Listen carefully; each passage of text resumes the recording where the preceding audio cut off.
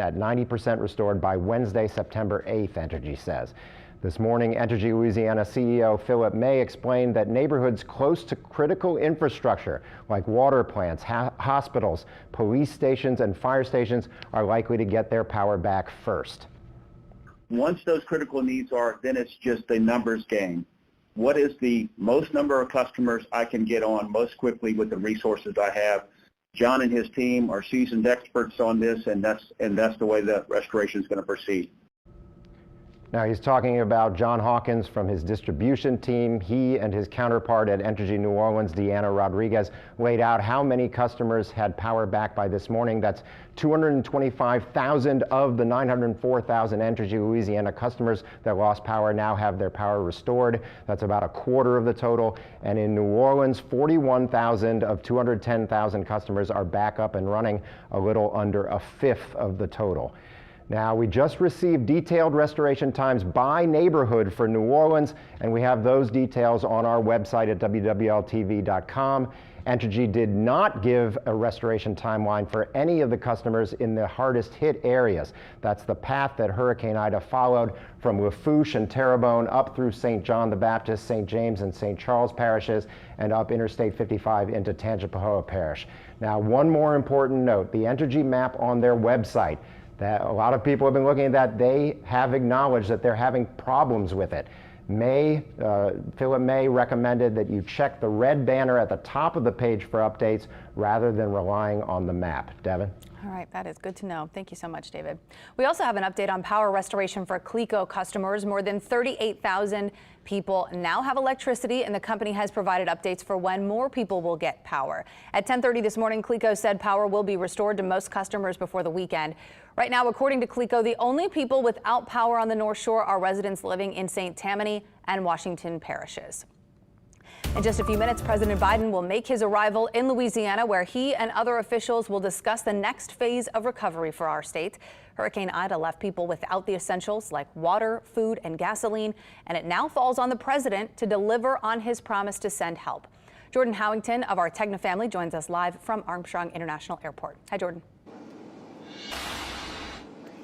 Hey, good afternoon. Yeah, we're still here awaiting President Biden's arrival. We did just hear from his team moments ago that he is running a few minutes behind, but as soon as he does touch down, he will get out here on the tarmac, meet Louisiana state leaders, and then we'll get out, boots on the ground, and get out into the community to see just how bad Hurricane Ida left behind damage. So, you know, the president does come today already signing a major disaster declaration, which is expected to provide aid to impacted areas of the state. And sadly, we've learned thousands of households are needing this help to essentially get back on their feet. And the governor just said yesterday, FEMA is setting records already with more than 220,000 households reaching out for disaster assistance. And still so many families and businesses are left without water and power. But as we are hearing throughout the newscast, crews are working hard to get electricity restored. But for some of the hard-hit areas, that could take days or weeks. Again, we are out here awaiting President Biden's arrival. He is expected in just moments. Back to you. All right, Jordan, thank you so much. And we will be taking that live, as she mentioned, whenever he does land. Ahead of President Biden's arrival, our Eric Paulson spoke exclusively with New Orleans' own Cedric Richmond. Richmond is now working alongside President Biden as his senior advisor. He answered some tough questions regarding the federal recovery efforts being made in the aftermath of Hurricane Ida. Why weren't giant generators brought down and put by gas stations to get them going? Why weren't fuel trucks just sent here from all over the country to bring down fuel? Well, let me answer that for you. First of all, we did stage 250 generators, but think of all the things that we now have on generators. And I want you to understand the magnitude of this storm. We have hospitals on generators.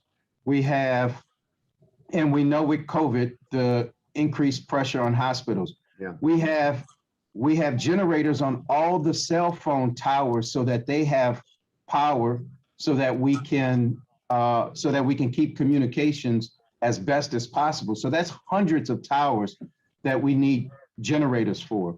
Then we need generators for the refineries. We need generators for the actual gas stations. We need generators for the emergency operations centers. And so when you look at it, you're talking about generators and all of those things, all the way from St. Bernard Parish, all the way down to Port Fourchon, to Houma, Terrebonne, area with needs in between. You can watch that full conversation, excuse me, on our website, WWL-TV.com. Just click on the Morning Show tab.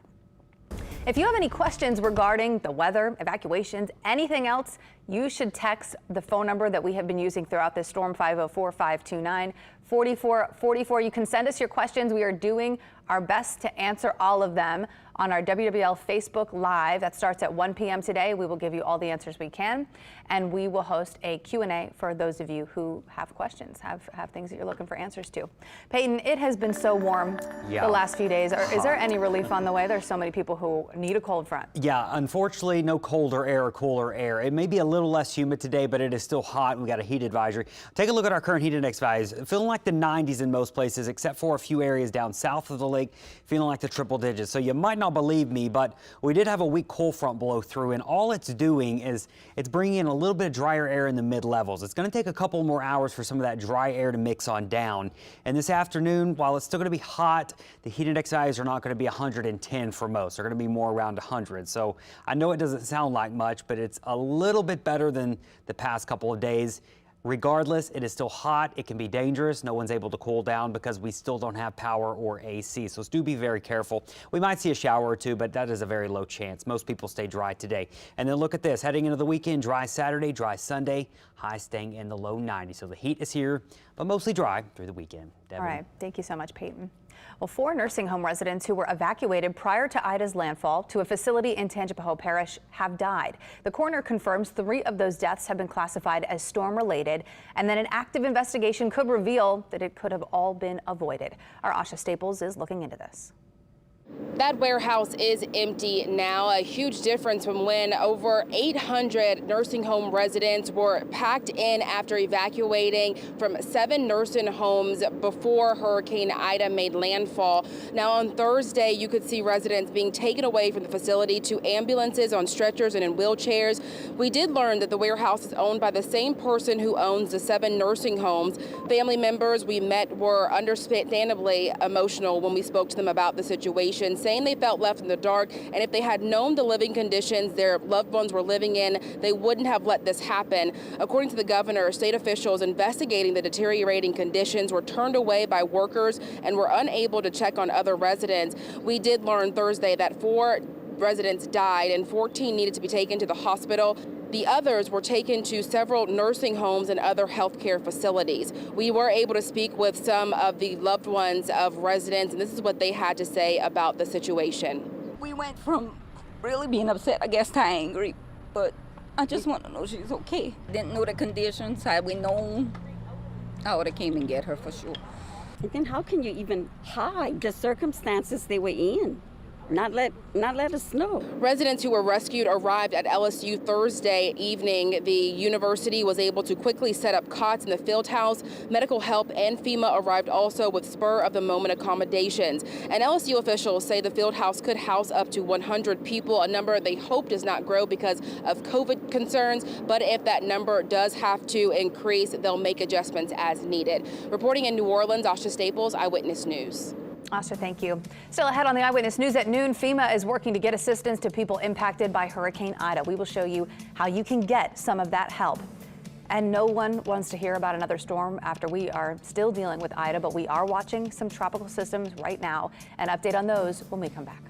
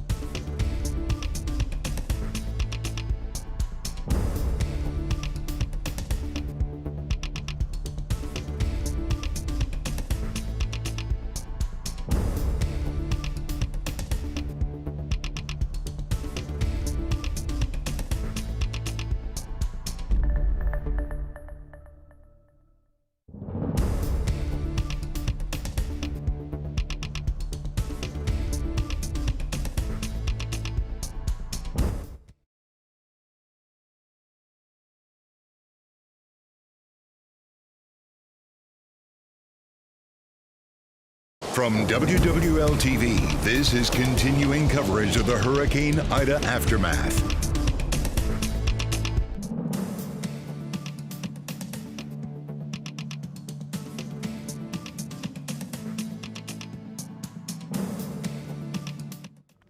All right, we are awaiting President Biden's arrival at Armstrong International. This is a live look here from the tarmac. He is going to be meeting with officials, and they're going to assess the damage left behind by Hurricane Ida. We understand he'll be touring several parts of the area to look at the damage. We do know he's running a little bit behind. He was scheduled originally to land around 12:10, but we will be joining this live picture whenever he does land to meet with our Louisiana delegation.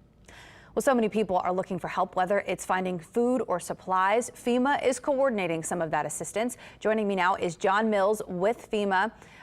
John, a lot of people want to know where things stand overall with the efforts to respond to this hurricane in our area.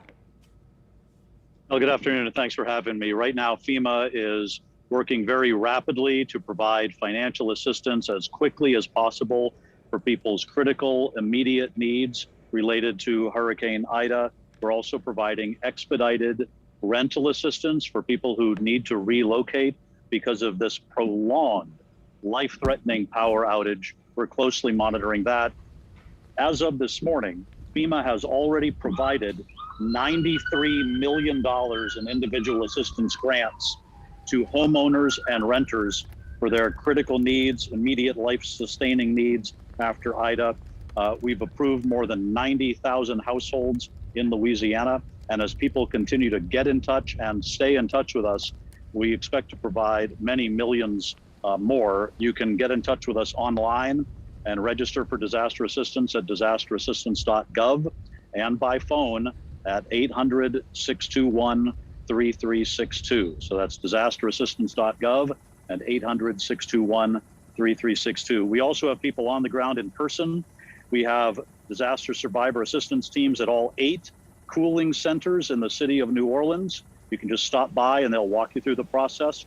FEMA teams are also providing in-person assistance in other parishes, such as Jefferson Parish and others. And we have more FEMA teams on the way.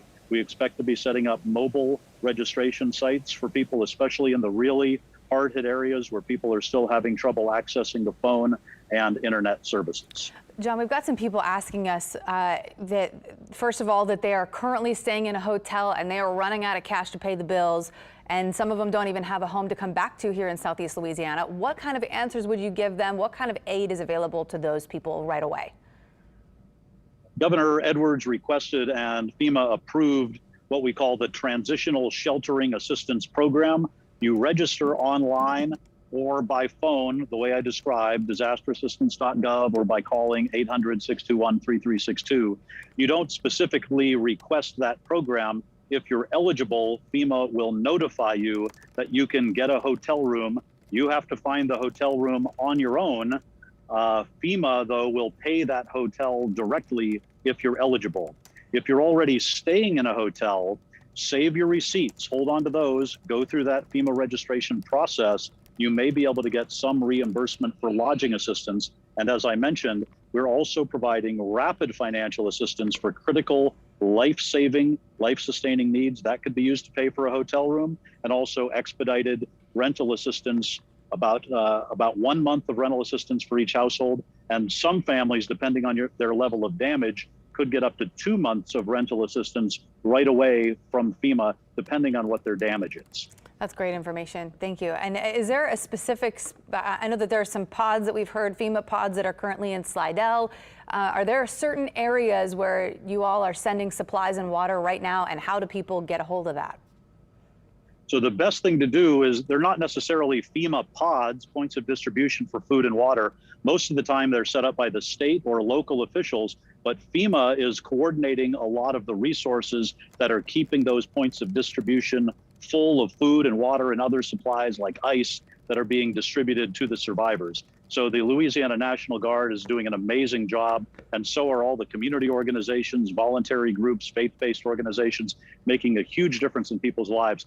FEMA is coordinating closely with the state, and as the state makes requests to FEMA for additional resources, we're working across the federal government to coordinate those supplies to make sure shelters and points of distribution and other emergency relief efforts continue. Hospitals, for example, on generator power, we're coordinating with the state to make sure there are enough generators and that they have enough fuel so they don't run out. So we're working very closely still in those emergency response efforts too. All right, John, thank you so much. John Mills with FEMA. We so appreciate your information. Thank you very much. Thanks. Now remember, you can also apply for federal assistance by calling the phone number on your screen. That's 800-621-3362. You can also visit the disasterassistance.gov website. We posted that link on our app and on our website. Our website is WWL-TV.com. All right, it is 12:20 on your Friday afternoon. Of course, it is another hot one, heat advisory in effect. And yeah, we're in the 90s this afternoon. Not a whole lot of rain, and really not a whole lot of rain through the weekend. So if you're going to get your roofs tarped, if you can, do it as we go at least through the weekend, because next week, starting on Monday and going through the week, I think our rain chances are going to be much higher. So if you have any holes in the roof, things like that, and you can get out there and do it, this weekend is going to be the best time. It is going to be hot. Be very, very careful, but the chance of rain's pretty low. Here's what we're tracking out in the tropics. We've got a lot of things going on. We've got Hurricane Larry. It's expected to become a Cat 4 at some point. It's going to be very near Bermuda by about Thursday, and then it looks like it's going to stay out to sea. Invest 92 is off the continent of Africa here. It's going to be way on out there. Chance it develops is still very, very low. There are other tropical waves, but not worried about them. And then the one we're going to be watching next week is Invest 91. And not trying to stress you out, but I do think it's going to bring greater rain chances for us, so we're trying to make people aware. So if they do need to do these preparations for some heavier rain, they can start doing it this weekend. Now, here's where it's at right now. There's not much to it. It's just an area of showers and storms around a broad low-pressure trough sitting just off the coast of Honduras here and going up towards the Yucatan. So it's going to be over inland areas through the weekend, which means it's not going to do anything this weekend. You really don't have to worry about it this weekend. But by Monday, it's in the southern Gulf, and then it's lifting to the north, and that's when we think it'll have a better chance of trying to organize some as it lifts through the Gulf of Mexico. So then the big question becomes, well, where does it go? Does it go to Texas? Does it go to Louisiana? Or does it just travel to the north in general as a big blob of moisture and bring rain chances to the entire North Gulf Coast? Those are all possible. Now, I want to show you a couple different scenarios here and why this is a tricky forecast on trying to decide how this is going to organize and where it's going to go. So what we're looking at here are two big models. The GFS is the American model. It's in the red. The European model is in the green. These are our two main ones. Notice right now they have the area of circulation, kind of the spin associated with that disturbance down here to the south. It's going to stay down there for the most part and not look like much all the way through Monday. Now, by Monday evening into Monday night and Tuesday, this is when things just diverge completely. The European model has a little bit of spin way over here. You got to go hundreds of miles away to the east. The GFS is over here. So we've already got a huge difference. And the difference between the models right now are the speed of this. The GFS has this further north, which means it's going to get picked up by that trough more quickly and slide off towards the northeast. And notice it does bring us some rainfall by maybe Tuesday or Wednesday. The European model, much slower. And the reason it's much slower is because it's further to the south and it's not feeling the influence from that trough that's coming down and picking it up. So it's not pulling it to the north as quickly as the GFS model. So that'll be a big determining factor on where this thing goes and maybe how much it organizes. The European model does have probably a tropical depression or storm off the coast of Louisiana or Texas by the end of the week. So that's the huge difference. And I mean, look at this difference. That's as far as you get when you're talking about model spread and uncertainty. And it all has to do with if a center or something tries to form, how far north is it, and does it feel any influence from that trough coming down? It's too soon to say, unfortunately. So that's one of the big things we'll be watching. But just know, I do think we got moisture headed our way as we go into the middle of the week. It does look like there's going to be quite a bit of wind shear, so that would keep anything that does try to form fairly weak. But you don't have to have a strong system to get heavy rainfall. And the last thing we need right now is heavy rainfall or anything that is strong onshore flow. So we're going to be watching it for you. I will say we're not really worried about it, but it's something you need to be aware of with all the damage we've got across the area. We are going to be dealing with mostly dry conditions through the weekend. Next week, rain chances will go up, and it just depends on what that thing does. That will impact our forecast next week. All right, sounds good. Thank you, Peyton. GM is shutting down operations at plants across North America. We will tell you what's behind the huge production stoppage. That is coming up next.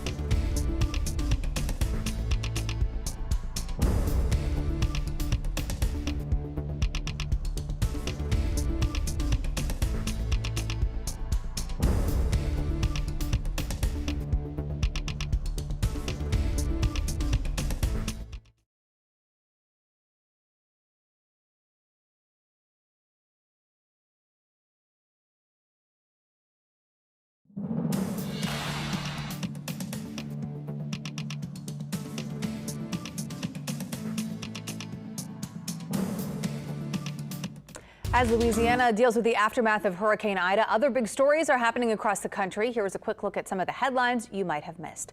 A former Georgia prosecutor was indicted yesterday on misconduct charges, alleging she used her position to show leniency to the men who killed Ahmaud Arbery. A grand jury in coastal Glynn County indicted former Brunswick Circuit District Attorney Jackie Johnson on charges of violating her oath of office and hindering a law enforcement officer. Arbery was killed last February when a white father and son armed themselves and attacked him as he was jogging in their neighborhood. Hiring slowed to just 235,000 new jobs in August. It's a modest gain after a 2-month hiring boost at a time when the Delta variant spread has discouraged some people from eating out, flying, and shopping. The unemployment rate also dropped to 5.2% from 5.4% in July. Starting Monday, General Motors will stop nearly all operations at its assembly plants in North America. This comes as the pandemic affects production of semiconductor chips overseas. The industry already has been experiencing a global shortage of those chips used in a variety of car parts since earlier this year. We'll be right back after this.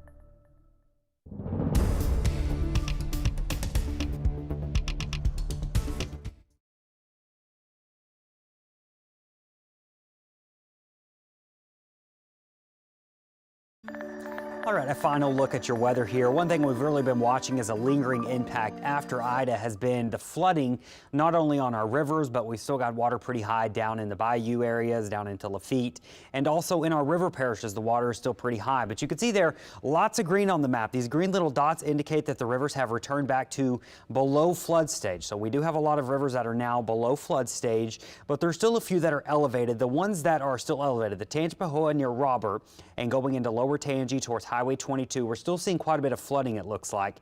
And we're also still seeing a pretty high river, the Tickfall River over in Livingston Parish. That river is still pretty high. So those are our two main ones that are continuing to see flooding in through the weekend.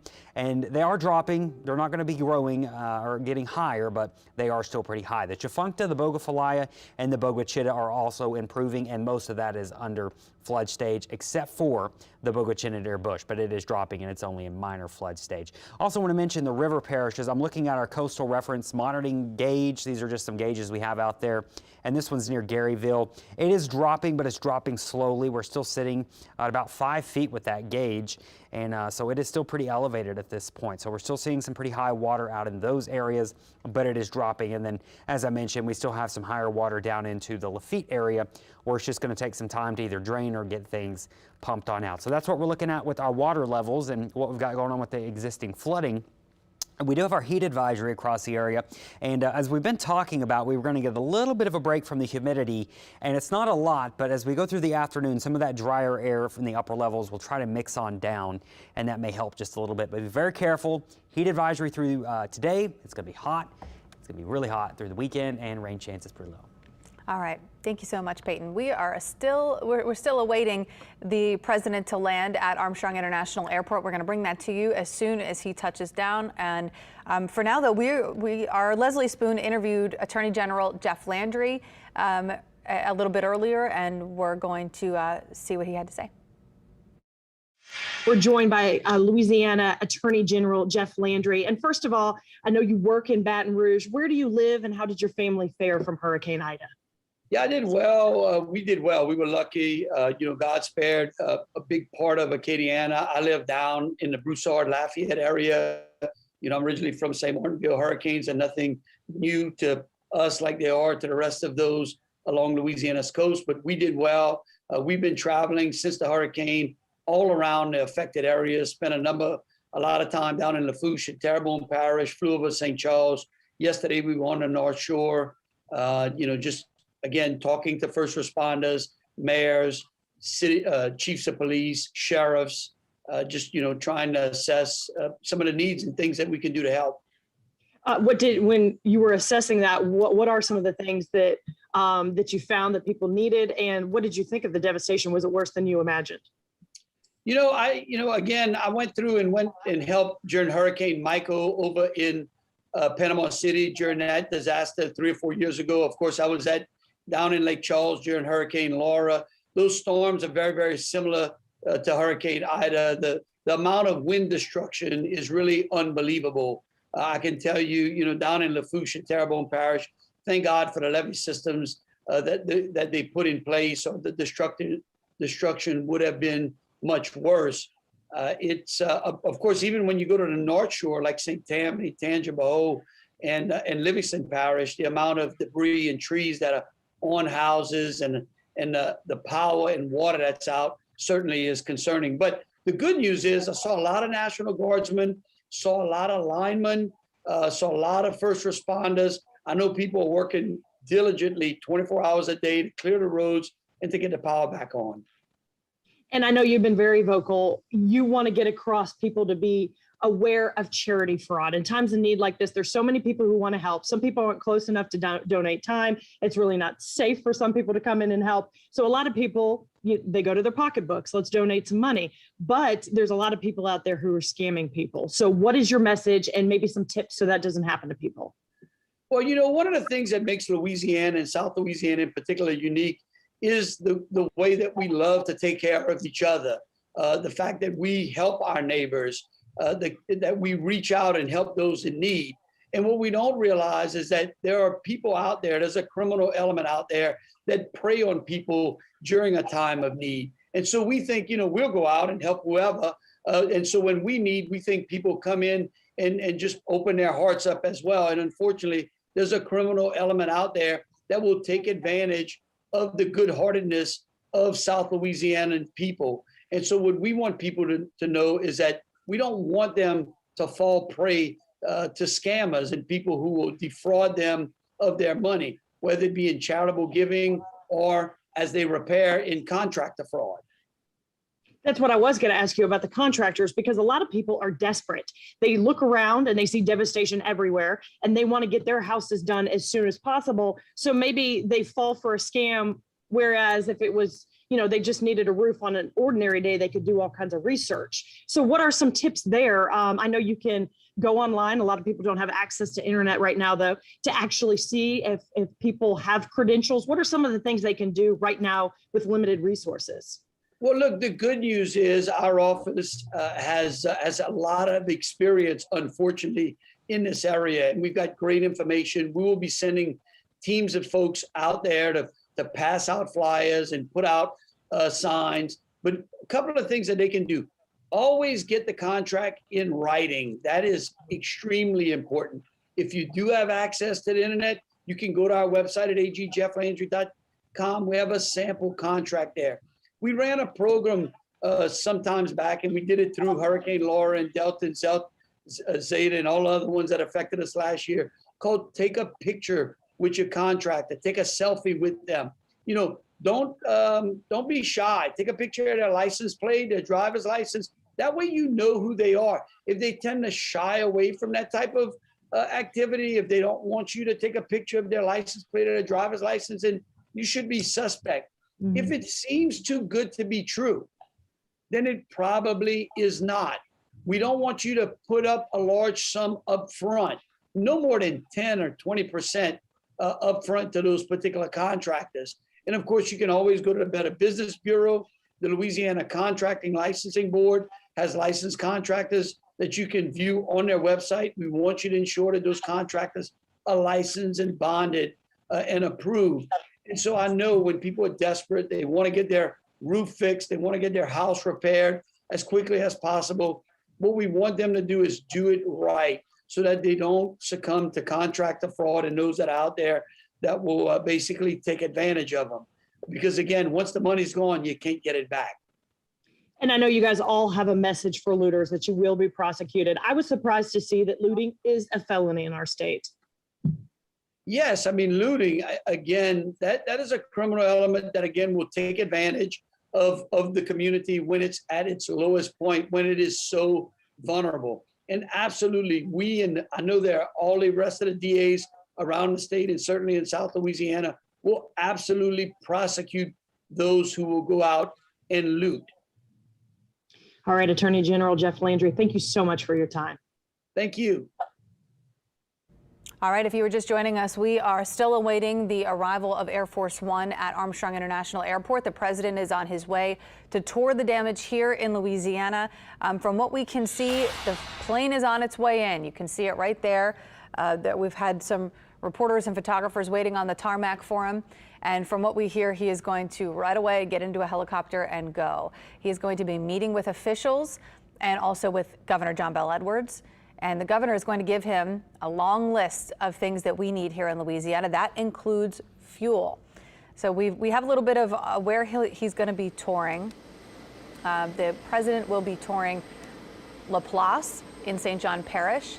And we all know that Laplace was severely impacted by Ida's impacts with downed trees, power lines. There were several feet of water. We heard some very scary stories from people who survived the storm in Laplace as well, with lots of flooding, people rescued from their roofs.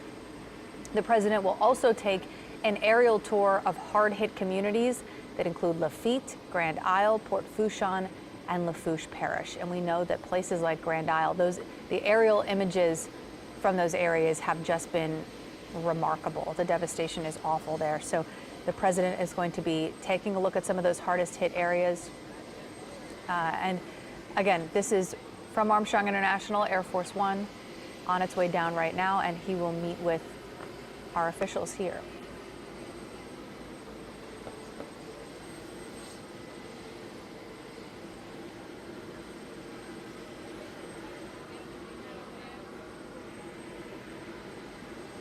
You can see there's a big crowd of media there awaiting his arrival from all over Southeast Louisiana, a lot of national media there as well.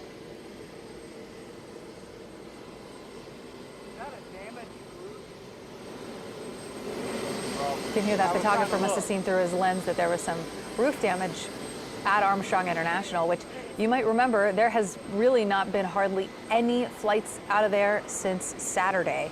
It's been almost a full week there. Delta had a couple flights in and out of Armstrong International yesterday and I believe Wednesday afternoon, but for the most part, it's really difficult to get in or out of New Orleans by air at this point. So here's Air Force One touching down here in New Orleans. So President Joe Biden can take a look at some of the damage that we've experienced here in Southeast Louisiana.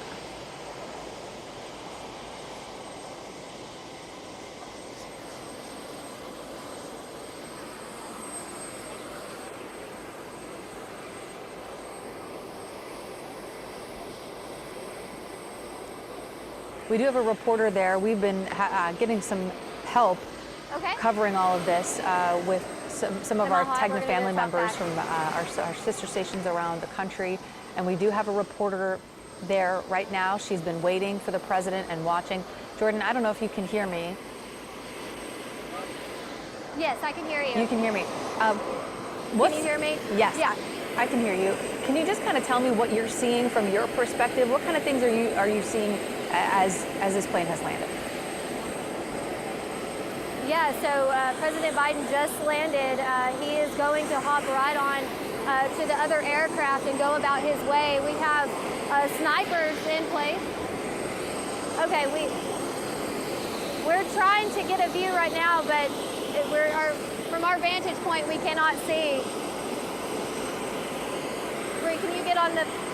There we go. We're having trouble right now. Anyway, he just landed. He is expected to hop on another aircraft, get on his way, go into some of the hardest hit areas in Louisiana who have been impacted by Hurricane Ida.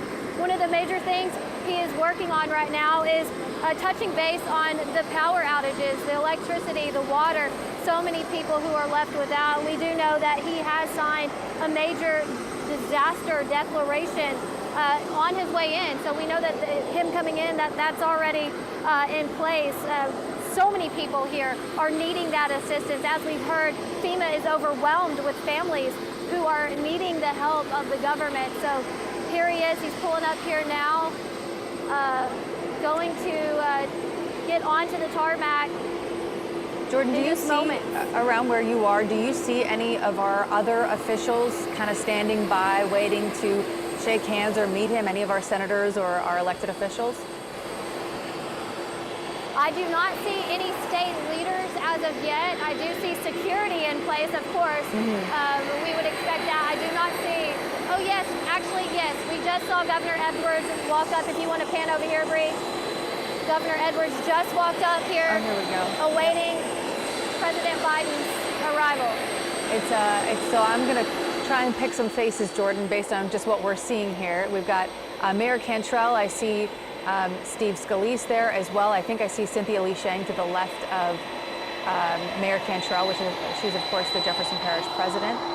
And they're going to be welcoming the president to Louisiana. And right away, as Jordan said, he's going to be getting on a helicopter. Yes, and we're having a little trouble hearing you. It's a little loud out here. That's okay, Jordan. I can narrate from here if you want to. If you guys can just focus on collecting some elements. Again, if you are just joining us, the president has just landed in Louisiana. Air Force One pulling up right there on the tarmac at MSY. And from here, what's going to happen? We will see the president deplane. There is a long line of elected leaders from Louisiana and from New Orleans and from Southeast Louisiana in general there to welcome him to Louisiana. And he's going to get on a helicopter, from what we hear, and begin his tour of the damage here. Of course, there is a great need for federal assistance right now. He is going to go to St. John Parish first. We hear he's going to tour Laplace, which we know had major damage, lots of flooding there, downed trees, and people who will need to rebuild quite a bit. And then he is also going to take an aerial tour of Grand Isle and some other areas. That includes Lafitte, Grand Isle, Port Fourchon, and Lafourche parishes. We know that they had horrible damage, and there are many people who have lost their homes there and are in need of a great deal of help. So here we go. Right in front here, you'll see to the bottom left-hand corner of your screen, it appears to be a grouping of our elected leaders here.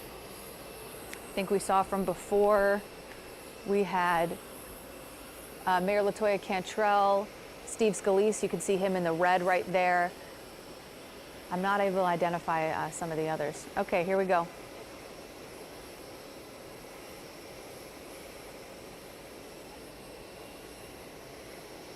Got some security detail right ahead of the president, some staff as well.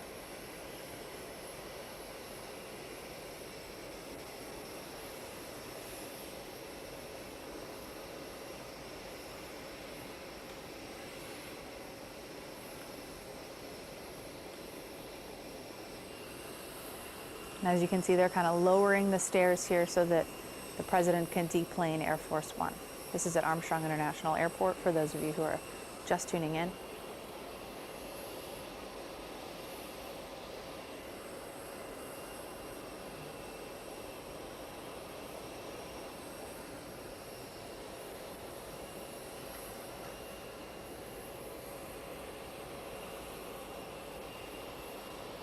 It appears as though, if I'm incorrect, someone in the control room, please correct me. Is the person in the white shirt to the furthermost right there, is that the governor, John Bel Edwards? It is. Okay, so that's the governor there. Again, tough to tell from the back and with a mask on and a hat on, but that's the governor there.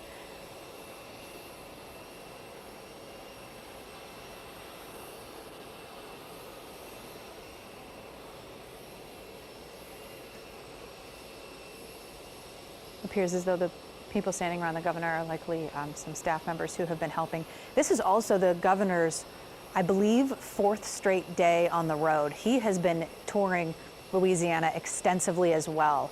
We heard from him yesterday. He was in Terrebonne Parish yesterday afternoon talking about some of the damage that he witnessed, some of the people that he met, and the great need for assistance here and kind of what things are being done to help people who have, quite frankly, lost everything. And yeah, we know that he has taken some aerial tours as well of the damage. So he's likely to be able to provide quite a bit of context to the president, who may have never seen some of these communities when they were whole. So he's going to be with the governor today for at least part of the day to tour some of these things and learn about what the situation here is in Louisiana. And again, they are headed west. They are landing in New Orleans, but right away getting in a helicopter, and they are headed west of here, where we all know that the worst of this storm was. It was Hurricane Ida's path that went right through those parishes of Lafourche and Terrebonne and up into Tangipahoa Parish. And I mean, we have seen some of the images from the air, and the damage is just jaw-dropping.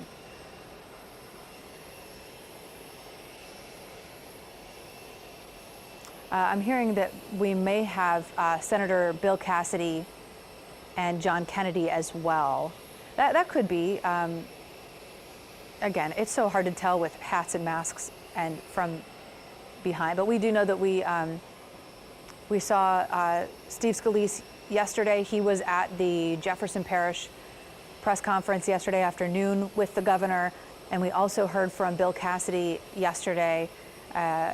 They've all been kind of down here, and Senator Kennedy as well has been tweeting like crazy, tons of resources and things like that, trying to get the word out. So our Louisiana delegation here to welcome President Biden.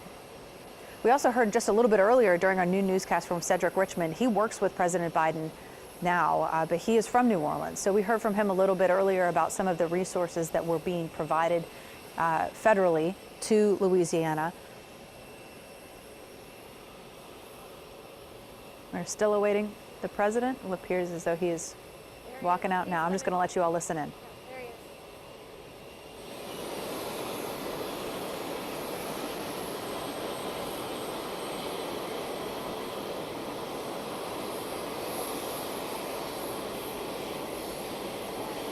There he is. He's shaking Governor John Bel Edwards' hand here.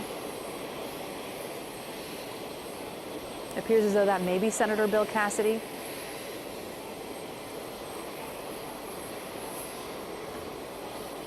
We've got Cedric Richmond right behind him here, shaking a hand that appears to be John Kennedy.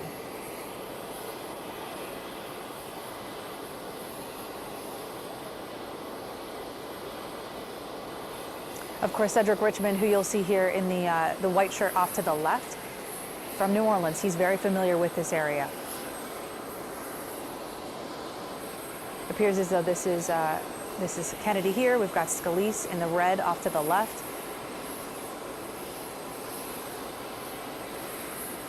Greeting the president, welcoming him to Louisiana, and all of these men here have taken aerial tours or on-the-ground tours of the damage here, and as I mentioned earlier, can likely provide quite a bit of context to the president as he takes a look at the damage today. We've got Latoya Cantrell, New Orleans mayor, off to the left. She's in the white shirt. You can see her on the left-hand corner of your screen, awaiting to greet the president.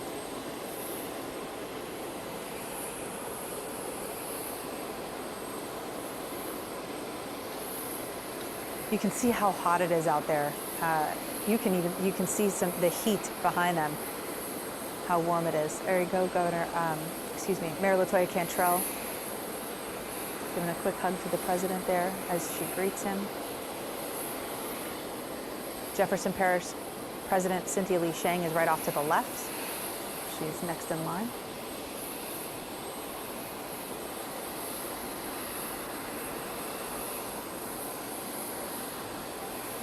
Of course, we've heard from the local level, we have gotten at least one, sometimes two press conferences a day from Mayor Cantrell and President Cynthia Lee Shang, keeping people informed. I mean, just the other day, we heard from Cynthia Lee Shang right after she had taken an aerial tour of the worst parts, and she got pretty emotional on air. She was talking about how, you know, she's been so dialed in to what is happening in her parish that that you kind of have blinders on a little bit whenever you are hyper-focused on your own job, that she didn't really know how bad it was everywhere else. And you heard just how much those aerial views of places like Grand Isle, Lafourche, Terrebonne parishes really, really impacted her.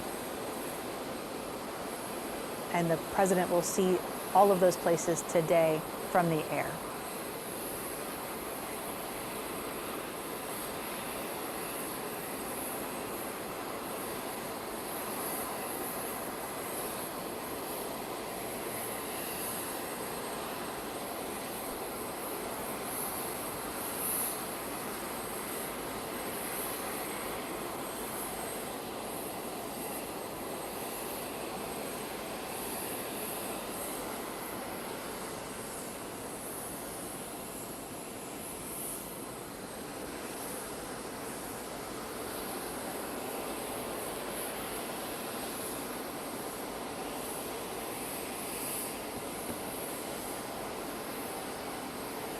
Not quite sure who that is off to the left-hand corner of your screen. That could be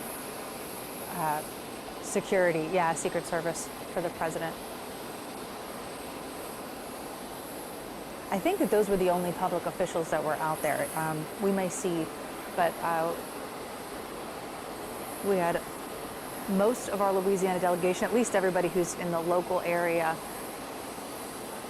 plus the governor and the leaders of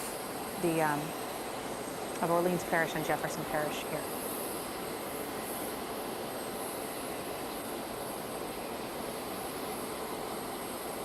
Yep, off to the right here, you can see we have the governor, we've got Senator Bill Cassidy, we have Kennedy, Scalise, and Cedric Richmond. Of course, now Richmond works with the president, but is from New Orleans, very familiar with this area. I'm not sure if he will be accompanying the president on his tours today, or if I assume the parish leaders will be with him. But we've got crews, I believe we have a crew covering his tour in Laplace today, so we will be able to bring you hopefully some images from that later this afternoon.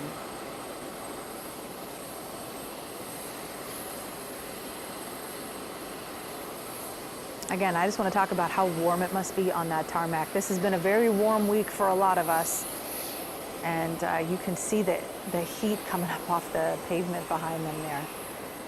This is the beginning of a very warm day for the president, I'm sure.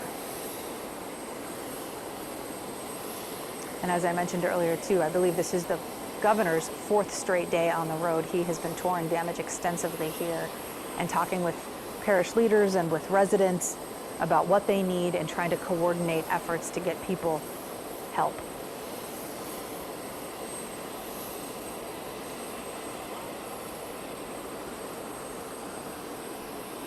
If you're just tuning in, this is President Joe Biden. He has just landed at Armstrong International Airport to tour the damage here in Southeast Louisiana. Right now, he is meeting with the local leaders of Southeast Louisiana. He's walking over now to the representatives and senators who have gathered here to welcome him. From here, he'll get on a helicopter and begin his tour of the damage. First, he's headed to St. John Parish, where we know they had a lot of damage, and then he will take an aerial tour of some other areas further west, like the Homa area and Grand Isle and some of those really hard-hit areas, to look at the damage there and to also figure out what we need here and how he can help. He's also going to stop in Lafourche Parish after the flight today as well.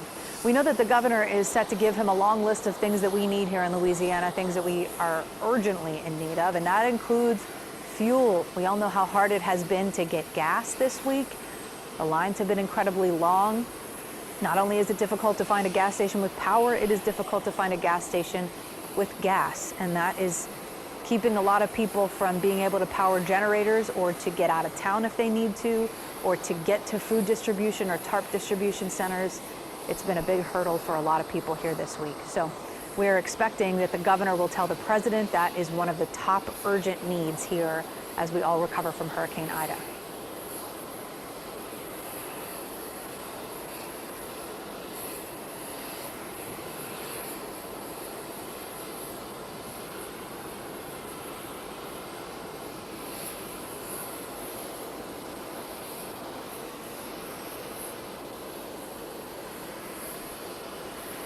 They just appear to be talking at this point.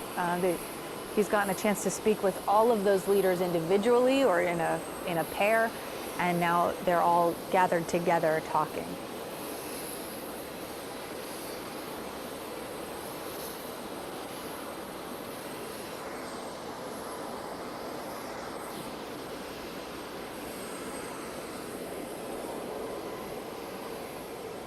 He's not expected to be here very long. From our understanding, he's getting right to it and is going to get on one of the helicopters that's on the tarmac. So we're not quite sure how long he'll be here and how many conversations he'll be able to have with people before he does need to leave.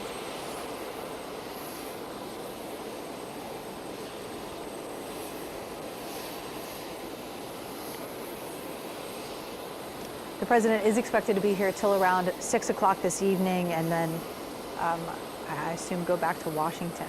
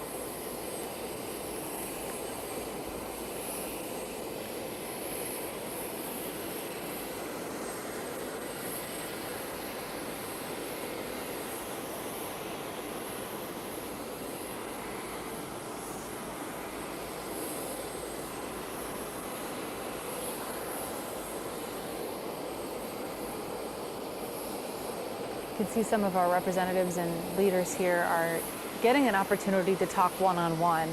Of course, this has been a really difficult week for everyone in Southeast Louisiana, and it has been a very busy week for our leaders as well. They've been doing their best to keep us informed as to what's happening and get help where it is needed.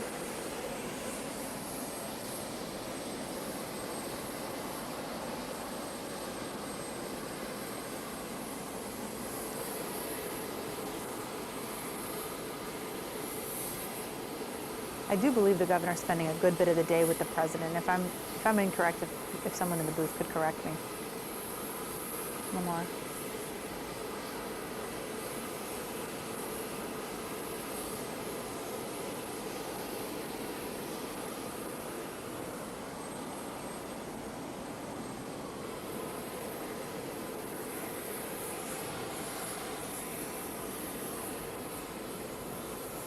That looks like Cedric Richmond's taken off.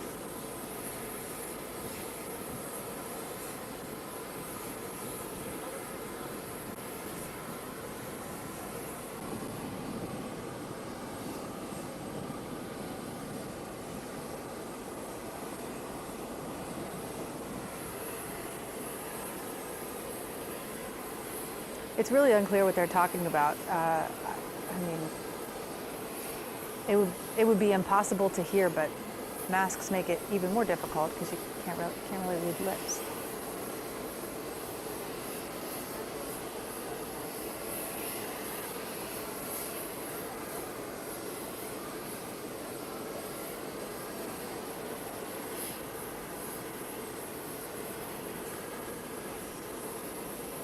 All right, they're on the move here. It looks as though their time to talk with President Biden has come to an end. You see the governor is following the president, and I believe that he will be spending much of the day with him as he tours Louisiana and be able to kind of give him some context on what he's seeing.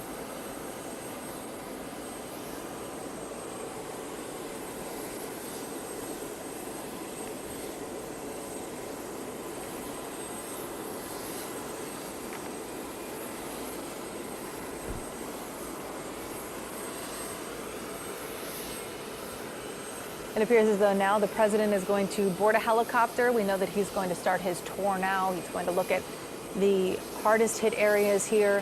And also the governor, we know, will be talking with the president about what kind of aid we need, what kind of supplies we need. And here they are. They have now boarded this helicopter to begin. We're going to try to bring you a lot more of this. I do believe we have crews that are covering his tour of Laplace, which we know is badly damaged. So we should hopefully have some images of that later today to share with you. We will, of course, have much more on this coming up in later newscasts.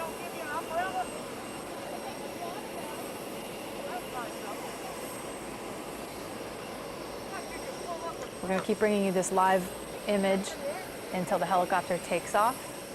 And then from here, what we're going to do is head over to our evacuee desk. We've been answering all the questions that we possibly can from all of you out there. We know that this has been a really uncertain time. A lot of people have a lot of questions.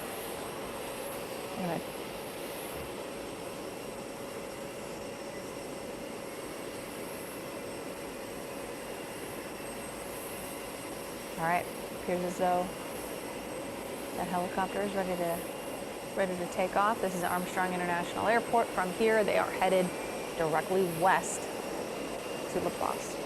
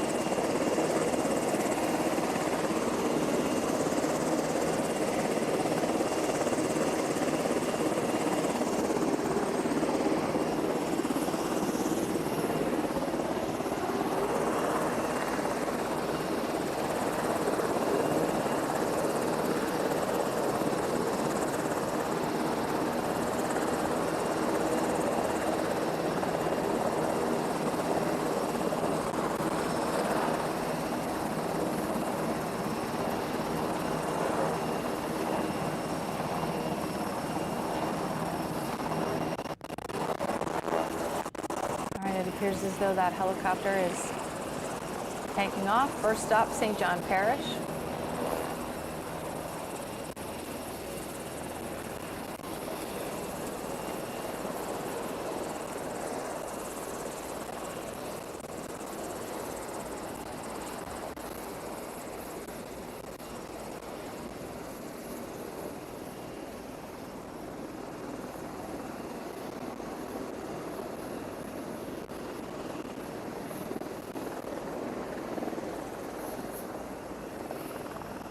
This is all happening right now. This is a live look, so we will be awaiting the results, I guess I should say, of this tour and what the president thinks could really help here. Of course, power is a huge, huge concern. We just got an updated map from Entergy not that long ago that shows that it could be till the end of September for some of these areas in southeast Louisiana that lost the most power poles and sustained the most damage.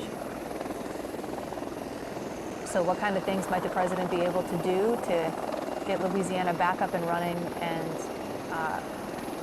rebuild many, many homes quickly.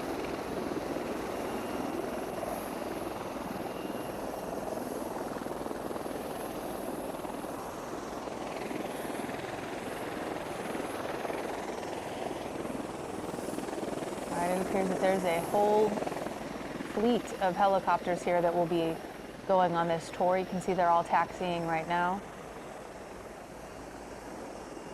Air Force One, I assume, will stay here until the president leaves this evening around 6 o'clock.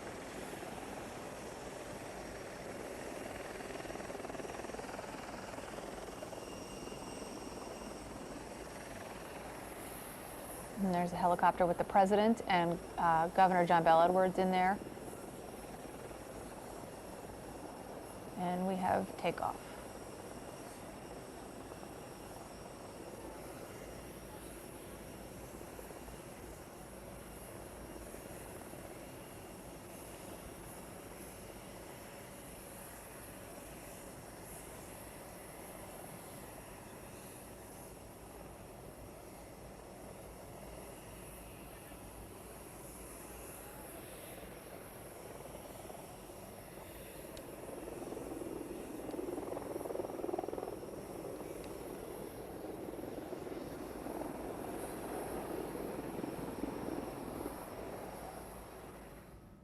All right, what you've just been watching was President Joe Biden landing in Louisiana for the very first time since Hurricane Ida made landfall and really took a toll on southeast Louisiana. He is going with the governor right now to St. John Parish. That is his first stop in his tour today. From there, he will also be looking at an aerial view of damage in some of the areas that were most badly damaged. And those are places like Grand Isle, Lafourche Parish, Terrebonne Parish, the Houma area. We know that there is a desperate need for assistance in those areas right now. And so I'm not sure when we'll hear from the president today or if we will hear from the president today. He'll be here till around 6 o'clock this evening, checking things out. We do have crews headed to the places where the president will be today, so we will be bringing you more coming up tonight in our evening newscasts. For now, we are going to take a quick break, and when we come back, we will join you on the evacuee desk. If you have any questions that you want answered, feel free to text them to us, 504. I'm sorry, Sam, what is the phone number again? 529-4444. 504-529-4444. You can also tweet them, email them, whatever we can do to help you. So we're going to take a quick break, and we will see you in just a little bit.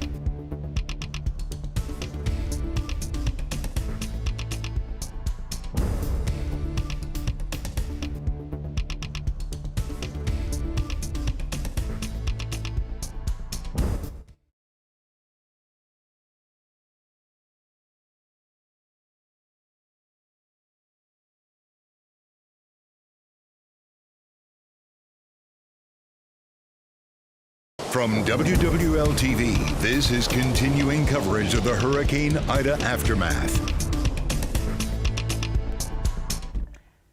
Good afternoon, and thank you for joining us on the evacuee desk. I am Devin Bartolotto. I'm here with Sam Winstrom of our web department. We have been answering your questions all week long. You have texted them to us, tweeted them to us, and today we are continuing to do the same thing. Let us know what's on your mind, what are your concerns, what are your questions, whether you are in town, in the area trying to get supplies, or whether you are an evacuee who is maybe looking to come back and wondering what the situation is like here. We are here for you. So send us your questions. The phone number now is at the bottom of your screen, and we're going to be answering some questions we have finally gotten the answer to after kind of days of bugging people to get some answers. So Sam, the big one that I want to start with, people have been asking us about unemployment benefits all week long, and we knew that an answer was coming soon, but we finally have one. Yes, we got it. As of today, disaster unemployment assistance has been approved by the federal government. Now what this is, if you're already on unemployment, this is the same program. So if you're already receiving unemployment from Louisiana, this would not apply to you. However, if you're out of work because of Hurricane Ida, this is for you. And if you're familiar with the unemployment process from any form of the COVID lockdown or from the pandemic for the past year and a half, 2 years, it is a very similar process. Who is eligible? Anybody who is unemployed, whether you are self-employed or unemployed from a different business. So a lot of our performers in town, a lot of the musicians and artists in town, you will qualify for this. Let's see here. So if you're already getting benefits due to the lockdown or COVID-19, like I said, there's no need to reapply. When can you file a claim? Anytime before October 4th. And this is for, there's a long list of parishes here, but if you're in Southeast Louisiana, you are eligible for this. The best time to file a claim, as soon as possible. If you have a connection to the internet, it is laworks.net. Again, that is laworks.net, the same place you'd go for regular unemployment. And the number is the same too, $247 a week maximum, $93 a week minimum. And how long will it take to receive them? Usually unemployment benefits have about a week window. There's kind of a gap between when you apply and when you receive it. That is not the case here. They've gotten rid of that week gap so they can get the money to you as soon as possible. What you will need, let's see. I have all this pulled up, but I've got a million tabs here right now. I think we all have a million tabs open, whether it's on our computers or in our brains. Let's see here. When can I file a claim? Where can I file a claim? You will need some form of proof of employment from before the disaster, whether it is pay stubs from an employer, checks from a contractor, things like that if you're an independent contractor. Possibly your tax returns from 2020 can work in some cases. And that doesn't need to be filed immediately. There's like a 21-day window for this too after you apply to get that information in. Someone asked if you can repeat that unemployment number. Can you repeat the phone number? Let me see. There's not a number on this one, but let me pull this up real quick. I would be shocked and disappointed if there's not a number to call, because I know internet and data is few and far between for all of us right now. Well, I did know when I was talking yesterday to, I was talking to an elected official yesterday who told me that they might actually be only online right now because there are huge staffing shortages. And so they're not quite sure if they're going to be able to do things by phone, but it would be wonderful if they could. Because like you said, I mean, a lot of people can't load things at this point. It is true. I do not see a phone number right now in any of these releases. So this might be online only at this point, maybe? Possibly. It might be online only at this point. But like Devin said, there's got to be a huge staffing shortage because the same people that would be staffing these lines are going through what a lot of us are going through right now. Yeah. So if you can get to an internet connection, laworks.net. If not, we will get you that phone number as soon as it is available. Another big question that people had been asking us over the last couple of days was FEMA stuff and how to apply and what the process was like, what you have to do, where is FEMA right now, who are they helping? And we did actually talk to them earlier. So right during our noon show, we were able to talk to a representative from FEMA who kind of scrolled through everything. I asked him some questions because this is another question that we got throughout the evening. Someone said, I'm away right now. I evacuated because I had to, and I don't have a home to come back to. What do I do? Where do I find resources? So I asked a representative from FEMA that. I don't know if you all in the production booth could maybe roll that interview. It's only about 2 minutes long. Are you guys ready to do that? Okay, they're going to get it up shortly here. But he had some really good information, and he actually told me that there are 90,000 homes already that have been approved for assistance. And I believe, I don't want to say the wrong number, but it was millions of dollars in individual assistance that's already been given out through FEMA. And I know housing assistance is a big part of that, whether it's finding temporary housing out of state, in state, help with hotel funds, things like that. That is on the table now with FEMA. And not only with the interview that we'll have queued up here momentarily, but Walter Leger is going to join us later in the show. He is working on the response again. He was a big part of the response and the recovery after Hurricane Katrina, and he has been tapped by the federal government to help us out after Hurricane Ida. And he'll have a lot of information that we can go through on FEMA right now, what you need, what you can get, and how to get it. So we'll have him coming up in about half an hour. Yeah, and we do have the interview with FEMA right now. So we're going to go to that, and it has a lot of great information. And I asked him several of the questions that you all have been asking us over the last few days. So listen to that now. Well, so many people are looking for help, whether it's finding food or supplies. FEMA is coordinating some of that assistance. Joining me now is John Mills with FEMA. John, a lot of people want to know where things stand overall with the efforts to respond to this hurricane in our area. Well, good afternoon, and thanks for having me. Right now, FEMA is working very rapidly to provide financial assistance as quickly as possible for people's critical, immediate needs related to Hurricane Ida. We're also providing expedited rental assistance for people who need to relocate because of this prolonged, life-threatening power outage. We're closely monitoring that. As of this morning, FEMA has already provided $93 million in individual assistance grants to homeowners and renters for their critical needs, immediate life-sustaining needs after Ida.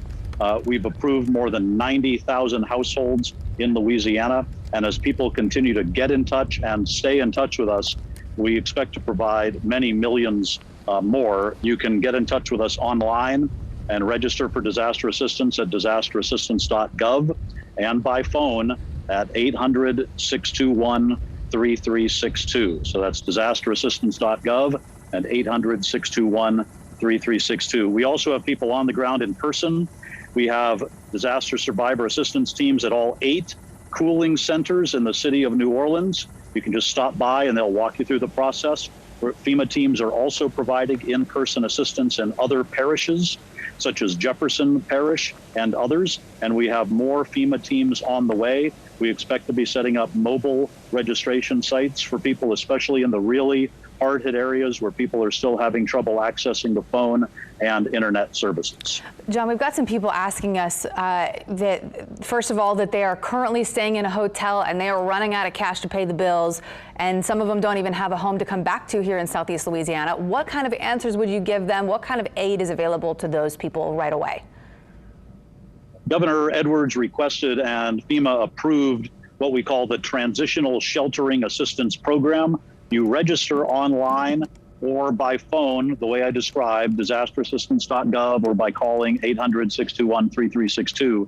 You don't specifically request that program. If you're eligible, FEMA will notify you that you can get a hotel room. You have to find the hotel room on your own. FEMA, though, will pay that hotel directly if you're eligible. If you're already staying in a hotel, save your receipts, hold on to those, go through that FEMA registration process. You may be able to get some reimbursement for lodging assistance. And as I mentioned, we're also providing rapid financial assistance for critical life-saving, life-sustaining needs. That could be used to pay for a hotel room, and also expedited rental assistance, about 1 month of rental assistance for each household. And some families, depending on their level of damage, could get up to 2 months of rental assistance right away from FEMA, depending on what their damage is. That's great information. Thank you. And is there a specific, I know that there are some pods that we've heard, FEMA pods that are currently in Slidell. Are there certain areas where you all are sending supplies and water right now, and how do people get a hold of that? So the best thing to do is they're not necessarily FEMA pods, points of distribution for food and water. Most of the time they're set up by the state or local officials, but FEMA is coordinating a lot of the resources that are keeping those points of distribution full of food and water and other supplies like ice that are being distributed to the survivors. So the Louisiana National Guard is doing an amazing job, and so are all the community organizations, voluntary groups, faith-based organizations, making a huge difference in people's lives. FEMA is coordinating closely with the state, and as the state makes requests to FEMA for additional resources, we're working across the federal government to coordinate those supplies to make sure shelters and points of distribution and other emergency relief efforts continue. Hospitals, for example, on generator power, we're coordinating with the state to make sure there are enough generators and that they have enough fuel so they don't run out. So we're working very closely still on those emergency response efforts too. All right, John, thank you so much. John Mills with FEMA. We so appreciate your information. Thank you very much. Thanks. All right, great information in there. Definitely. And it sounds like some people are already getting money. The big takeaway for me was receipts. If you have left town, save them. And something important in there that I wanted to point out, if you're having trouble getting in touch with them over the phone, if you don't have an internet connection, there are FEMA representatives at all of the various cooling sites and drop-off points to help people in person. So if you can get to one of those, get some supplies, cool down, charge up your phone, you can talk to a FEMA representative there and start filing your claims. Let's talk a little bit about power restoration. That was another question. When am I going to have power again? We got some pretty good estimated times of restoration for people across the area. I cannot find on my computer the one that includes Terrebonne Parish and things like that. Do you have that one? Let me see. I know it just came out, but I'm not There's seeing one for Terrebonne. it yet. Well, I know a lot of the Bayou parishes aren't expected to get it back for a long time. Yeah, not until like the 29th, I think, for some. The big update that we got from Entergy today was more for the Baton Rouge area and the Metro New Orleans area. And in the long run, the latest parts of it, parts of Orleans Parish, Algiers, New Orleans East, they're saying September 8th is the estimation to have most of the power back on. That's not 100%. I believe they're saying that's about 90% of people in that neighborhood, because again, that means that power will be restored to the area, but individual lines may still be down to certain houses and certain streets. And this map right here is totally inaccurate. Entergy has even, sorry, I know that they were just trying to, our director was just trying to be helpful by pulling it up, but it is so inaccurate. And even Entergy has said that they're having issues with the map. So we are not relying on that to tell you where the power is on or not anymore. But we are hearing anecdotally from people. People are so happy for the power to come back on that you are just, people are posting all over social media as soon as it happens, and just driving around, you can obviously tell. So those restoration estimates are great. I'm trying to pull mine up again, but we do know that for some of the harder hit areas, they're saying not till September 27th even. I'm checking out our website right now. If you do have internet connection and you're watching us that way, we do have a detailed breakdown of it on WWL-TV.com and in our app. It goes by city, by neighborhood, as detailed information as we've gotten from CLECO, from Entergy, from every utility company that's reached out to us.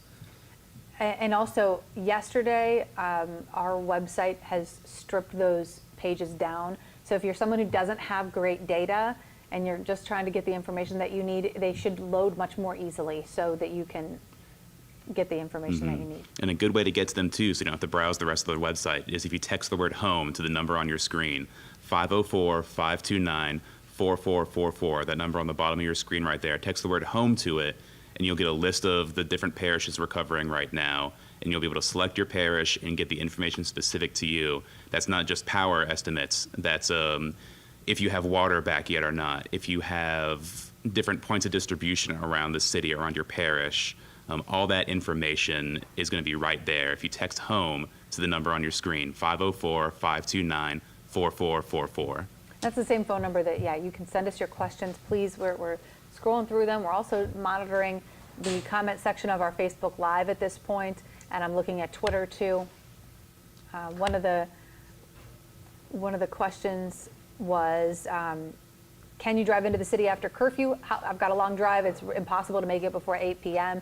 This is something I've asked the city multiple times to answer, and we have not gotten a response on that. But anecdotally, please do not take this as law. I drove into the station after curfew. I was not stopped. But police are driving around and they're encouraging people not to just be walking around for no reason. So they're trying to keep people home, trying to keep people off the streets. But if this is a situation where you've got a license, you know, your ID, and you're coming home and there's a reason for you to be there, I'm hopeful that they wouldn't hassle you too much. And a big part of that too is I know power is coming back on in some areas, but it's still at night. It gets extremely dark. So dark. The streets are dark. Everything. Even the more debris we clear, it's still dangerous to be on the road right now, especially if you can't see where you're going, and especially if you're on foot and the drivers that are out there can't see you. Yeah. So be careful at night and after curfew. Yeah. Well, I mean, you're also dealing with a situation where a lot of power is out to the street lights. So there's supposed to be a four-way stop. Not everybody obeys that, and honestly, sometimes because they're not illuminated and it's so dark out, you can't even see that there's a light there. So it's a little precarious to drive, at least in the city right now. Let's see, we're getting a few questions from our text line now about the hotel reimbursement from FEMA. I'm trying to think of the exact name of it. I know the abbreviation is TSA, but it's not the same TSA you see at the airport. What is the word? Transitional Sheltering Assistance Program is what I'm looking for. And right now FEMA has approved that, but that does not guarantee that you will get it. But what they want you to do is apply for it. It is open right now, disasterassistance.gov, or I will find that phone number for you as well. But they will find a hotel and they will pay the hotel directly, or if you are already in a hotel, save your receipts. Again, that's one of the most important things you can do right now is save your receipts. And I mean, there is a chance that maybe they won't reimburse you for it. I know every case is different, but you know, you can't win if you don't play the game. That's so true. That is difficult to hear though, that you might get reimbursed, you might not get reimbursed. I mean, it's hard to bank on being in a hotel for a full week and not knowing if you're ever going to see that money again. I know, but I would also encourage people not to get discouraged. I see people in our comments say they've been rejected or they've been rejected in previous storms and they don't want to apply again. Apply. Put it in there. Do everything you can. Don't just give up on getting the money you need and the help you need. Very smart. Good advice there.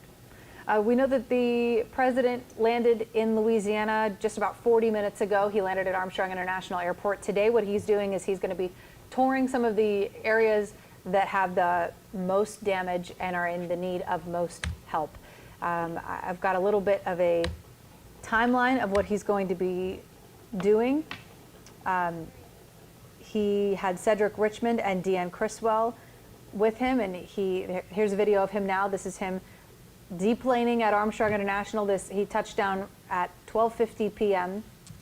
This is him shaking hands with Governor John Bell Edwards here.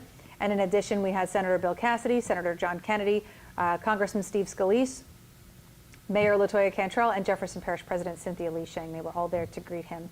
And so what they're doing from now is they all headed, he and the governor got on a helicopter. They're headed to St. John Parish right now, where they're going to tour some of the worst damage in the Laplace area. And then they're going to take an aerial tour of basically the path of Ida and the worst destruction. So we're expecting that the governor will probably ask for some, we'll ask for gas and some things that we desperately need. I'm seeing some questions here about, we have something that says they're moving to New Orleans, you know, and that's obviously been delayed who knows how long, and they're wondering what time they should expect to be able to move here. And I know we were given a timeline a lot about power updates, about water updates, but there are a lot of other factors going into this right now. Everybody who's down here knows gasoline is a big factor in that. Yeah. Long lines at gas stations, when grocery stores will be restocked, when stores will be reopened because of damage in the area around us. And it's hard to give an answer for that right now, but I wouldn't put that on the same timeline as power being restored in your neighborhood. I mean, even when I know, you know, Entergy has me as an estimated around September 8th right now. And I know that that does not mean that I will be able to easily go get gas. I will not be easily to go get groceries at that point. Yeah, power is not indicative of normalcy. Yeah, so I think it's great to have those dates, and it's great that I think they're sooner than we originally expected for a lot of areas, but that is not the timeline for a return to complete normalcy in the city.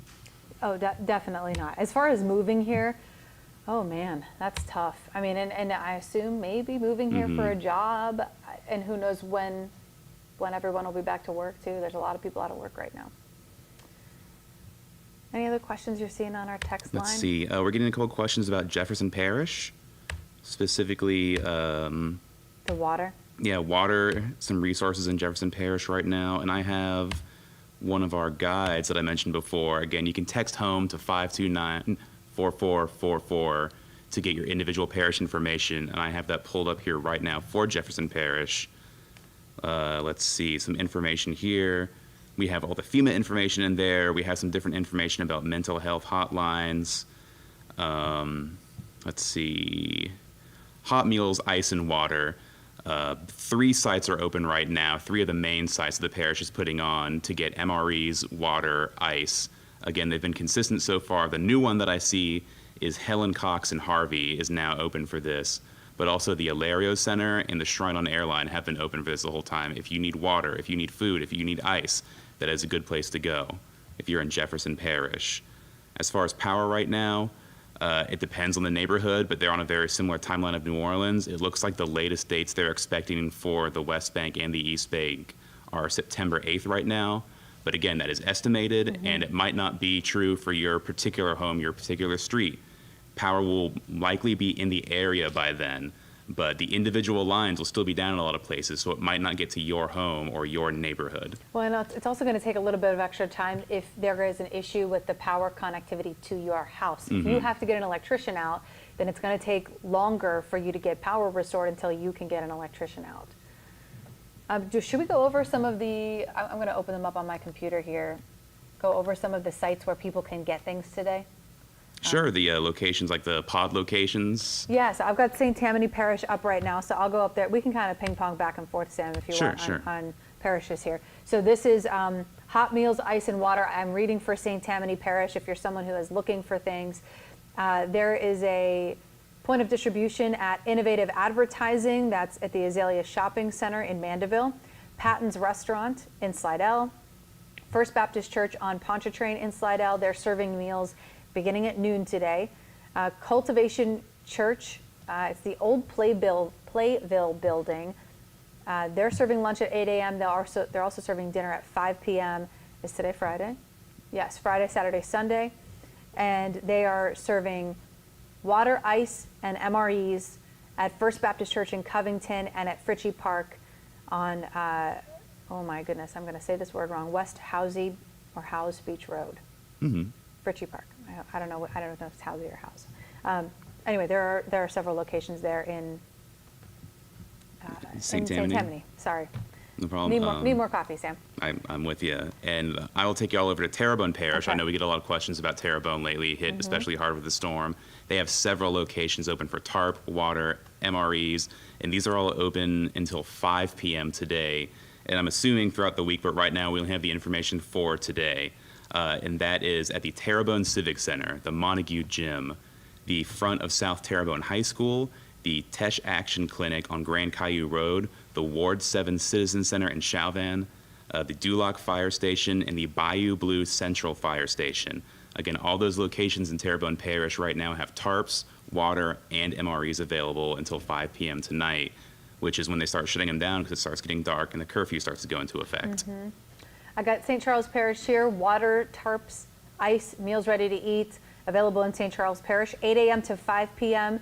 at, thank you, West Bank Bridge Park and the Jerusalem Shrine Center on Ormond Boulevard in Destrehan. That is in St. Charles Parish. I'm going to go from Terrebonne to Lafourche Parish.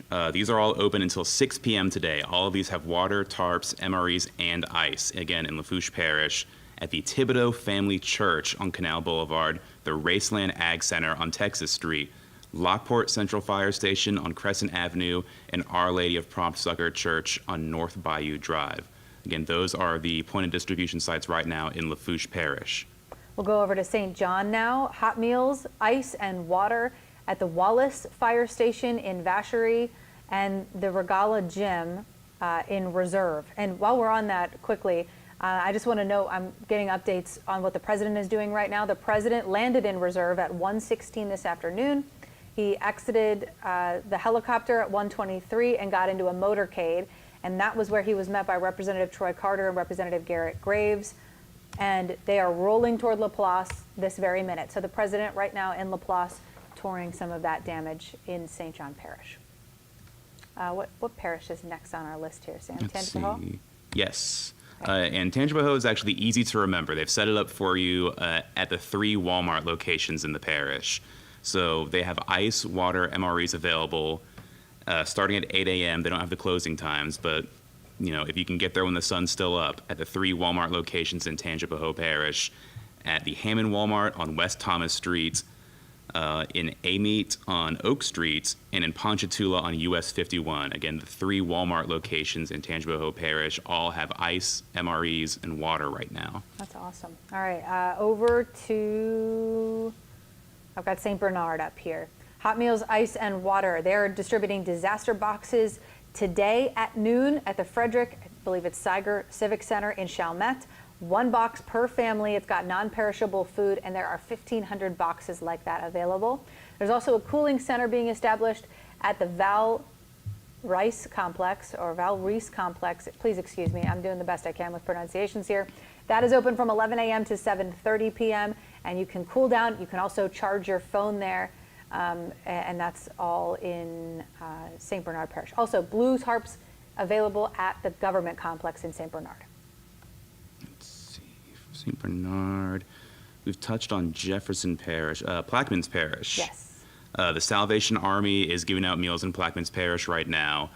Beginning today from noon to 6 p.m., the Salvation Army is at Bell Chase Middle School giving out hot meals and water right now. And there is also a FEMA pod appointed distribution on the East Bank right now on Highway 51 in Braithwaite. It is at 15577 Highway 51 in Braithwaite. They have water, ice, and MREs there. I'm looking at St. James right now. It actually doesn't look like we have distribution information updated on our website for St. James. We might have to dig that up. I'm looking right now for Washington Parish as well. I do know that the St. James Sheriff's Office was going street by street, distributing tarps and helping people out. But we don't have those updated points of distribution today. Sheriff's Office. Again, we're trying to take questions and answer them as best we can. We don't have all the information prepared ahead of time, but we want to make sure that we get to as many of your questions as we can right now. So some of them may take us a second to find the answers too. And here we go. I do have a point of distribution for Washington Parish. Here we go. Awesome. Point of distribution sites in Washington Parish located at Franklinton High School at 1 Demon Circle in Franklinton, Louisiana. It goes on until 6 p.m. We got a question about Lafourche Parish, hot meals, ice, and water. So someone specifically said, what about the La Rose, Cutoff, and Galliano areas? So here's the information for that area. The distribution sites there. Thibodaux Family Church on North Canal Boulevard in Thibodaux, the Raceland Ag Center in Raceland, Lockport Central Fire Station in Lockport, Our Lady of Prompt, Succor Church, excuse me. What is it? Succor, thank you. In Golden Meadow, thank you, Karen. The La Rose Civic Center in La Rose, that opens at noon today. And they have water, tarps, ice, and MREs available from 8 a.m. to 6 p.m. there in Lafourche Parish. Mm-hmm. And on to Orleans Parish, where they have 4 major sites set up right now, including Joe Brown Park on Reed Boulevard, the Mahalia Jackson Auditorium, Skelly Park on Vespasian Boulevard in Algiers, and Wesley Barrow Stadium on Press Drive. Those are all open until 6 p.m. today with food, water, and ice. Sam, we're going to head over now. This is the video. The video that you're seeing now is the president speaking with people. He, again, is in the reserve area. We're going to listen in. Number of lost lives. And I had a daughter who went to Tulane, and she runs a Boys and Girls Club operation. And she called me and said, "Dad, when you going? What are you spending time talking to the governor of New York? Why aren't you not in Louisiana?" So you all got to write a note for me that I'm back, right? Look, Cedric and the Fema Administrator. We came because we want to hear directly from you all what the specific problems you're dealing with. We've been working with you on key areas to deliver more than 6.7 million meals and 6.1 million liters of water, but sometimes what we deliver and what is needed aren't all the same thing. And we're frustrated. I know you got to be frustrated about the restoration of power, and I understand that.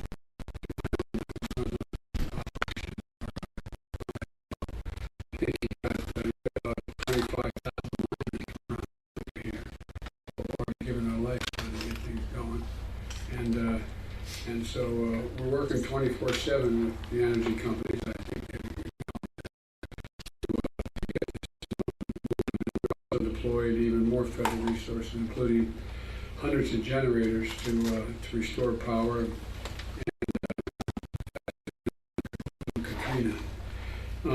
It's dangerous work, as I said, and I want to thank those 25,000 linemen from 32 different states. They've all responded in a big time. We're also working with the phone companies, so you can, I think the worst thing in the world, having been there in a different circumstance, wanting to, knowing things are terrible outside where you're standing and wondering how your son, daughter, mother, father, uncle, aunt, how they're doing, and not being able to get connected to them.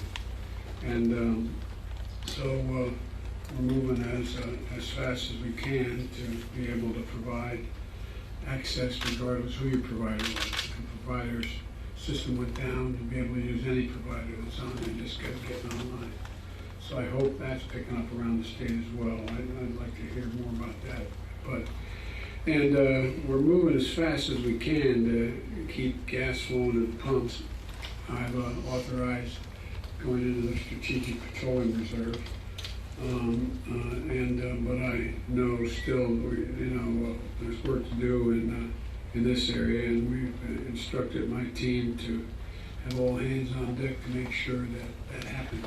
We have and we're going to make this up instead of us going to Exxon, kind of get back out there, and we're going to be able to work that through.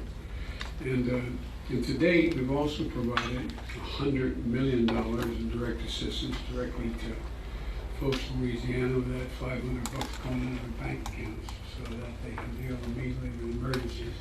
I'd love to hear from you if you've heard anything, feedback from your constituents about that at all, because sometimes it's just that what you need that moment, and it can make a difference. And we also know there's a heck of a lot more work to do, and that's why we're here today. And my message today is, I think what we're all seeing, and I'm getting the same response from my Republican friends here that are in the Congress. There's nothing political about this. It's just simply about saving lives and getting people back up and running. And we're in this together, and so we're not going to leave any community behind, rural, city, coastal, inland, and I promise we're going to have your back till this gets done. And so I'm mainly here to listen, to see what's on your mind, and be able to ask a few questions. And for really hard questions I can't answer, I'll turn to Cedric. As you probably know about me, I'll have an opinion. Anyway, so thank you. I'll turn it back to you, Cedric, and let's see what we can do here.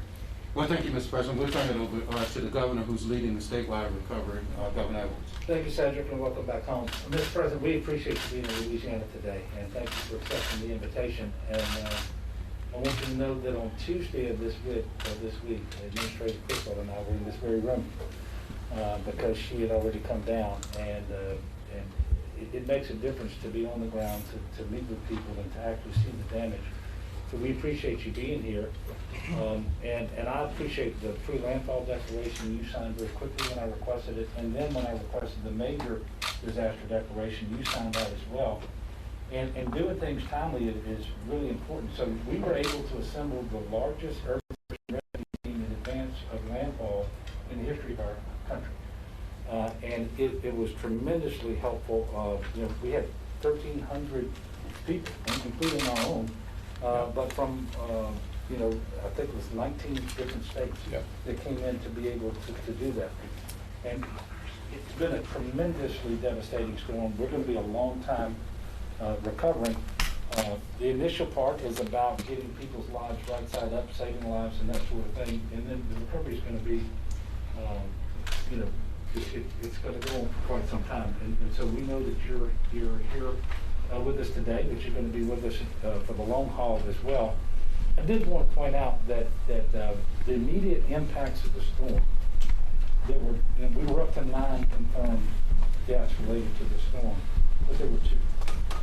And so very tragic anytime you lose life, but largely that was a big success story. Secondly, the investments that the federal government made in the levee system around New Orleans were just so helpful. There wasn't a levee anywhere in Louisiana state or federal that failed. We had a few of the minor levees that overtopped, and if your home got water because of that, it's not minor, it's serious. But we're talking about very low numbers compared to what would have happened. So investing in infrastructure, in resiliency, and making sure that we do things better and smarter, it does pay off, because this would be a much more expensive storm to recover from had we not already made those investments. So we welcome you, we thank you for being here. Can I say one thing, please? Well, hell, once you represent a district, you never stop representing it. You know what I mean? That's true. But, one of the things I hope you keep an eye on is, everybody keep an eye on, is that, I got kind of, not beat up, but I criticized for my talking when I was running for office. We got to build back better. Things are changing so drastically in terms of the environment. We've already crossed certain thresholds. We can't build back a road, a highway, a bridge, or anything to what it was before. You've got to build back to what it is now, what's needed now. And I know the heads of the energy companies understand this really well. We have a significant piece of legislation, both the infrastructure bill and a budget thing, a reconciliation bill, that calls for significant investment in being able to deal with what is about to come. In other words, for example, when you guys are putting back up those high tension wires again, and that's working, you're not going to put up the same exact system. You guys are going to have to build it better, and it's resiliency. And so I just want you all focusing on it, and as you take a look, and I'm going to presume to send you copies of this stuff, take a look and see if what we're suggesting makes enough sense to you. Not whether it's enough money or not, or too much. It doesn't make sense. Does it make sense? For example, coming in and seeing all the poles down. Well, we'll build back better. We know if it's underground, it costs a hell of a lot more money, but guess what? It saves a hell of a lot more money long term. We know that the kind of stuff that goes across, even you saw the high tension stuff going down across the Mississippi, like it did once in the Delaware River, which is a hell of a lot wider than the Mississippi River. It's, and so we have to, it seems to me we can save a whole lot of money and a whole lot of pain for our constituents if when we build it back in a better way. And it will create, and I realize I'm selling as I'm talking too, but it'll create really significant good paying jobs, not $15 an hour jobs, but jobs at prevailing wage, and it generates economic growth. But I just hope we don't go about deciding, just like, and you and I talked a lot about it, the levee system and the one, the federal government, that's the only one I'm fully familiar with. That was a lot of money. But think how much money it saved, and how many lives it saved. So I hope you think about that. So when you hear the word resiliency, I know the energy guys know this, it's about making the system from our transmission of energy straight through to the highways we're building and the bridges resilient to the change that we're seeing happening.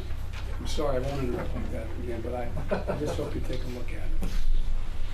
And tell me if we need more or less too. That's what Well, thank you, Mr. President. I think with that, it's a great way to segue to our Fema Administrator, Deanne Criswell. Thank you, Cedric. Mr. President, Governor, so far, in addition to to some of the numbers that you mentioned, we have about 1,200 responders from the federal family on the ground, and that doesn't include those that are back at our National Response Coordination Center as well as our Regional Response Coordination Center, representing 22 different federal government agencies. We have right now 197 ambulances that have been actively engaged in trying to help with managing your support for the healthcare system. We also have 12 mobile communication units. Comms have been down, and so we've sent them into the parishes to help increase some of the communications until the cell towers can come back up. I'd also like to mention that we did just turn on the Transitional Sheltering Assistance Program. The governor asked for that, I think yesterday, maybe the day before, which means now individuals that are displaced can stay in a hotel for a short term while we're looking at what their long-term lodging situations. And so if they haven't registered, if the people in your communities have not registered yet, they should register for assistance. Those that have registered, we will reach out to them automatically. And we've also turned on the Blue Roof program. We saw some of the blue roofs as we flew in today, and so those have damages to their roofs. They can go to blueroof.us. Let's make it clear the governor's afraid of that guy. That's why he insisted. So we'll have that available to help with some of those temporary roofing repairs.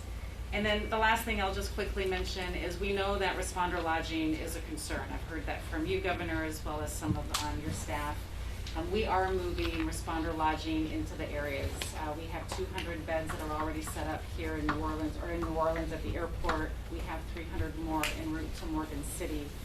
And we have 300 en route to Belle Chase. And then we're also looking at bringing in a cruise ship to help support responders. And this isn't just for our federal responders. This will be for your first responders as well. And so we're actively pursuing additional lodging to help support those that really need to be able to stay close and support your communities. And this is just the beginning. We're going to be here until your recovery is Not going away.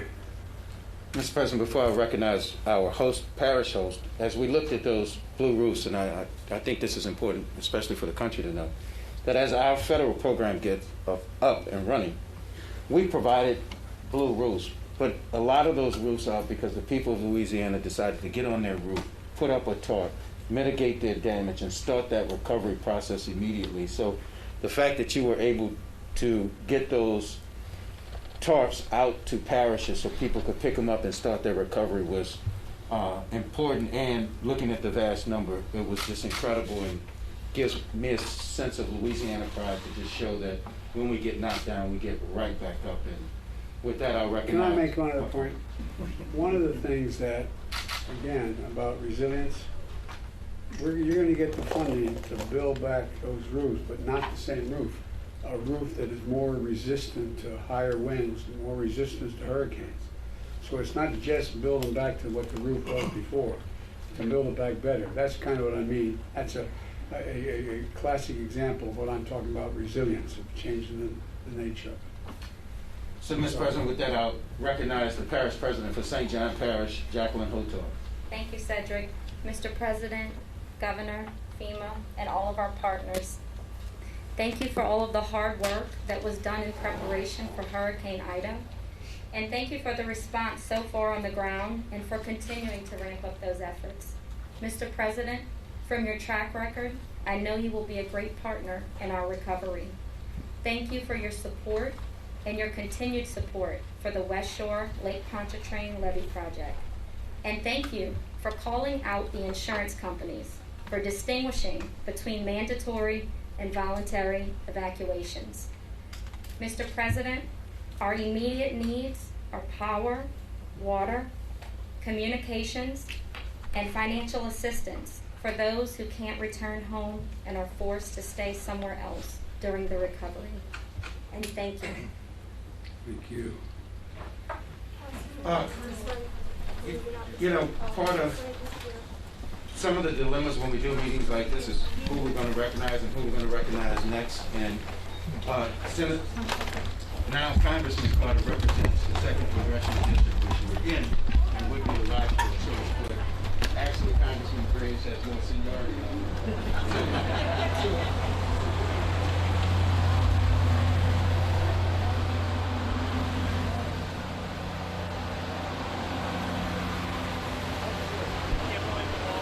All right, we're taking a pool camera for that. So, and honestly, there's not a lot of cell phone service in reserve right now. So if that was a little rough to get a signal. That's just because of that. But that was the president, and also the FEMA administrator. Her name's Deanne Criswell. She's the blonde woman in the white shirt who you saw sitting next to Cedric Richmond, and with the governor there.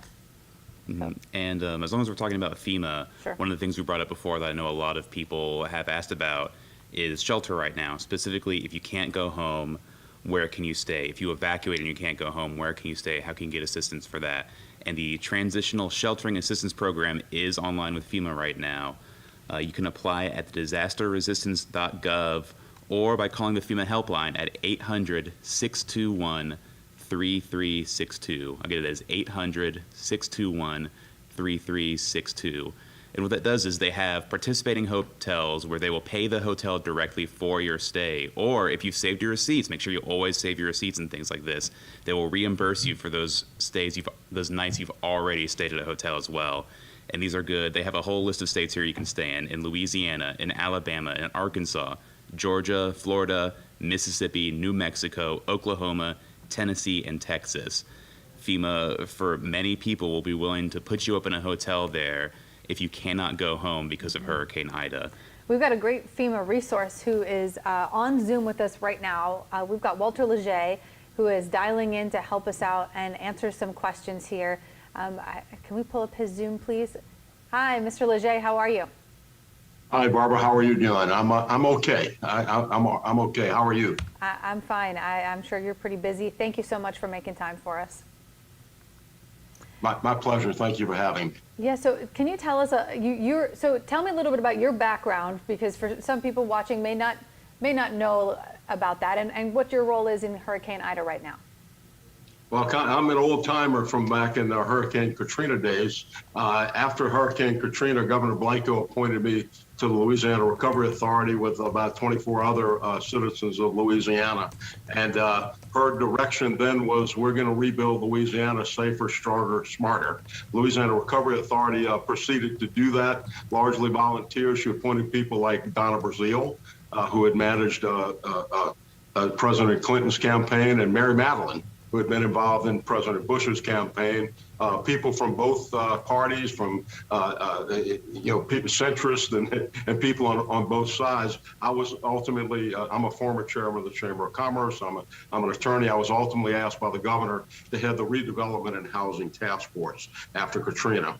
So we dealt with FEMA. We dealt with the president's office. Testified before Congress about 7 times. Went to Washington, lobbied with the governor, where we brought about $9 billion home for the housing assistance program, and I've been asked to kind of engage in assisting the White House and assisting the state of Louisiana in the recovery here. Nearly as catastrophic, maybe more so, and certainly in some communities as horrible as it was for Katrina. What kind of things are you seeing? We're trying to not compare the two because, as you say, no comparison. There is no comparison. And right. I would just be interested from your perspective to know what you're seeing in terms of the federal response and just even the state response right now, and what still needs to be done. Well, there's been a tremendous federal and state response so far. Fortunately, in the immediate New Orleans area, and I'm from St. Bernard Parish originally, the devastation was not so great because the $14.5 billion that we spent, that the federal government provided us for levee protection, worked. It seems though that these storms find a way to find a crease in our protection. And of course, we know how horribly hit Plaquemines and Lafourche and Terrebonne and on up to St. John the Baptist Parish and St. Charles and St. James and others, and into Tangible Hope and parts of St. Tammany have been. And so, but the response has been terrific. The president, I watched with you the president's meeting.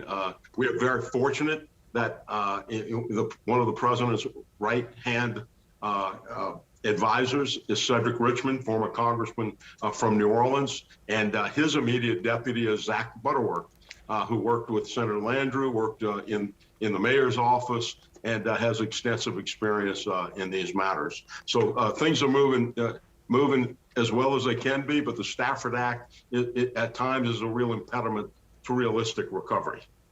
I've been asked actually to address one of the major issues that's affecting people that have left because of the hurricane. What do you see coming in the days ahead? You know, we know people aren't going to have power for a long time, and that there's a lot of people struggling right now. So what do you anticipate coming in the next month? What are we going to see?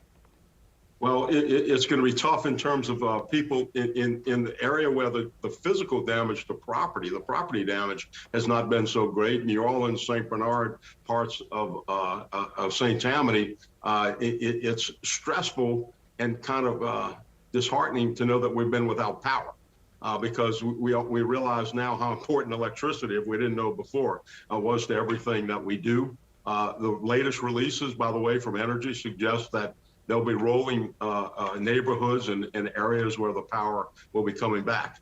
Now, the areas, for example, where the devastation, and I've been on the phone, I've represented as an attorney Lafourche Parish, Terrebonne Parish, St. Bernard Parish, and others down there, and talking to some of the officials down there, the devastation is just immense, as you guys have reported. It's going to be very difficult from a perspective of the emotional reaction, the emotional aspect. The good news is we know how resilient we are in Louisiana. We will be back. We will recover. And my suggestion, I think we will have learned some more lessons, and we will rebuild safer, stronger, smarter once again. I think a lot of us are taking this one day at a time right now, and I was wondering if you could speak to what assistance is immediately available right now. Where can people find, whether it's funding, whether it's food, whether it's contractors or debris removal, you know, what kind of assistance is available to people in Louisiana right now who need it? Well, let me mention, you just outlined some very good points of contact in terms of how to get involved in and enroll in the FEMA Assistance Program.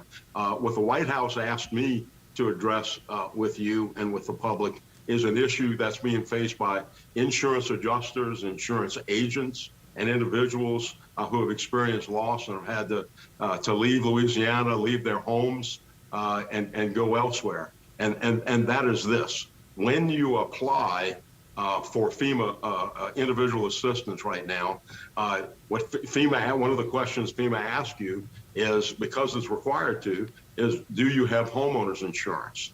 If you have homeowners insurance, the immediate reaction is, well, sorry, because of a requirement under the Stafford Act, the law that enables FEMA, we cannot give you a duplication of benefits. You have got to go get assistance from your homeowners insurance first. Many people, after Katrina particularly, learned lessons of what the shortages we had in terms of insurance, and obtained additional coverage, a mandatory evacuation coverage.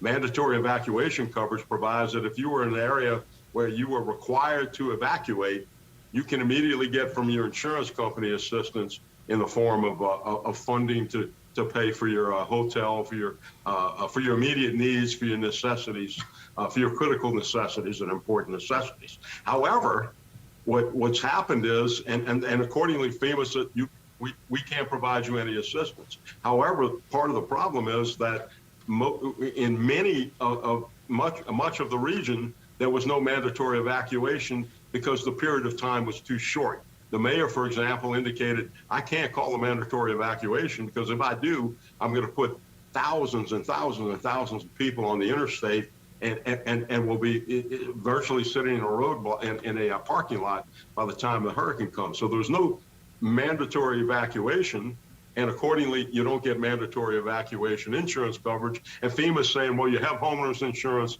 so we can't give you the FEMA assistance. There's also a matter of, you can get coverage for your rental and that type of thing if you have physical damage to your property.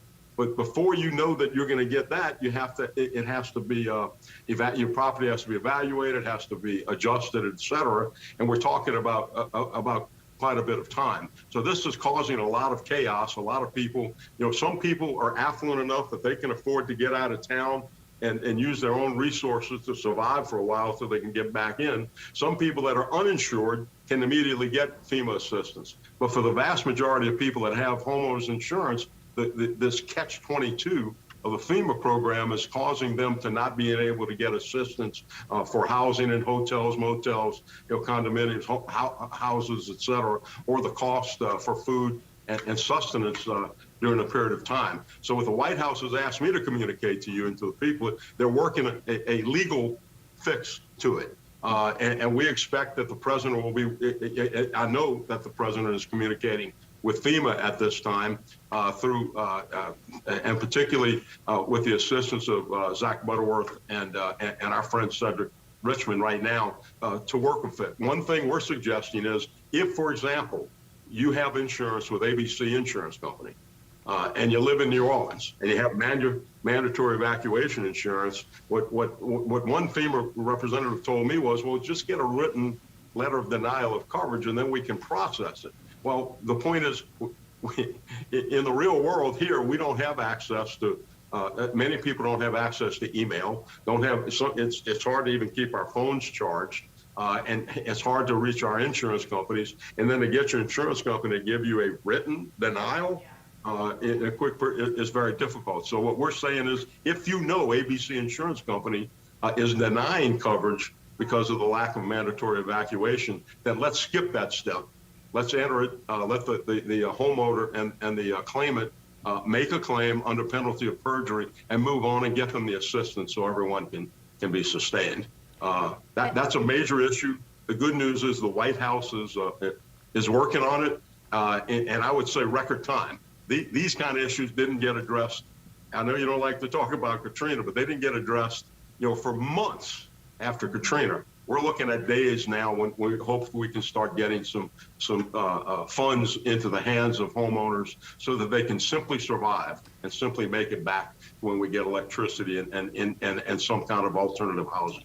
Well, so in light of that, if the president is working on this with FEMA right now, would you recommend that people, if they can, wait until maybe some of these kinks are worked out in the system, or go ahead and try to file right now? No, I'm saying, and that's what our conversations with the White House is saying, let's apply now. I'm expecting that these things are happening as we speak. Okay. So apply now, but make sure you use the words, I have critical needs. You have the legal term is critical needs in the response. That should get some attention. And meanwhile, you should know, I can't guarantee there won't be delays, but what I can guarantee is I know, because they've called and they've spoken to us about they're working on it, and that's a big part of it. Let's solve this problem while we're underway. As we talked about a little bit earlier, every one of these storms is different. Everyone shows different problems, different weaknesses. For example, maybe we're going to need to build levees around the river parishes now. We saw that crease, that weakness. You think, well, they're so far away from the Gulf, they're not as exposed as St. Bernard and Plaquemines and New Orleans, et cetera. But now we know, and I guess we knew before, but we're going to have to be doing things to prevent this same type of thing in the future. We spent $14.5 billion on levees in the New Orleans region. And basically the damage it has been relatively, and I say relatively, I don't mean to minimize it, relatively less in terms of the $200 billion of damage we had in Katrina. So, that was a good investment, as it turns out. Mm-hmm. Not enough an investment in the communities that have been horribly impacted.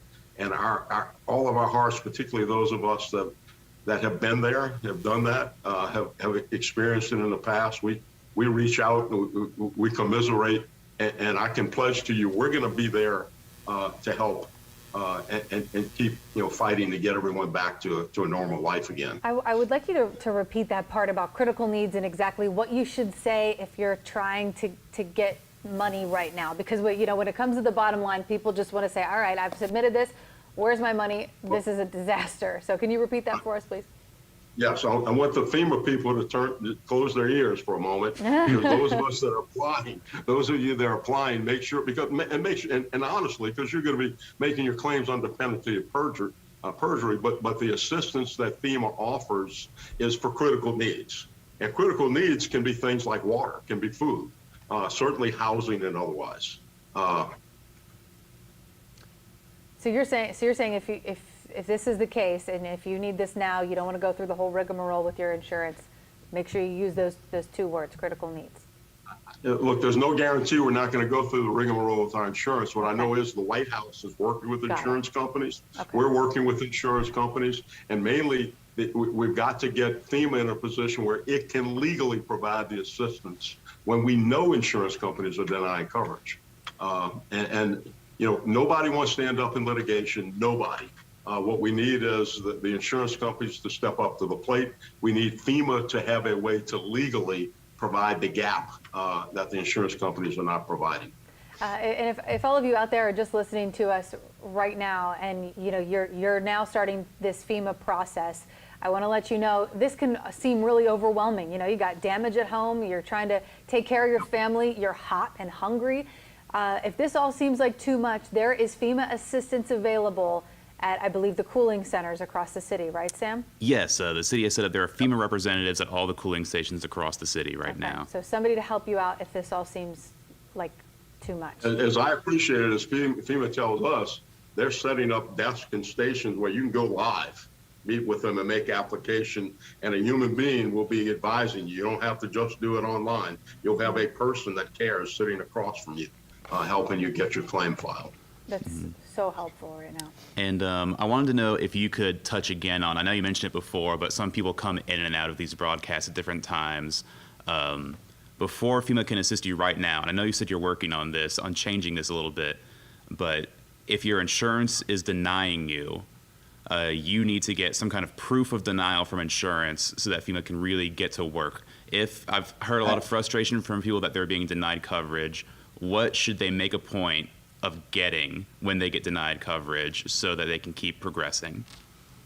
That is the frustrating thing, and it's also frustrating insurance agents who are trying to get written documents back from the insurance companies that they have sold policies for, that people have paid premiums for, and now that there's a need for it, they're having difficulty in one. The most important thing was, let's get a check from the insurance company, cover it, pay it. We know mandatory evacuation is a technical term. We know people needed to evacuate, but because of technical reasons they couldn't. One, let's get that. Two, if they're going to deny your claim, please ask them to and beg them, demand that they give you a written denial of the claim, and then you can get it to FEMA. FEMA will start the process.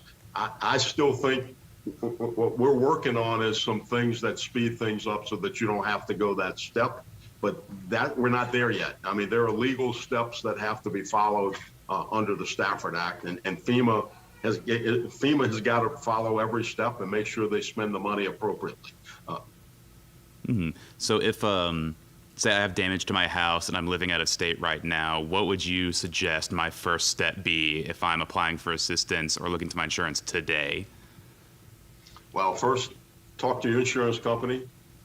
Make the claim with the insurance company. If you know you have physical property damage to your property, if you have photographs or any evidence or otherwise of that, get that to the insurance company immediately, because that kicks in something different other than the mandatory evacuation provisions. Otherwise, talk to the insurance company, file your claim with FEMA, stay on top of it. You may have to do it on the internet. I'm pretty savvy, I think, computer-wise and internet, though a little bit older than you guys. But I like to talk to a live human being and make sure it gets processed and double-checked. It's going to be frustrating. It's going to be hard. Everyone is stressed, and this is an unknown process, but you're just going to have to take the steps. But talk to your insurance company, talk to FEMA. You can get the forms online if you can get online. Otherwise, you're going to just have to do it, in contact with people. Mm-hmm. And our Karen Swenson actually has a question with you, so we're going to toss over to her so she can get in touch with you right now. Well, first of all, thank you so much for helping us out again. It is good to see your face. Karen, thank you as always. Oh my goodness. Well, I've got my notepad and my paper because I'm also a homeowner. So I had a question, and we've been talking about this in the station. So after Katrina, the insurance rates went sky high, and so a lot of times so did your premium. So you have your deductible, I should say, might be a percentage of the value of your home, 2, 3, 5%. So you come home and you see, if you're in the New Orleans area, maybe you have a good amount of damage, but you know it's probably not as much as 5% of your home. Should you still make a claim? Should you still reach out to FEMA? What do those people do? Karen, that's always the judgment that people make, even when they have a small, minor automobile accident. I've got $1,000 deductible. Maybe I can repair it for $500. If I make a claim, my insurance may go up. All I can tell you is I don't think we can risk. I think you make your claim now and assume that you're gonna have to use your insurance, and then deal with the rising premiums later.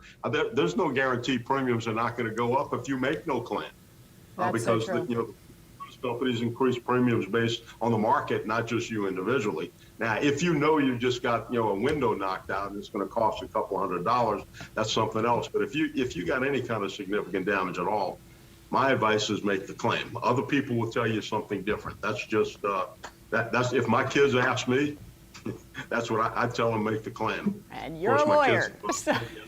Talking about sometimes. Mine doesn't listen to me either. All right, let me ask you this too, and this is more anecdotal, but I remember this after Katrina, and maybe you can kind of add your voice to us. We had a single-story home that flooded, but we had 2 steps to the garage. You had to walk down 2 steps, and the insurance company, and I won't name it, said that made that a basement, and therefore it wasn't insured. The contents of our garage, which included all sorts of things, wasn't insured. Now, we were able to successfully argue it, but do you find, I feel like a lot of people may not have the wherewithal, they're exhausted, they may not know that they can fight it. They just take it like, oh no, it didn't work out. What do you say to those people? Well, I don't want to be one of those people that's going to just attack insurance companies, except that we know, since we're now talking back to Katrina, we know that there was a lot of abuse by insurance companies. We know that in litigation, there was discovery that there was an act by some companies, active efforts to try to deny claims or to lowball people in the recovery. We'd like to think that that's not happening this time, that it's not going to happen this time, but yes, people can fight and argue with your insurance companies. If you believe in good faith, you have a legitimate and obvious claim, you need to deal with it. Don't just accept the first, no, we're not paying you, and go for it. And then I'm going to go way out in the field and make this one. This is why the Lord created lawyers.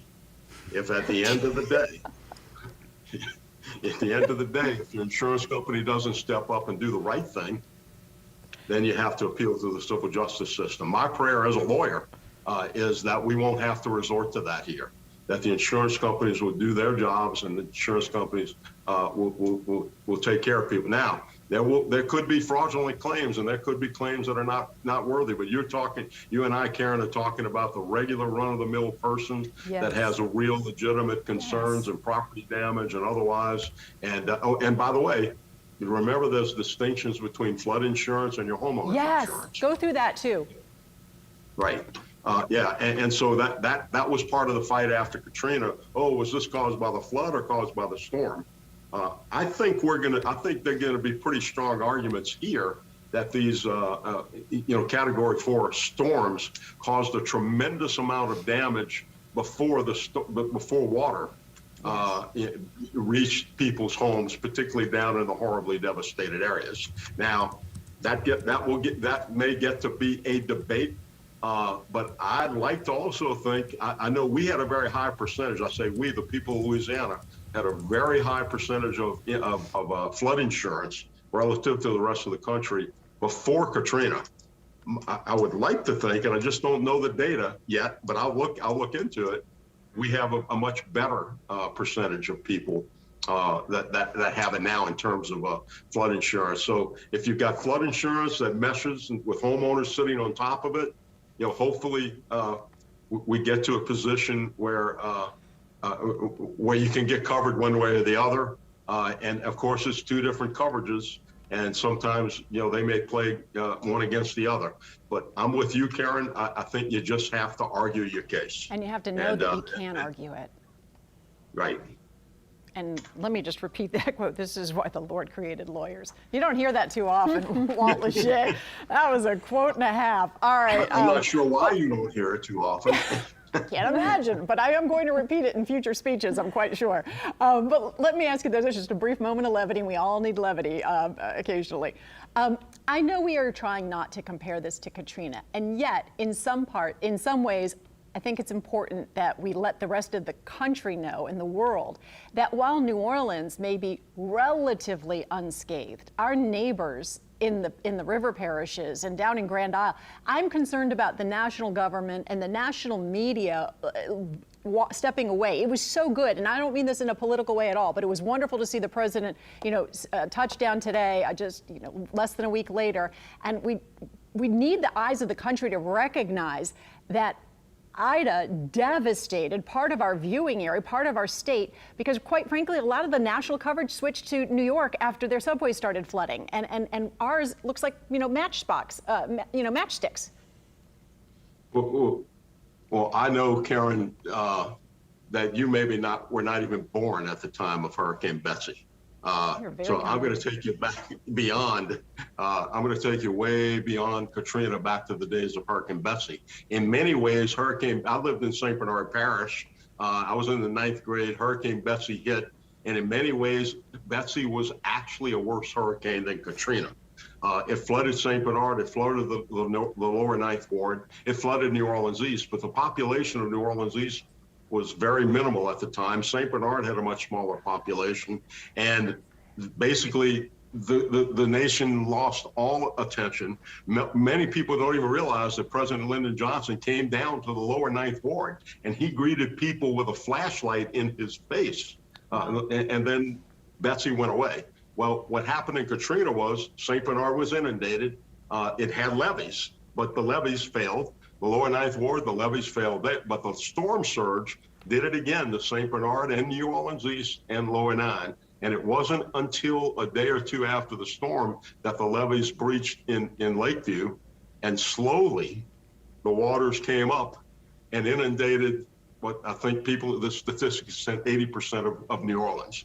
And that got the attention of the world. New Orleans, one of the great cities in the world, certainly one of the great cities in the country, was suddenly totally underwater.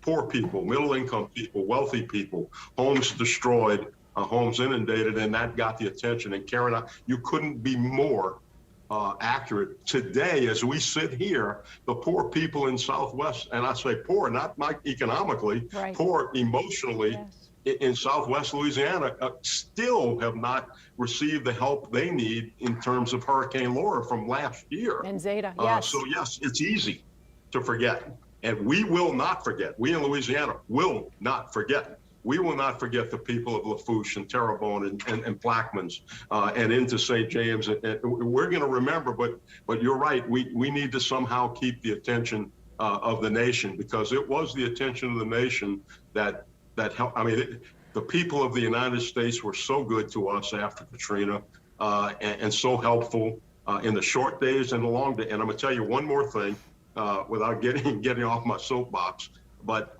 I was in St. Bernard 2 days after the storm on behalf of Governor Blanco, and we literally brought about 3,000 people who had remained when we commandeered the Algiers ferries and took them out on the river. And then there was nobody in St. Bernard. Yeah. But about 3 weeks later, Hurricane Rita hit Southwest Louisiana, but St. Bernard Parish flooded again. Mm-hmm. But nobody knows that because there was nobody there. That didn't flood really badly. So no one remembered. We kept reminding ourselves in the Louisiana Recovery Authority, because the governor made us, and she put people on the authority from Southwest Louisiana. Whenever you talk about Katrina, talk about Rita too. That's exactly right. Because the people of South Louisiana cannot be forgotten. Southwest Louisiana cannot be forgotten. So as we're talking about Ida, Karen, we have to remember, that not to neglect our brothers and sisters over in Calcasieu and Lake Charles and Southwest and Cameron in Southwest Louisiana. I'm glad you brought that up. That's so important, Karen. Well, thank you very much, and thank you for being a voice for us in the ear of the president and others that will help us recover, just as the metro area recovered from Katrina. I'm going to toss it back to Devin and Sam. I just want to thank you very much. I had questions myself, and you answered them, so thank you, thank you. Yeah, is there anything that... Well, yeah, and we want to thank you for being here too. This has been such a huge help to so many people. Is there anything that we haven't asked or haven't hit on that you think would be valuable for people to know right now at this stage in the game? I think we've covered a lot of ground. There will be things in the days to come. I hope we can come back. I'll be talking more with the White. I mean, it's nice to know that the president is here now. The president gets a first-hand look. The president and the governor are working so closely together. I don't think we can be more thankful to know that Cedric Richmond is where he is in the White House, along with Zach Butterworth, and that Cedric and Congressman Steve Scalise, number 2 now, I guess, in the minority party in Congress, and they are close friends. And there's such an overlap in their districts, and congressmen like Garrett Graves and others. I would say this is the time for nonpartisanship, and shame on anyone that starts being partisan about all of this right now. We need to rebuild, and this hurricane impacted people of all parties and all philosophies, all races, creeds, and religions. And we Americans should be standing together in this issue. And I more than anything else, this is what government is supposed to do: help us when we're in crisis. And those that didn't get impacted so bad this time, but for the grace of God, go thou. Those that were last time, we remember it, and our heart goes out to those people, and we'll do what we can. And thank you for letting me have a voice to think emotionally so much about what we've been through and what we have to do to help the other people of Louisiana. All right, Mr. Leger, thank you so much for coming on here, sharing your expertise, sharing your experience. It helps so much. So thank you very much. Thank you, Barbara. Pleasure to be with you. Thanks. All right.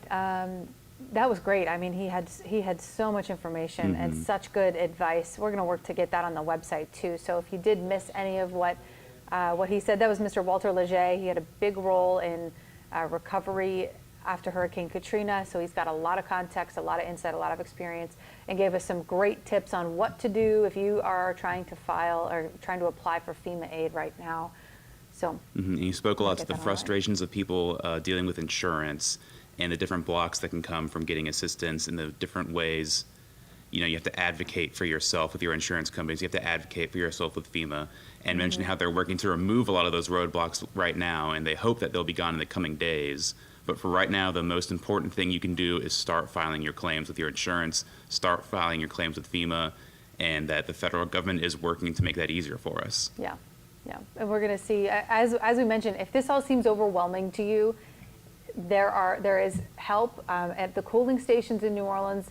There are human beings that will sit there and help you apply for FEMA aid and will assist you. And I don't know, do we have those in other areas? There have got to be, right? There've got to be. We'll work on that and try and find out where else, if you don't live in New Orleans, if there is a human being that can help you apply for FEMA aid, because it all sounds really daunting, especially if you've got damage at home and family to take care of and all that. So we're gonna work on that answer. Any questions that you're getting, Sam, that we might be able to answer?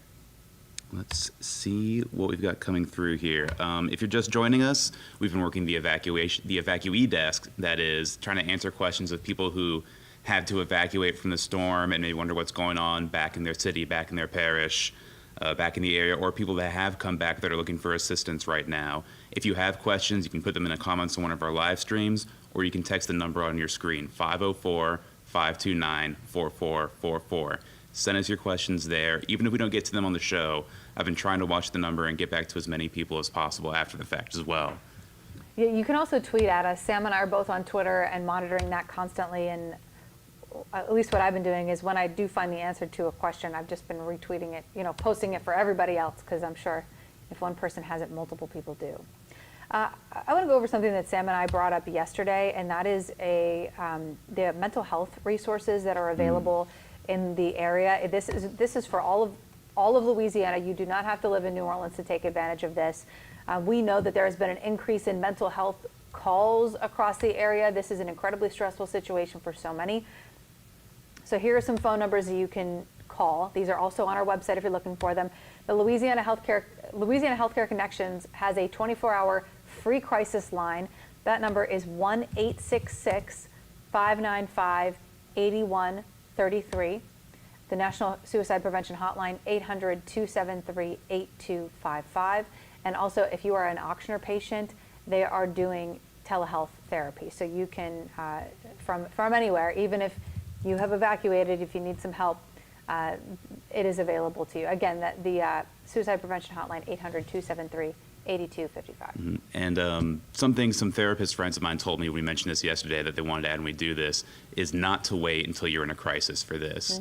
A lot of these people can help you. This isn't the kind of thing that you need to be tough for. This isn't the kind of thing that you need to say, well, I'm sure there are a lot of people that have it worse than me. If you need to talk to somebody and you need help, don't wait until you're in a real crisis situation. Get it now. I'm trying to look at some other things. We did get an update not that long ago from LCMC. Let me dig that up here. Oh no, it's already buried. We are full of emails today, huh? We're always full of emails. Is it LCMC? While you're looking that up, I wanted to mention, I'll give you an update on the roads right now. Yeah, good idea. As we said, for a couple of days now, the interstates in Louisiana have been open. There was a closure on I-10 earlier to remove some debris, but it has reopened. That was on I-10 between Baton Rouge, New Orleans, and Ascension Parish, I believe. But that has reopened today. So all the interstate systems in New Orleans are open. And I am pulling up the website for the New Orleans airport right now. We have started getting flights into the city again. I know we've seen very few flights. Reporters we've had up there said it's kind of a ghost town at the airport still. And we've seen a few Delta flights coming in. Let me see what we have for today and this weekend, because I know they're planning on getting a few more airlines back online this weekend. Let's see. Right now, we have several cancellations. Delta is still getting limited flights in, and United Airlines started getting limited flights in today. And it looks like for this weekend, JetBlue, Spirit Airlines, Frontier Airlines, Air Force One is in there. But all of those airlines are expected to get flights back in the weekend. Okay. So flights to and from MSY International Airport in Kenner from those airlines should start coming in this weekend. If you've got to get out today, your best bet is probably to go to Baton Rouge, Houston, or where else? I know Jackson had some flights out too. So if you've got to get out or in now, I know Karen had to fly into Houston and drive over. She had a nice little road trip to get back from New York because there's just not a lot of flights. I've got that update from LCMC Health that came down this afternoon. They're just kind of keeping us updated with everything. The good news is they say the operations at all hospitals have remained uninterrupted. I mean, they were obviously all on generator power.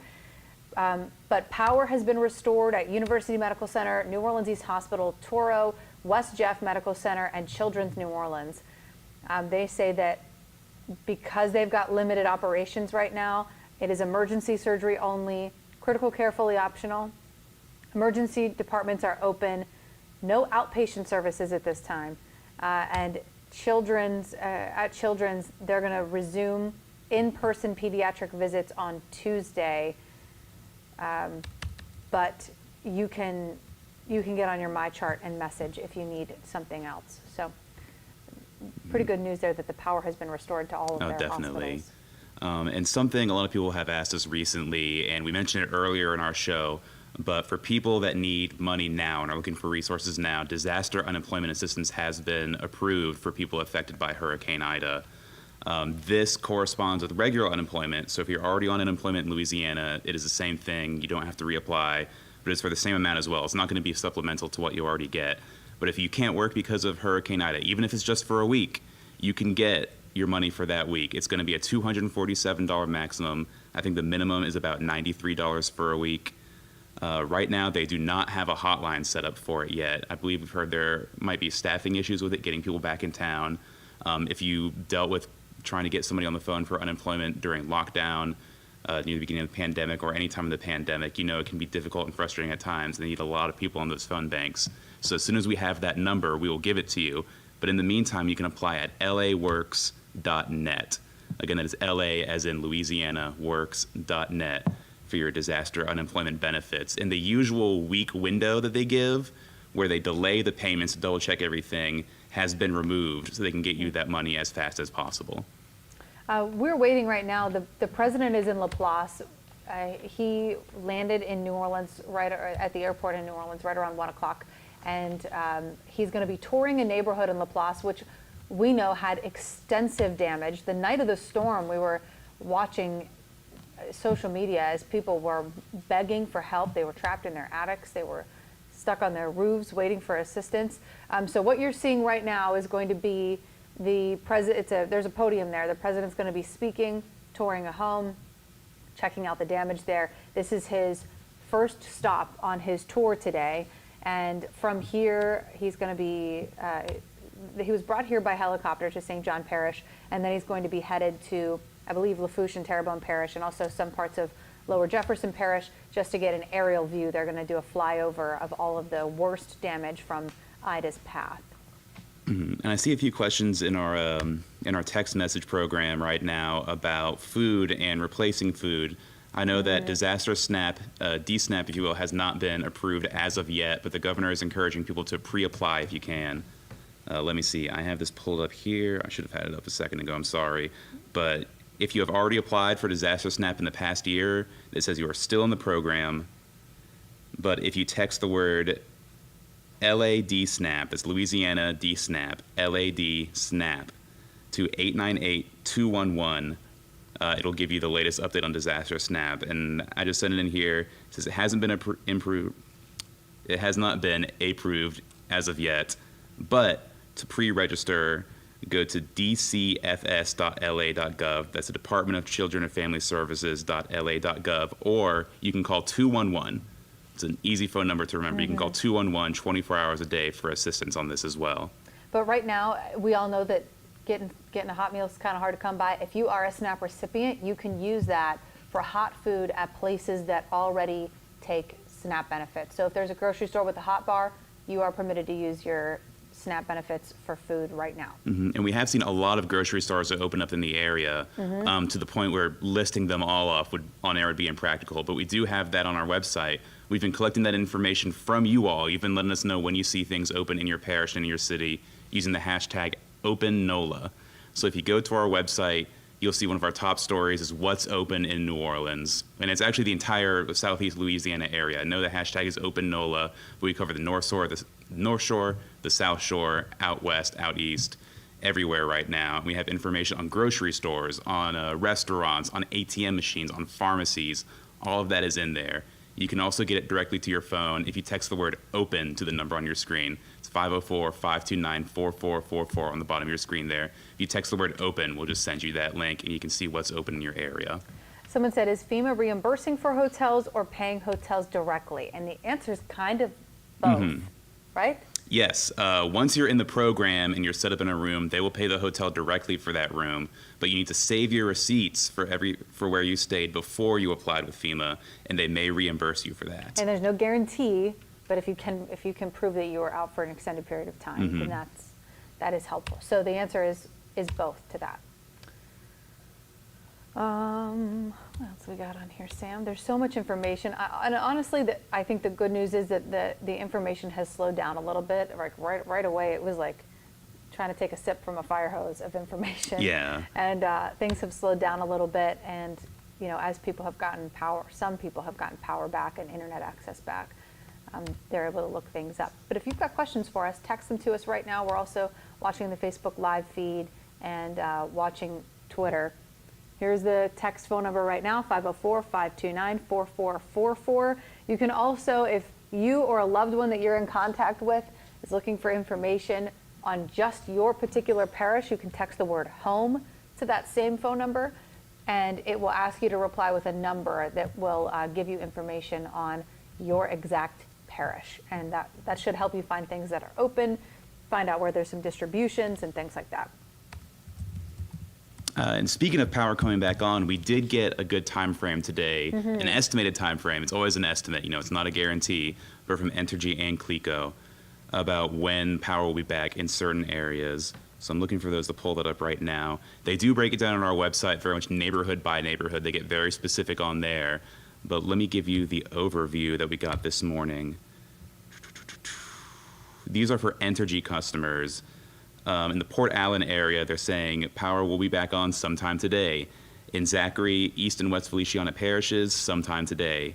In New Orleans Central Business District, they expect it on tomorrow. In the Metro Baton Rouge area, they're saying September 6th, which I've lost track of my days here, would be Monday. In Denham Springs, they're estimating September 7th. In the St. Bernard area and parts of Plaquemines Parish, they're saying September 7th as well. Metairie, Kenner, and on the west bank of Jefferson Parish, September 8th. And that goes for Algiers, New Orleans East, and most of New Orleans will be September 8th as well. And again, those are estimates for that area.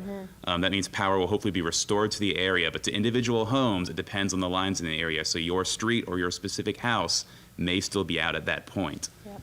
Now let me see, I know we have the CLECO map up here as well with an update from them.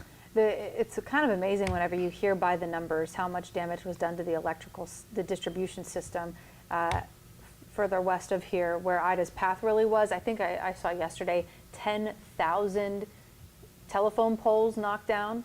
I mean, that's going to take a while to build back. So if it seems like a really long timeline, there's just a lot of repairs that need to be done. Looks like CLECO is giving a lot of estimates very much street by street and neighborhood by neighborhood. I don't know if I had time to go through this, probably 100 different places listed here, but it looks like they're hoping to have power back on in several neighborhoods in Slidell today, as well as about 50% of Abita Springs. Looks like several neighborhoods in Mandeville as well. They're hoping to have it back on today. 3 areas in Covington, including the Angelic Estates subdivision and 19th Avenue and Jefferson Street area. Let's see. In Madisonville, they have several subdivisions on there, about 20 of them that they expect to have back on today. Different areas in Goodby, including Willow Bend and Fox Branch. And in Lacombe, they're saying that power should be back on for about 98% of customers in town in the downtown area today. So that's good news for not a lot of places on the North Shore. And I know there are a lot of people's subdivisions in specific areas that haven't been listed by CLECO yet. So we haven't gotten those estimates. But as soon as we do, we will let you know. And we have the full list of that on our website, WWL-TV.com. Do we have the extended list? And forgive me if you just read it, because I was reading something at the same time you were talking. Forgive me. Do we have the extended list that includes like Tangipahoa Parish and like some of those more hard-hit areas? Let me pull it up right now, because I know in a lot of those areas, one of our coworkers, Larry Everidge, lives in St. Charles Parish, and he said that the estimate they gave him was still about 4 weeks from now. Wow. And that might be for his specific neighborhood, but in a lot of the harder hit areas, they don't have estimates yet because they're still assessing the damage, and they can't get to a lot of areas. Someone said, how long is it taking, while you try and find that, someone says, how long is it taking Blue Roof to come put up tarps? And that's a very good question that I will reach out about, because it just is a very good question. I don't know who is in charge of that program. In obscure news, I don't know if you saw this. This just came through our inbox within the last 10 minutes. And this doesn't answer anyone's questions, so just indulge me for a second here. This is from the Coast Guard. They had to medevac an injured crew member from a fishing vessel after a shark attack 35 miles southeast of Grand Isle today. And that happened, it happened right before 1 a.m. It was a 64-year-old man who was aboard a fishing vessel and attacked by a shark and got a very severe leg injury while untangling fishing nets from the propeller. And he fell overboard. So, I mean, it's just wild. I mean, you don't hear about that kind of stuff very often. No, and on top of a hurricane already. Yeah. I don't see anything for Terrebonne or St. Charles right now. Again, it's likely because of the damage out there. They probably don't have an estimate for it. I know, the storm hasn't been easy on anyone, but a lot of us that are waiting for the power to come back on are thankfully in areas that weren't damaged as much as some of the other areas in our state that we've seen just extensive damage on, and where President Biden is right now assessing that damage. But I do see we have one more estimate that I didn't get in there, or it's not an estimate so much as a mark of progress, that the Washington Co-op energy system has about, if I can do this math in my head, about 37% of their customers have power back on. 88% of their customers in Tangipahoa Parish, 71% of their customers in St. Tammany, and about 37% of their customers in Washington Parish right now. So progress is being made up there. That's very good news. Someone asked if there was an update on the eviction moratorium. Not that I know of. Yeah, I know that was being hashed out at a federal level pre-storm, but if it's been happening outside of Louisiana, honestly, I have not heard much about it. But we can look into that for sure, because that's going to be important in the coming days, and I don't know how much damage to buildings is going to change that. Yeah, I mean, and the whole moratorium was about a whole different issue, and here we are with another layer of disaster on our hands. So, here's a good question. So, and I kind of have an answer for you. A few people had been asking us if there is any door-to-door distribution of food right now, because there's so many people who don't have gas, can't leave their homes for one reason or another, or are just not able to for disability reasons or health reasons or whatever. I have been pestering Second Harvest Food Bank, who is doing incredible work right now, and they are very busy, so I thank them for responding. They were going to look into it yesterday for me, because they're kind of serving as the bulk distribution for all these other smaller organizations that are distributing food on the ground. They have told me they're not aware of any that are door-to-door. Their meals are going directly to points of distribution, senior centers, and neighborhood distributions where people are walking or driving through to get food, but they're going to keep checking on that. So I know that they said that they were working on that initially to set something up that would be door-to-door, but right now the answer is no.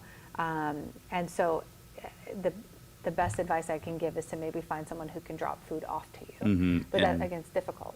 And another thing we've heard too is that if you are physically unable to get to one of these locations to get clean food and water, if you are disabled in some way, if you need some kind of special care, or if you just don't have access to those things, you will need food and water eventually, even if you are a fully healthy adult.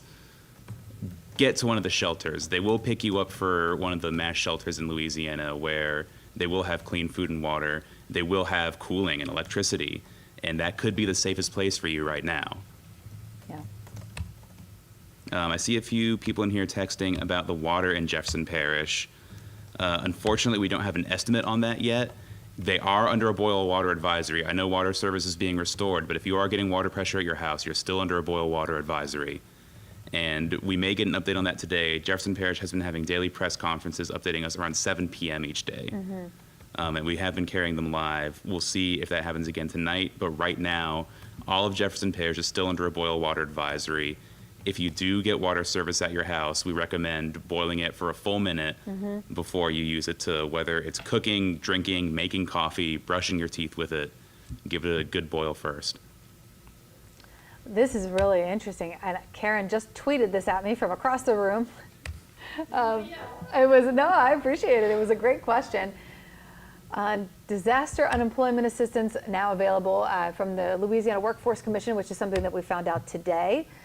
But here's someone stuck in a real conundrum. They said, I can't work because I have no way to buy fuel. Does that count? Hashtag trucker life. And I don't know the answer to that. I would apply. Yeah. I think Walter Leger made a good point before. I don't think he put it in these exact terms, but you are your best advocate right now. Yeah. And the worst thing they can do to you is say no. Yeah. Yeah, I mean, you're totally right. You've said it before. You can't. The answer is no unless you try. Yeah, tell them honestly what's going on. I'm not advocating for fraud. I'm not advocating for lying to them. But tell them what's going on, and the worst case scenario, you're right back where you started. Yeah, exactly right. I just want to mention again, we are awaiting video and a press conference from the president. He's in Laplace at this very moment, touring the damage in a neighborhood there. Of course, we know that they had extensive damage and a lot of people trapped in their homes. It was awful. This is the first stop on his tour today, and so we're hoping to hear from him fairly soon. All right, we're going to take a quick break, and we will be right back after this. From WWL-TV, this is continuing coverage of the Hurricane Ida aftermath.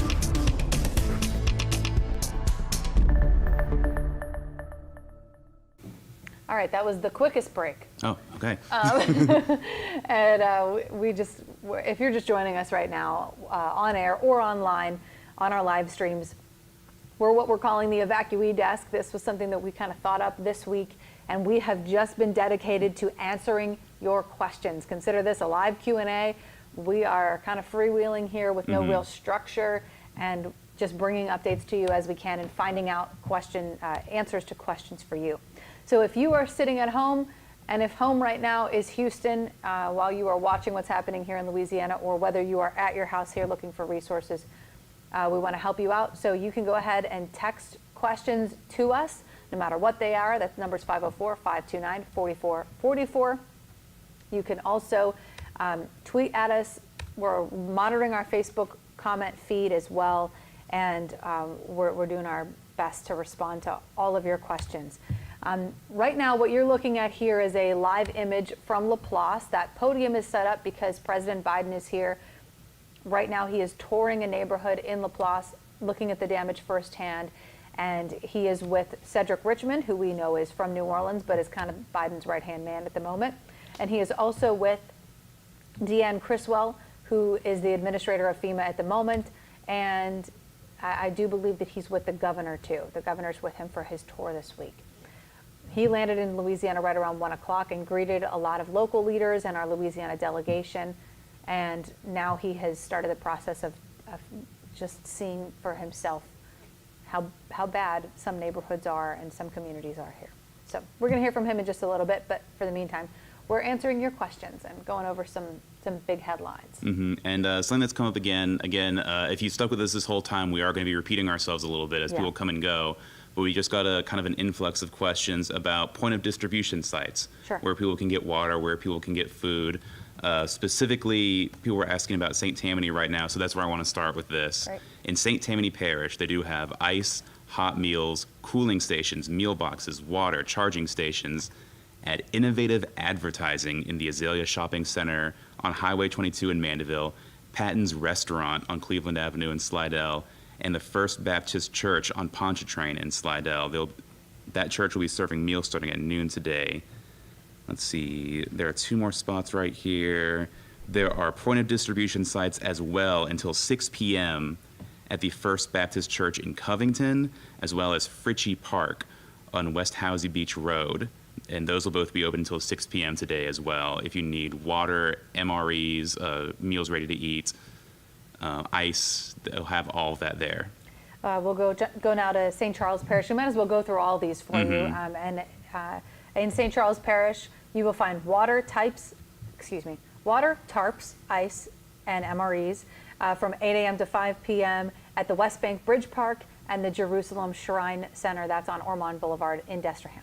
And in Lafourche Parish, from 8 a.m. to 6 p.m., they will have water, tarps, MREs, and ice at the Thibodeau Family Church on North Canal Boulevard, the Raceland Ag Center on 100 Texas Street, the Lockport Central Fire Station at 806 Crescent Avenue, and Our Lady of Prompt Succor Church at 723 North Bayou Drive in Golden Meadow.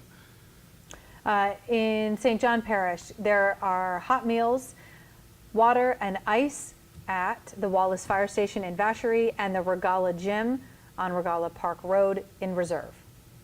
And in Terrebonne Parish, tarps, water, MREs available until 5 p.m. today at the Terrebonne Civic Center, the Montague Gym, Terrebonne High School, the Tesh Action Clinic on Grand Caillou Road, the Ward 7 Citizen Center, the Duloc Fire Station, and the Bayou Blue Central Fire Station. And I think I heard someone say that the Civic Center might be out today in our comments. I'm not sure if that's confirmed or not, but there is always a chance with these that they will run out at some point today. But they do restock. They get fresh supplies in there every day if they can. And when they reopen, they will have tarps, water, ice, MREs, and food. I know that the live report that we saw from Mike McDaniel, and he's been in Homa the whole time, his live report last night said that there was a line at 3:30 in Homa at one of these distribution sites. They're supposed to be giving these out till 5, and they were out almost immediately, almost before they began. Yeah. So there's a lot of demand for a lot of things. Yeah, there's a lot of need out there. But again, and it's going to be frustrating waiting in line, especially if you can't get it, but everybody is doing the best they can to get as many supplies as they can to all of us right now. I've got Lafourche Parish up if you are looking for water, tarps, ice, or MREs. From 8 to 6, you can get them at the Thibodaux Family Church in Thibodaux, Raceland Ag Center, Lockport Central Fire Station, Our Lady of Prompt Succor Church in Golden Meadow, and the La Rose Civic Center in La Rose. And that is open now. It opened at noon today. In Tangipahoa Parish, they've made it easy to find their 3 pod locations that all have ice, water, and MREs and open at 8 a.m. every day. They're at the 3 Walmart stores in Tangipahoa Parish. So there's one at the Walmart in Hammond on West Thomas Street. There's one at the Walmart in Amite on West Oak Street, and there's one at the Walmart in Ponchatoula on US 51. Again, all of those locations have water, ice, and MREs. I lost track of what parishes we have not read aloud. Nonetheless, I don't think we've touched on St. Bernard Parish yet. I know they have a cooling center at the Val Reese complex. It's open until 7:30, but let me check. I believe, like we said earlier, our emails are coming in very quickly, so information is going down, but I believe we got an update today that there might even be more available right now. Let's see. I do see Canseco's Market in Araby is handing out ice today, so I know that's a big help for a lot of people. Starting at 2:30, so just half an hour ago, Canseco's in St. Bernard Parish is handing out boxes of ice to people. Let's see, where was the other?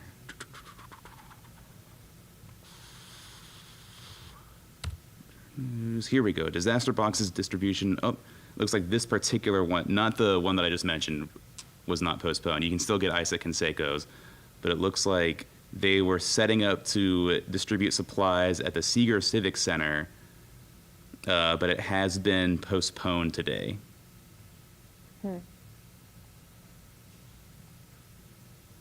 All right. I think we're going to go over to Karen now. Karen you've got some news updates for us, Karen? Well, just kind of help you all out. You've been doing such an incredible job, and I know that people are constantly tweeting you and sending you messages, and so give you a chance to kind of look at those. It is now 3:07 in the afternoon. President Biden is in Louisiana as we speak. He is touring many of the devastated areas, and I know we shot a lot of video earlier of his arrival. He arrived just about 2 hours ago. There he is emerging from Air Force One.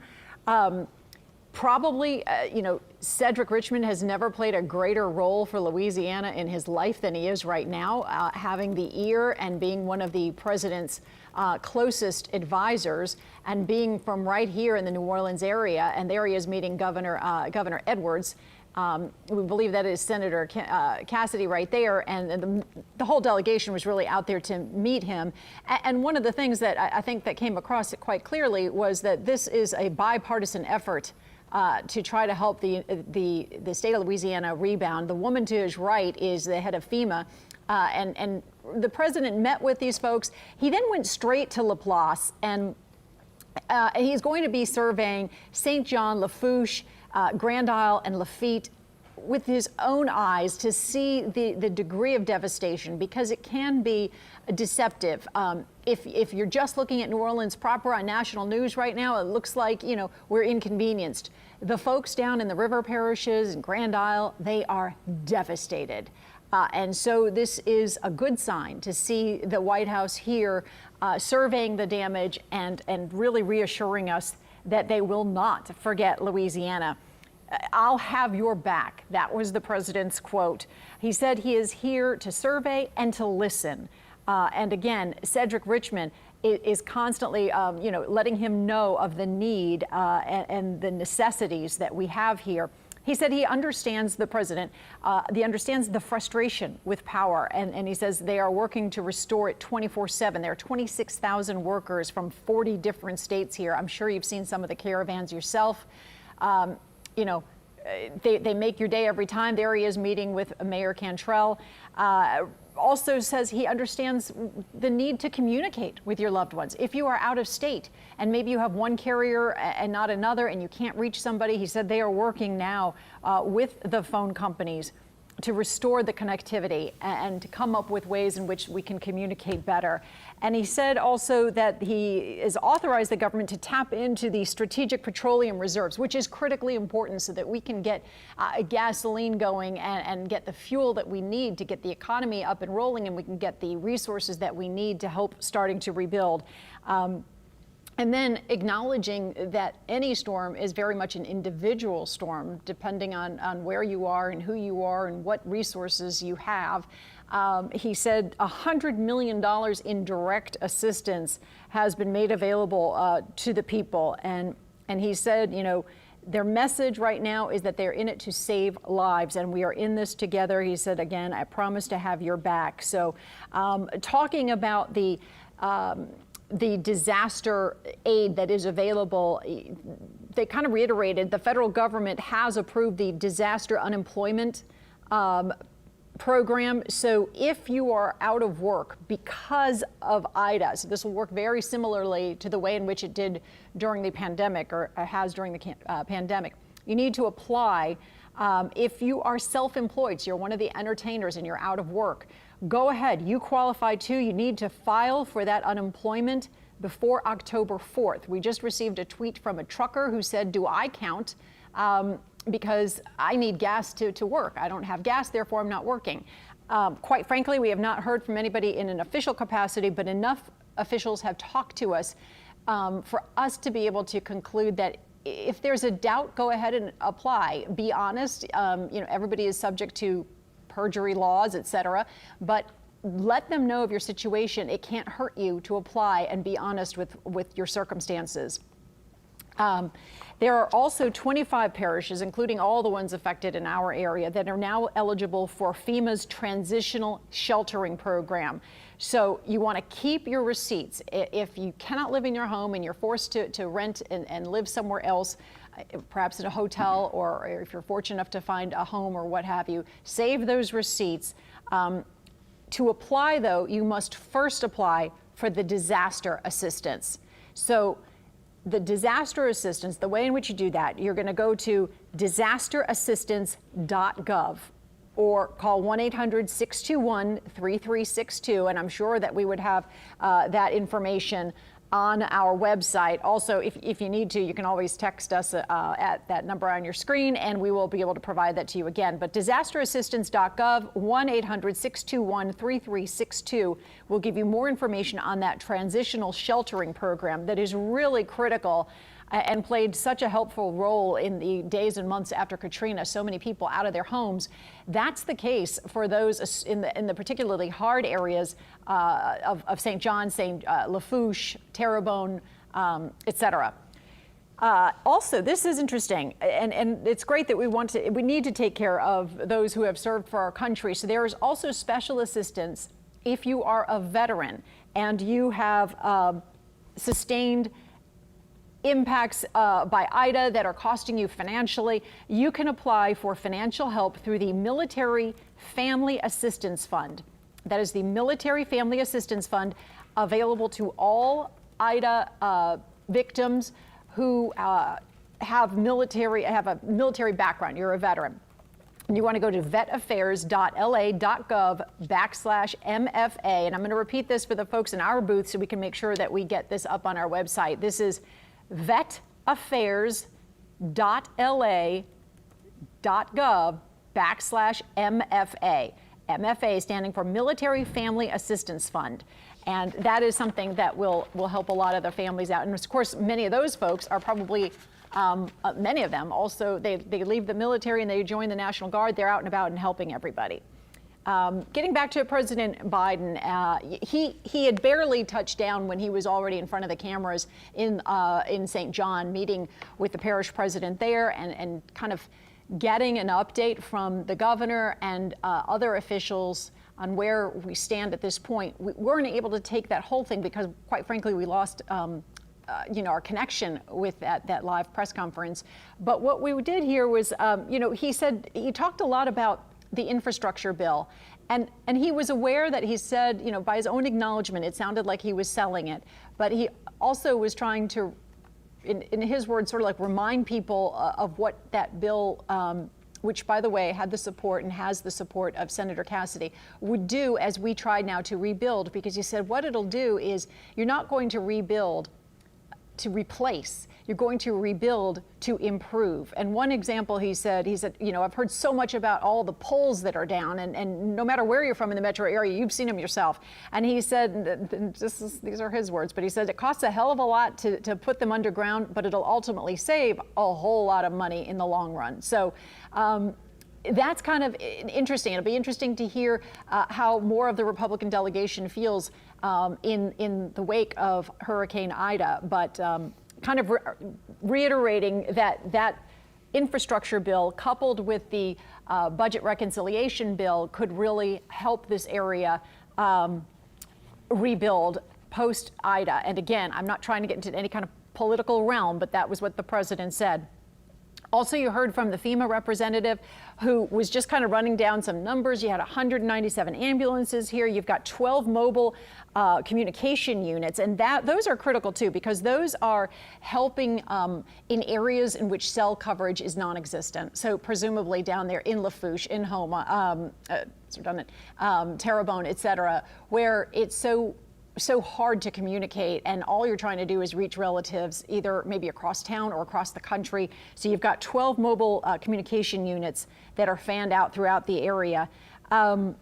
And also she reiterated that transitional sheltering program is in place and the Blue Roof program. So make sure that if you have a home that would be livable but for a damaged roof, you apply for the Blue Roof program.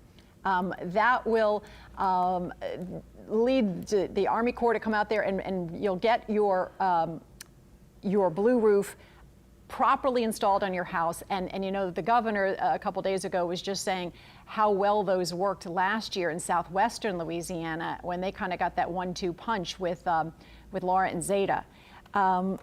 And then they also said they also are aware we've got so many folks in from out of town trying to help us. There's so many crews, whether or not they're road crews or tree cutting crews or power crews, that need a place to stay. And right now, there aren't a lot of locations that have the bare necessities. So FEMA is saying they are moving beds to the New Orleans airport, to Belle Chase, and they are going to bring in another cruise ship. And anyone that remembers Katrina remembers for months those cruise ships housed first responders.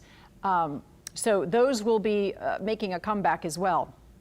And then Jacqueline Hotard, the parish president of St. John, she spoke briefly, and again, we can show the video if we can re-rack it of just them talking to each other. Okay, that was live. I'm told we don't have a recording of that. But basically, she was thanking the president for his help and for calling out the insurance companies for distinguishing between mandatory and voluntary evacuations. And that we've heard this over and over again. A lot of the municipal leaders saying, hey, we didn't have enough time to implement a mandatory evacuation. As a result, there was none. As a result of that, a lot of insurance companies are saying we're not responsible for paying, the customers back for the evacuation expenses, et cetera. So she was saying, thank you so much for doing that. We also spoke with Walt Leger earlier, who was played a huge role in the Katrina recovery. And he let us know that they are working on that discrepancy between the mandatory and the voluntary evacuations, and trying to figure out a way to work with the insurance companies to help people. You heard the president say, let's not get tied up with the fine print. And Walt Leger saying, listen, apply to your make sure you file a claim for your individual homeowner's insurance, and then also go to FEMA, because you're going to have to do the homeowners first. If you have it, then go directly to FEMA.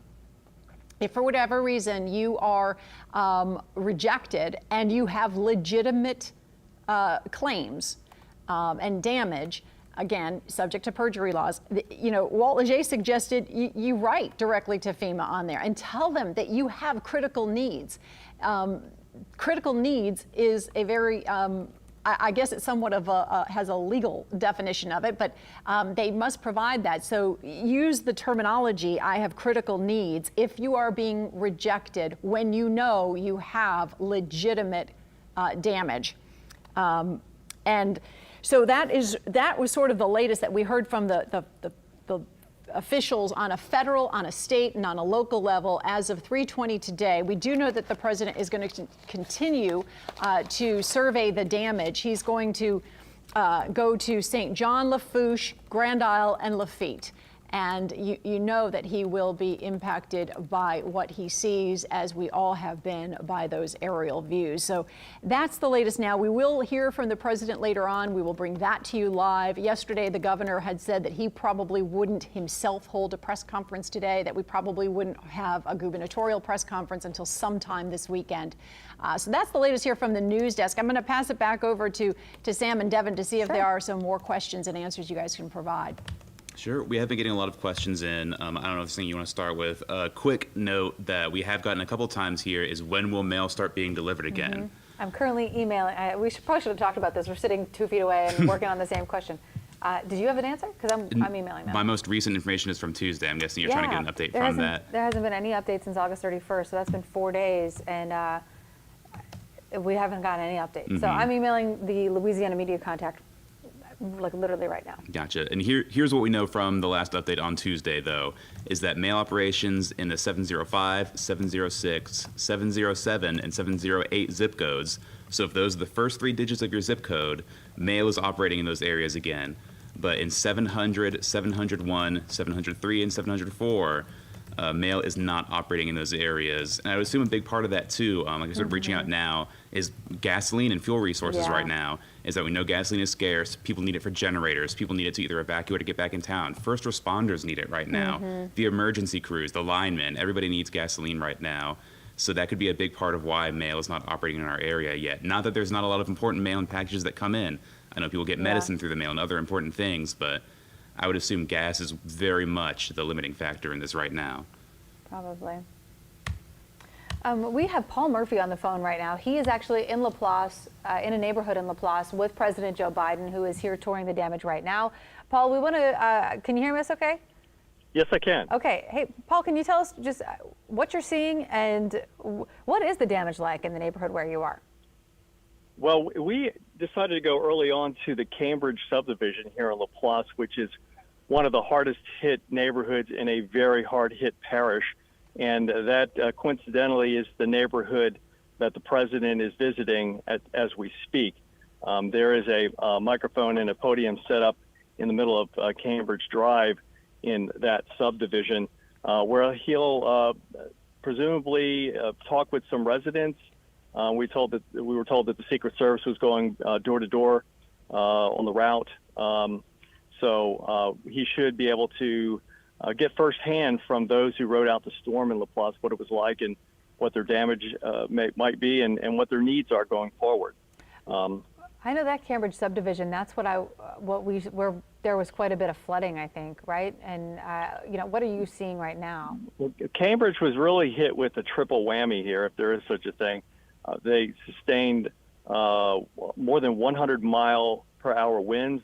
Keep in mind, the eye of the storm crossed right over St. John Parish, and Laplace was just battered by more than 100-mile sustained winds, 17 inches of rain, and then, of course, some devastating flood surge from Lake Pontchartrain associated with Hurricane Ida. So they got the worst of 3 things associated with the storm, and that has created quite a lot of damage here. We were driving around talking with neighbors. There are roofs that are missing.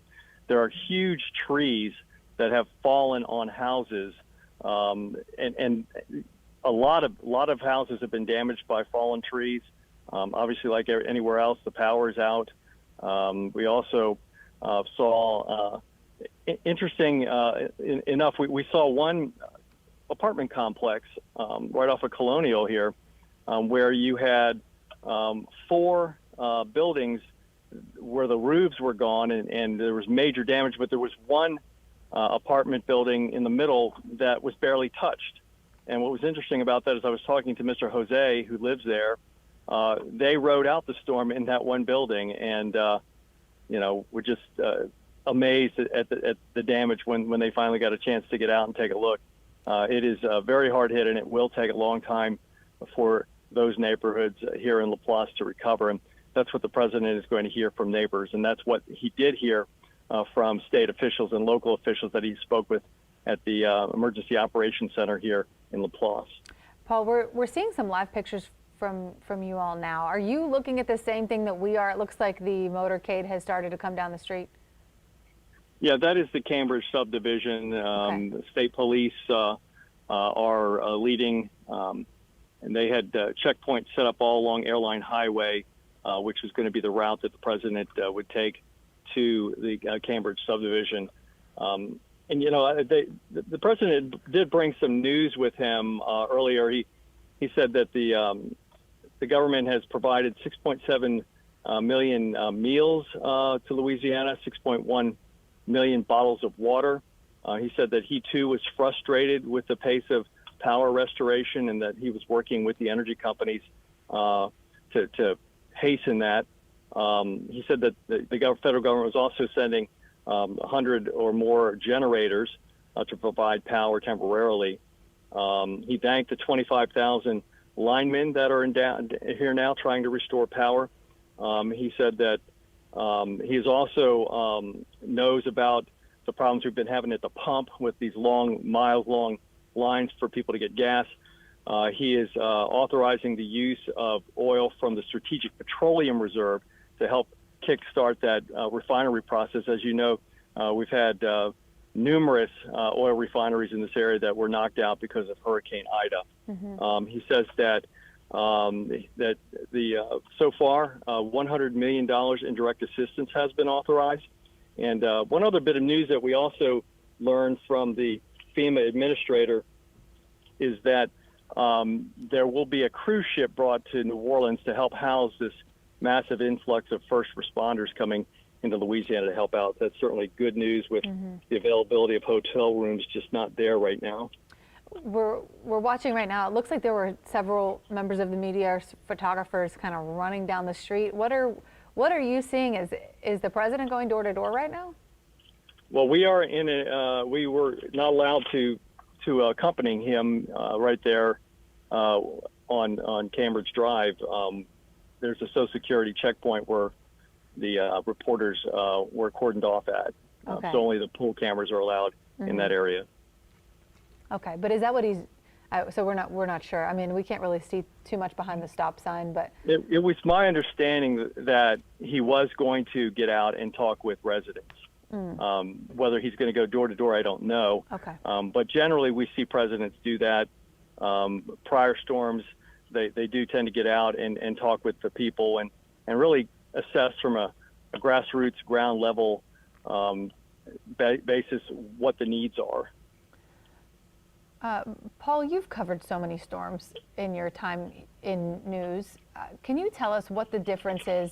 You know, what in terms of seeing this in person, seeing this for your own eyes. I mean, that's what you can see pictures all you want. You can see aerial pictures, but for the president to be here and see these things firsthand, what kind of an impression does that make on someone? What is the difference there? Well, I think it gives people hope, frankly, that just by the mere fact of having the president visit and his administrative leaders visit, that maybe leads to additional federal assets, additional federal assistance, and possibly at a quicker pace. So the symbolism of the president's trip basically helps folks in that regard, that, you know, and that's what the president's here for, is to reassure people that help is on the way. In fact, he said this in a quote. He said, there's nothing political about this. It's about saving lives. It's about getting people back up and running. And that is his message today here in Laplace. Sam, do you have anything you're thinking? I wanted to ask, while you're out there, what have you seen on the ground as far as immediate help for people trying to survive day to day? Have you seen much in the ways of federal assistance when it comes to food and water distribution, or even grassroots, you know, neighbors coming in to help people right now? I think what you're seeing on the front end here is a lot of neighbors helping neighbors.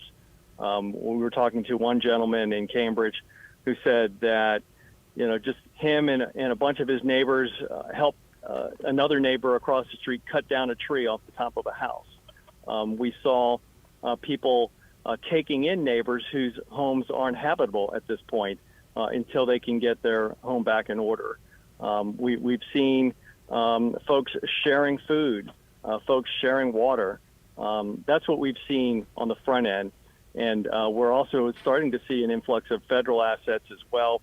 Those distribution areas where they're giving out ice, they're giving out water, tarps, in some MREs at some spots as well. Unfortunately, the assistance, there is a little bit of a lag time to get that mobilized, but on the front end, it is neighbor helping neighbor.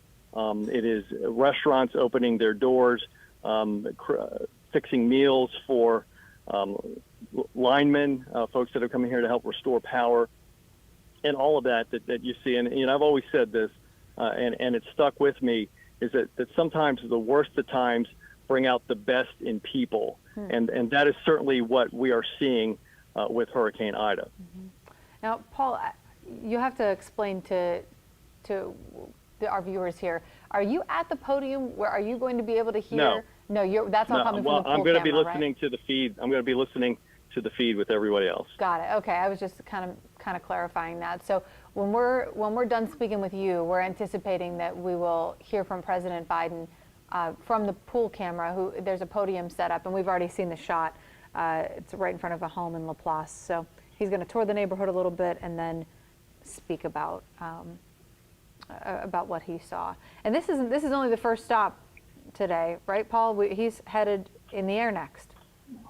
Yeah, and he's going to be also touring, as I understand, Lafourche Parish, Grand Isle, and Lafitte. I don't know if he's going to be getting out at those locations or maybe flying over them, but he is also going to check out those areas as well. All right, Paul, thank you so much for the update here. I'm sure we'll hear from you very soon with what you heard at this at his press conference. You have any other questions, Sam, before we go?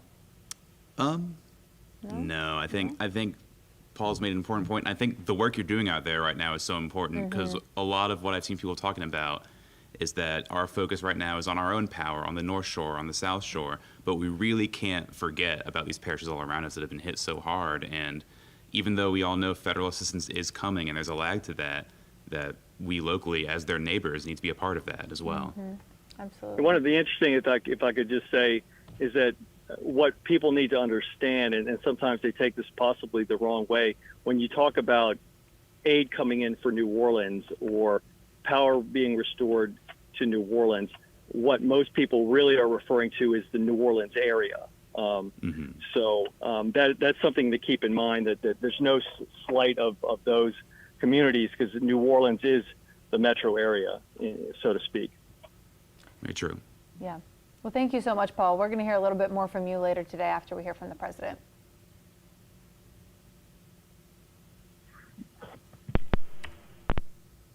All right, that was Paul Murphy reporting from Laplace. He is there. He's not actually physically with the president. There's a pool camera for that. So we're going to be hearing from the president pretty shortly, hopefully shortly, with what he's seen in Laplace. So.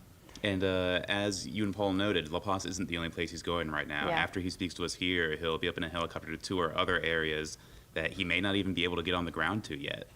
And you know, Paul made this great point, and Karen has made this point too. The symbolism alone of having the president here will hopefully bring some more eyes to Louisiana, because you know, right after Ida made its way through New York and New York started flooding, a lot of the national media attention shifted there.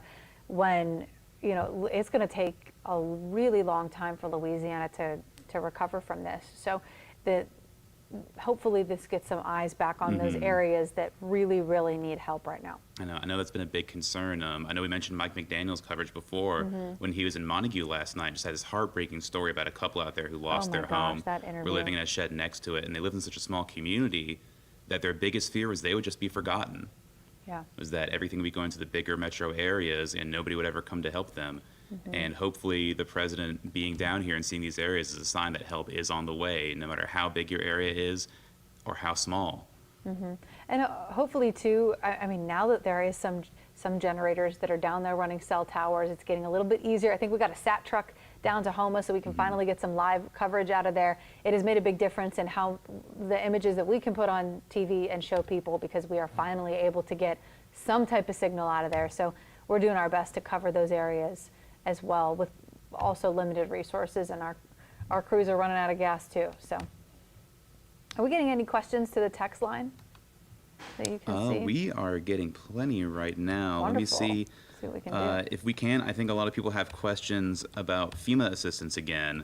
I know we talked about and we went over with Walter Leger, but a lot of them specifically, and let me pull up that information right here about the Transitional Sheltering Assistance Program, because a lot of people are asking about hotels they can go to, what is covered, what isn't covered in it. So the basics of it are, if your home was destroyed, if you had to evacuate, if your home is uninhabitable right now, even if it was completely destroyed, there's a good chance that you qualify for the Transitional Sheltering Assistance Program. And what that does is they will set you up in a hotel somewhere. It might not be exactly where you are right now, but they're working with hotels in several states surrounding Louisiana, and they will find a room for you and they will pay that hotel directly. Now, if you've been staying in a hotel or motel already, save those receipts because they might cover them as well, even if it's not one of the hotels they're working with. I mean, they know, that when you left town, you weren't looking up FEMA approved hotels. A list might not even have existed at that point. So I think having an expectation that people would go to a certain hotel when they're just trying to find a place to stay safely, I don't think is realistic. So save those receipts and they may reimburse you for those stays as well. You can apply for that at disasterassistance.gov. There's also a FEMA helpline at 800-621-3362. Again, that is 800-621-3362. And I'm trying to get, as Walter Leger was saying earlier, a lot of this might be covered. I know there's some displacement insurance. That might not be the right word for it. Sometimes your homeowner's insurance will have something like that. And there can be a blockage in there sometimes. If your homeowner's insurance covers that, FEMA will want you to go through your insurance first. And if they don't cover it, they'll want you to have it written, some kind of proof that they don't cover it before they do it. And I know he said the federal government and the White House are working to try and get around those rules, and he expects some progress to be made in the coming days. That this isn't something that'll be set up, next time a hurricane hits the United States. This is something they want set up soon in the following days. But for right now, if you have homeowners insurance, you may qualify for that insurance to cover your stay somewhere else. So you may want to call them before you call FEMA, because FEMA is going to ask about your insurance. Yeah. We did get an update from the mail service, from USPS, because I did reach out to them. We've been getting a couple people who've asked, when am I going to start getting mail again? I've got stuff that I'm waiting for. So I reached out to them just within the last 20 minutes, and they got back to me right away, because we haven't had an update since August 31st. And Albert Ruiz of USPS says, I wish I had something new to report. The attached press release that we sent out on August 31st is the latest information. As soon as I get anything new, I will send it out. And I'll tell you, this is the latest update here. Operations have resumed in the 705 to 708 zip code areas, but they're still suspended in 700, 701, 703, and 704 zip code areas. So they said that they're monitoring the conditions. They're going to work to restore as soon as possible, but there are a lot of people in this area who are not getting mail. And as you mentioned, it could have a lot to do with gas shortages. Exactly. Gasoline is few and far between right now. And it might be that the U.S. Post Office, they've been told to save that fuel for linemen, for first responders, for, for FEMA employees coming down to help people right now. So that may be the priority as far as gasoline. And that may be a big part of why they're not delivering in certain areas. Yeah, you're absolutely right. We also just got an update on power, specifically on the North Shore. Oh, okay. It's not new. There are no new estimates for when power will be restored, but CLECO is reporting that more than half of their customers in St. Tammany Parish have had their power restored as of 3 p.m. today. Okay, that's reassuring. Also, kind of in that same vein, looks like we just got an update about 6 minutes ago from Louisiana State Police, because they're going to do a controlled demolition of the damaged transmission tower from Hurricane Ida. At this time, the controlled detonation is scheduled to take place this afternoon, and they're going to be doing a 1,500-foot exclusion zone to keep everybody safe. So LA 48, Jefferson Highway, is closed between Brook Hollow Esplanade and Chrysler Avenue. I want to take a look at what we're watching, or excuse me, turn your attention to what we're watching right now. This is President Biden in Laplace. He is touring a neighborhood here and is expected to speak shortly. Right now, it appears as though he's walking around and talking to residents. And all these people you see, these are all pool cameras and reporters who are covering this. And the image that you're looking at is also, I believe that's from the pool camera, correct? Can someone in the booth tell me? Okay, this is the pool camera. So Paul Murphy is there, but is relying on the pool camera just like we are to get this information. So we're going to be hearing from him later. But there's President Biden right there in the white shirt. This gets confusing when everybody's wearing the same white fishing shirt, I'll tell you that, but there he is. And for people not familiar with the terminology, a pool camera is a dedicated photographer that follows, say, an event like this where the president is visiting an area, because we would want coverage on it. I'm sure people all across the country are watching this camera right now, and locally as well. So instead of having hundreds, if not thousands, of photographers following them around, there is a dedicated camera to make it happen that everybody shares. This is a really interesting tweet. This is coming from Matt Sledge. He is at our partners at the Times-Picayune New Orleans Advocate. He just tweeted, inside the Secret Service lockdown zone in Laplace, I'm in the front yard of a homeowner who is siphoning a foot of water out of his living room and waiting for the president to roll by.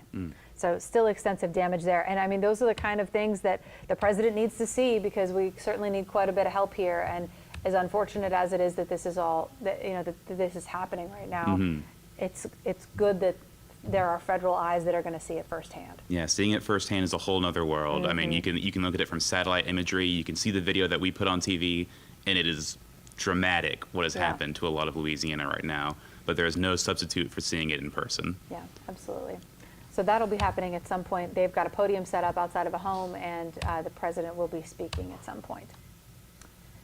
I'm taking a look. By the way, if you have any questions, if you've got any questions about anything that's going on right now, we're monitoring our Facebook Live comments. You can text us. The phone number's right here at the bottom of your screen, 504-529-4444. Let's see here.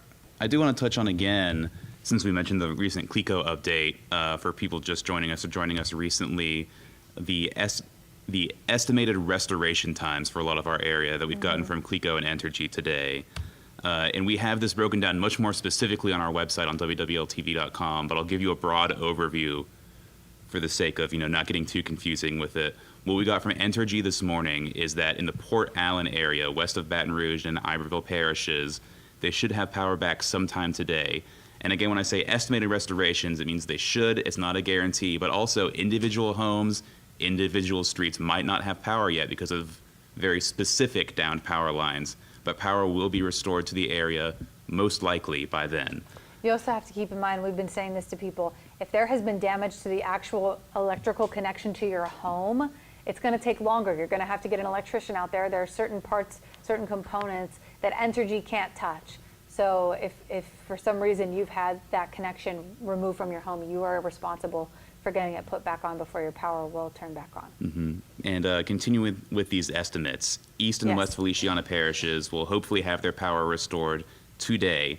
The New Orleans Central Business District, they expect to have back on tomorrow. The Metro Baton Rouge area will be back on by Monday, hopefully. Gonzales and parts of Ascension Parish back on by Tuesday, September 7th, as well as Denham Springs, Chalmette, St. Bernard, and the upper parts of Plaquemines Parish, they hope to have on by Tuesday, September 7th.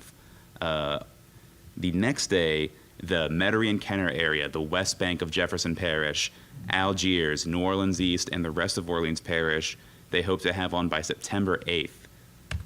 That would be Wednesday next week. And again, these are estimates. It's not set in stone yet. These are estimates, and it might not be for 100% of the area. Like we said, some specific streets, some specific houses may not have power back by then. But these are much better estimates than we got the day after the storm, before the assessment was completed, of course. I mean, they were saying in New Orleans it could be 4 weeks. Yeah. So to maybe think about everybody having power, well, most people having power back by the end of next week is pretty good. And we're hearing, I know people would want to know for areas in Terrebonne and St. John as well, some of the Bayou parishes and St. Charles Parish, some of the areas especially hit hard by the storm. We don't have estimates for them yet. They're still expected to be weeks out. They're still assessing the damage. And there are some places that they just can't get to yet. Yeah. That even if they know what the damage is there, they can't get their trucks out there yet. I want to reiterate what we're watching right now. This is a live stream this is a live feed from Laplace. The president is right there talking to people. He's on the front lawn of somebody's home right now. We know that there's been extensive damage in that neighborhood. This is in St. John Parish, and it's only the beginning of his tour today.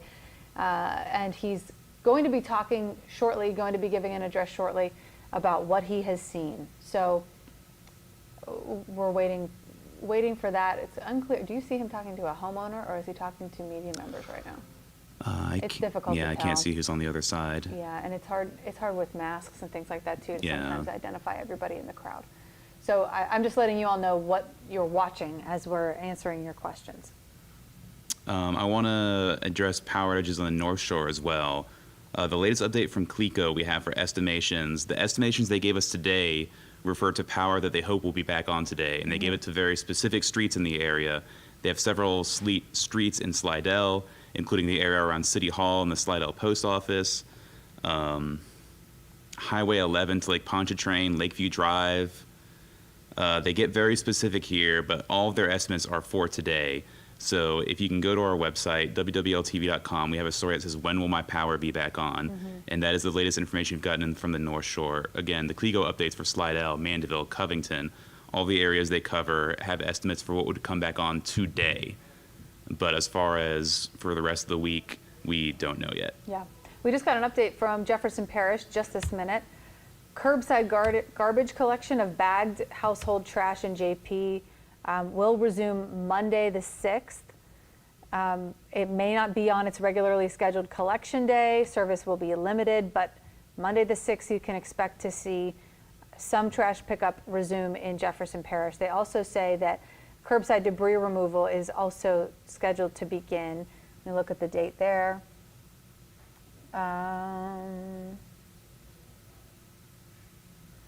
It doesn't say exactly when they're going to start collecting the big debris, but they do say that if you have spoiled food in your refrigerator, it needs to be removed from the refrigerator before you put anything on the curb. If you've thrown out your whole fridge or your freezer, you need to take the food out first, and you need to remove the doors for them to pick it up. Making it as light as possible for them. I mean, there will be crews out there. I know we've heard the crews operating so far are at about 25% staffing. Yeah.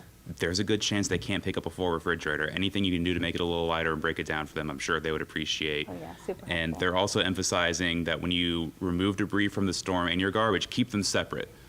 They'll be picked up by separate services. I think they're going to separate places, but it will make the whole process a lot faster. They'll be able to reach a lot more people if you can keep your debris and your garbage separate for pickup. We have an update from Danny Monteverdi. We just talked about how they're going to be imploding. I don't even know if imploding is the correct word for detonating that tower that fell, the transmission tower. You can also expect some more booms this afternoon. Danny says that crews are placing small explosives on a tower in Harahan as well, and it will drop the power lines entirely and allow them to take those power lines out of the river, which then will allow the river to reopen. So they don't have an exact time for these, but there are parts of Jefferson Highway and River Road closed right now as they work to take that tower down and also to detonate the one that already fell. And I know events like this, in typical times, you'd end up with a lot of people wanting to come see it. It's always discouraged anyway, but right now, especially with fuel so scarce and, curfews out on the streets and it being so hot without air conditioning or water for a lot of people, that it's not an event you want to go to right now. No, it's really not. And yeah, they're keeping people far, far away from that. What other? Are we getting any more questions from the text line? Let's see. I don't really see too much in our Facebook feed. We are monitoring the Facebook Live feed for questions, and we've answered pretty much everything that we can. Yeah, I see we have an update from St. Charles Parish when it comes to energy restoration. Parish President Matthew Jewell has been saying that St. Charles Parish residents, about 90% of them, can expect power within 4 to 6 weeks. That's a long time. Yeah. St. Charles Parish was hit very hard. Yeah, they were. There's a lot of damage out there, and it's going to take a long time to get everything back up and running. 4 to 6 weeks is the estimate right now. It's a long time. And you were saying, oh, it looks to me like the president may be approaching the podium soon. Okay, yeah, it looks like we might be hearing from him shortly here. You can see him lining up. I believe that is the current director of FEMA on his left, did we say before? Yeah, she's the Fema Administrator. Her name is Deanne Criswell. I know we've been getting some questions about the people that have been moving around with him, and since she's not a local official, a lot of people had not recognized her. Yeah. Just gave him such a warm welcome.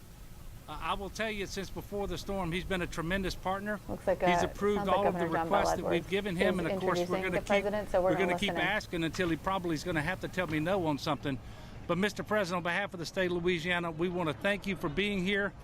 We want to thank you for your support, and we look forward to working with you to get all of these people fully recovered, get their lives right side up again, and whatever we can do to be better partners with you and with FEMA, please just let us know. And with that, Mr. President, it's yours. Thank you. Let me start off by thanking the folks here in this neighborhood for letting me come in and see what's going on. Councilman, thank you. Thank you for everything. Folks, look, I'm grateful for the governor asking me to come on down to visit and to see what visit, and I want to thank him for his leadership as well. You know, we just came from the Emergency Operations Center here in St. John's Parish, and we just walked this neighborhood. I'm going to finish walking it up that way as well. But the fact is that there's a lot, we just, to see just exactly what's happened on the ground, see what's going on in people's homes. A lot of people here, for example, because they don't have cell connections, are unaware of what available help there is right now to get them. The FEMA director and I were just talking to them. We're going to make sure we have someone coming through here, going door to door, letting people know what's available to them right now because they can't connect online. And with the governor and mayors and members of Congress, community leaders, all the folks that are here, we've been working together to deliver millions of meals and liters of water. And I know you all are frustrated about how long it takes to restore power. It's dangerous work. 25,000 linemen from around the country have come here to Louisiana to help. Crews from 32 different states are helping. And 2 of them lost their lives in the process of trying to get power back up. And we're working 24/7 with the energy companies who we met with the heads of today, and we're deploying even more federal resources, including hundreds of generators, and there's more to come to restore power as fast as we possibly can, faster than anything happened during Katrina. And we're also working on the cell phone with the cell phone companies so you can call your loved ones, call for help regardless of where you are, make sure the people you know and you love you haven't been able to talk to lately, be able to know whether they're okay. We're moving quickly to keep gas flowing to the pumps, including I've gone into the Strategic Petroleum Reserve. That's what's been set aside, the crude oil, providing flexibility for how many hours truckers are able to drive and transport gas and fuel, because there's a law in America. You can't drive for safety reasons beyond so many hours a day, but we need more movement of this fuel. And we're expanding the supply of gasoline that can be sold in the state of Louisiana. And there's much to be done. We're working around the clock with the governor and the elected officials here until we can meet every need you all have. In fact, reports suggest that some insurance companies may deny coverage for living assistance unless the homeowner was under a mandatory evacuation order. And so you paid your insurance premiums, you're supposed to get payments for additional living expenses in case of an emergency. Well, but the insurance companies are saying, no, we won't pay you what we owe. Well, we're putting as much pressure as we can. We know all the parishes that issued strong voluntary evacuation orders first, and many didn't have enough time to make that order mandatory as the storm moved so fast. And you know, even with voluntary evacuations order, folks felt safest leaving their homes in many cases. No one fled this killer storm because they were looking for a vacation or a road trip. So, Folks, they left their home because they felt that they had to flee the risk of death. There's nothing voluntary about that. And so I'm calling on private insurance companies, don't hide behind the fine print and a technicality. Pay what you owe your customers. Cover temporary housing costs and natural disasters. And help those in need. That's what we should all be doing now. And that's what we are doing. So far, we have provided, the governor's help as well, $100 million in critical assistance directly to people in Louisiana by putting $500 in their bank accounts once they've contacted us. That's what we're going to come back and let all you people know exactly how to do that. That'll happen. And secondly, as the governor's request, FEMA is helping with what fancy phrase, transitional sheltering assistance, meaning a place for you to be safely able to sleep at night and be secure, like covering your hotel bill. You're racked up because you couldn't stay at home during the hurricane or because your home is not livable now. We're making sure this kind of relief is equitable for those hardest hit. The resources they need have to get to them. And so no matter who you are, if you live in an affected area, please visit disasterassistance.gov once you're able to use your cell phone. Or call 1-800-621-FEMA, FEMA. That's 1-800-621-3362. And folks, Hurricane Ida is another reminder that we need to be prepared for the next hurricane. And superstorms are going to come, and they're going to come more frequently and more ferociously. I've been working closely with the governor and our colleagues in Congress in both parties on my Build Back Better plan that will modernize our roads, our bridges, our water system, sewers and drainage systems, and power grids and transmission lines to make sure they're more resilient. I walk through the backyards here. So many telephone lines are down. So many telephone poles are down. So many of the way in which we transmit energy is lost because of old wooden telephone poles. We know for a fact if they're underground, they're secure. Costs more money. We got to not just build back to what it was, put the same old poles up. We got to build back better. We got to build back more resiliently. And we got to make sure we do the same thing across the board. Think about how that $760 million West Shore project here in southern Louisiana will build miles of new levees, pumping stations, and drainage structures to provide protection for 60,000 folks in the area. It will change their lives in future storms. I told the governor that he has my full support, and I mean it sincerely, he has my full support to get this project done. And folks, I know you're hurting. I know you're hurting. I know the folks in Lake Charles, who I visited earlier this year, are still hurting from Hurricane Laura. I want you to know we're going to be here for you.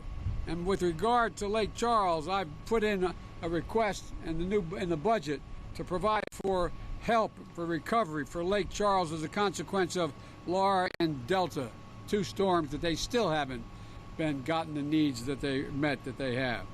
This isn't about being a Democrat or a Republican. We're Americans, and we'll get through this together. We just got to remember, we not only have to build back, we have to build back better than it was before. Better than it was before, so when another superstorm comes, it's not the damage done. So thank you all very much. I'm going to see the rest of the folks in the neighborhood here. But every time I'd walk out of my grandpa's house up in Scranton, Pennsylvania, he'd yell, "Joey, keep the faith." And my grandmother would yell, "No, Joey, spread it. Let's spread the faith, okay? Let's get this done together." Thank you. Thank you. All right, want to walk up here? All right, you've been listening to President Biden address the residents of LaPlace in that really hurricane-ravaged neighborhood, going door to door and acknowledging. It must be quite a surprise to some of those residents, unless they were, warned of his visit ahead of time by the Secret Service, presumably. But otherwise, he's saying these residents are truly, literally in the dark. They don't have cell phone coverage. They don't have power. They don't have internet access. So they don't know what help is available. And so the president himself going door to door, and he said that FEMA will continue to do so in the days ahead to let people know face to face, this is what you need to do because they don't have the cell coverage. And reiterating, as he did earlier elsewhere in Louisiana, saying, we are working to get the cell phone connectivity fixed and to try to repair the downed lines as fast as we can, working 24/7. So we will update you more on the president's visit, in just a moment with this special edition of the Eyewitness News at 4. From WWL-TV, this is continuing coverage of the Hurricane Ida aftermath.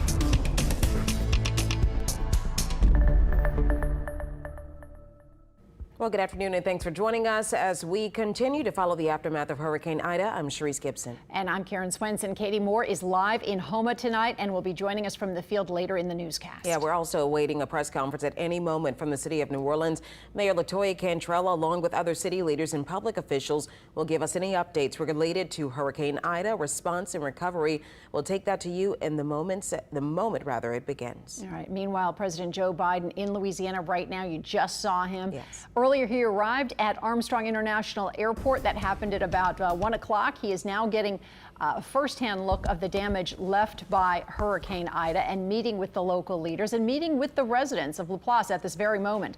The president and members of his administration have been in contact with officials all week long. And then after arriving, he went right to Laplace, which is where we find Paul Murphy right now. Paul. All right, we're having a bit of an issue getting in touch with Paul, but we'll get to him in just a moment. But again, this was shot, Sharice, just a few hours ago. Cedric Richmond there, he has never played a more important role in the state of Louisiana as he does right now. Yeah, and it's actually sort of a blessing to actually have Cedric Richmond, of course, who has that New Orleans connection, working alongside the president. The president was touring some of the communities that were most devastated as Hurricane Ida, of course, battered the coastal parishes and the river parishes as well. The president met with local leaders a little bit earlier. We streamed that live on our Facebook and our website, also here on Eyewitness News. Speaking with leaders over in St. John Parish, Jacqueline Hotard and Matthew Jewell over in St. Charles Parish, speaking with all of the leaders of the parishes that have been severely impacted by Hurricane Ida and who are facing some of the worst damage. And we know that some power outages there are still holding on and they could last about a month.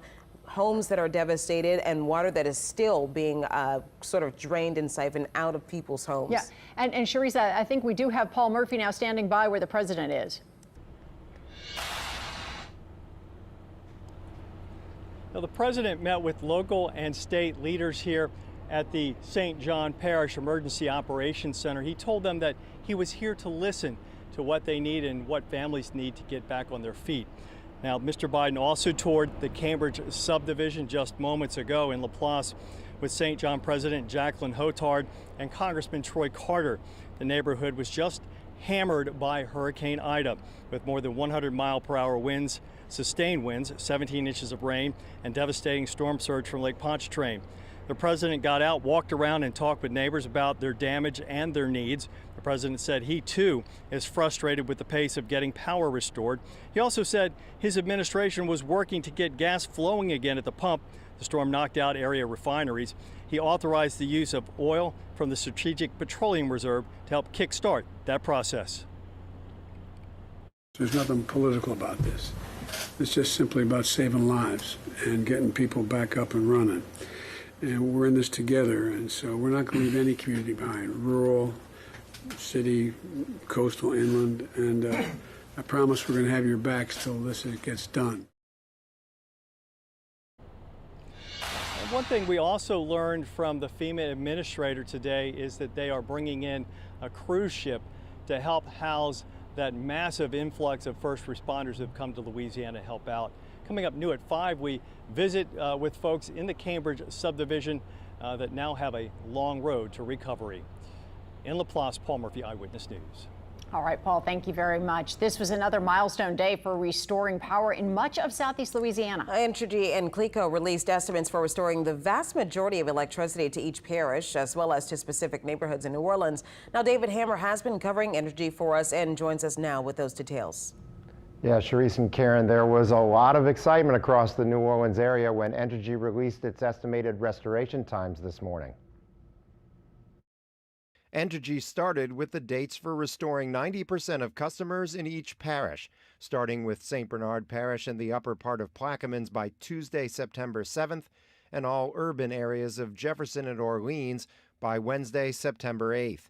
Then Entergy listed specific neighborhoods in New Orleans, promising the vast majority of the following areas would be back on today: the CBD along Poydras, Carrollton, Holly Grove, Gert Town, Fontainebleau, Audubon, and parts of Uptown. For tomorrow, they said the power would be back on for most residents in these areas: Canal Street, downtown, and up through Mid-City, Bayou St. John, North Broad Street, the Warehouse District, the Lower Garden District, St. Thomas, Lakeview, Lakeshore, Lake Vista, around City Park, Pontchartrain Park, and Paris Road in New Orleans East. Entergy promised restoration by Sunday for other areas around Audubon, Broadmoor, Central City, Dillard, additional parts of Uptown, and large sections of New Orleans East. Entergy's John Hawkins said the restoration process depends on how quickly they can get transmission power to substations, then funnel it down to the distribution system he runs. Remember, as we're working with our transmission team to get sources into every substation, that helps to drive where we have power availability. And as we have scouts out there assessing the damage, we have crews making repairs in parallel, simultaneously. So once we do have a source into a station, we can start bringing on customers. Entergy said most sections of Gentilly, St. Roch, the Marigny, and the lower 9th Ward would be on by Monday, and large sections of New Orleans East might have to wait until Tuesday. Finally, Entergy estimated that neighborhoods outside the levee system in New Orleans may have to wait 3 weeks for power until September 25th. Karen and Sharice. All right, David, quick question for you. I know that people are excited about the estimated restoration times, but how much stock should we really put into that? Well, they're saying that those are the times at which 90% of the people in those neighborhoods would have the power back by that point. So that's something you can put stock in versus what we've been seeing on the map on Entergy's website, which has not been reliable, and they acknowledge that today. Yeah, I was going to say some people on the map said that the maps showed that their power was on, and they went home and the power was indeed not on. So. And the key thing here is that, you know, if there's some kind of issue with bad weather coming through or something, that could delay things. But what they're saying is this is their best estimate for 90% of the power to be restored in each of those neighborhoods. And also there's the issue, Devin mentioned earlier that you may have, Hurricane Ida might have actually damaged something within your home that is stopping the electricity from flowing through. So entirely different issue. And they pointed out that if the like weather vane looking thing that brings in the power on your house is damaged, that's up to you, and you have to actually bring in an electrician before they can get the power back into your house from their side of things. Hopefully that is not the case for a lot of people. Yeah, right. All things being equal though, do you think these are conservative estimates? They seem to be conservative estimates, and they seem to be at the same time much quicker than a lot of people were expecting. I think that people are relatively happy given that they were thinking about potentially weeks when we first came out of this. Indeed. I know that we had some people working on houses over by my parents, so let's see if it happens. David, thanks so much. We also have an update on power restoration for CLECO customers. More than 43,000 people now have electricity, and the company has provided updates for when more people will get power. CLECO also says power will be restored to most customers before the weekend. Now, right now, according to CLECO, the only people without power on the North Shore are residents living in St. Tammany and Washington parishes. And if you get power from Washington St. Tammany Electric Cooperative, that company says that all delivery points and substations are energized, and that means only individual feeder lines now need to be repaired. So that is a good sign. Here is a look at the outages there. St. Tammany has just over 16,000 power outages left. Tangipahoa and Washington Parish combined have about 7,400 outages. Well, most of the worst issues related to power outages are because of a transmission tower that fell, as David mentioned. And this afternoon, the company plans to bring what's left down. Danny Monteverdi joins us now. They're from the site of that collapsed tower, and I was looking at some of your tweets, and you're kind of warning us about some potential booms. Yeah, that's right, Karen. That could be happening later this afternoon, or will happen later this afternoon. Just to give a point of reference where we are on Jefferson Highway and Hickory. I'm going to step out of the way here, and we'll take a look at what is happening right now. The tower in the distance, you can see there is a crane with a basket, and our understanding is that the crew in that crane is putting small explosive charges, dynamite basically, on on parts of the tower. Now, our understanding is the tower itself is not going to be demolished. The idea is to essentially get the rest of those lines down. In a perfect world, those lines would be stretched across the river to the west bank, but as we know, the tower over there collapsed, and now some of those lines are draped into the river. That means the river is closed right now, no commerce on the river. So the goal today is to dynamite the points where the wires attach, the lines rather attach to the tower, drop those lines and get them cleared out of the way. We don't have an exact time of when that will happen, but around 3 o'clock is when they began to shut things down around here. We're told everything should be done by 7 o'clock. Now, there is a 1,500-foot exclusion zone in this neighborhood of Harahan. Right now, there is not really a soul on the street except for police officers from State Police and Harahan Police who have got traffic shut down and are keeping people inside. There were also some buses that earlier today took away people who wanted to be removed from the area. Otherwise, the orders right now are to stay inside. Jefferson Highway is closed between Brook Hollow Esplanade and Chris Lauer Avenue. River Road is also closed in those same areas. And so again, at some point this afternoon, there's going to be a warning signal followed by a blast signal where those charges will ignite, those lines will drop, and then in a short time after that, they will be removed and cleared from the river, which will be, again, to open the river to commerce again. And then finally, there will be an all-clear signal given.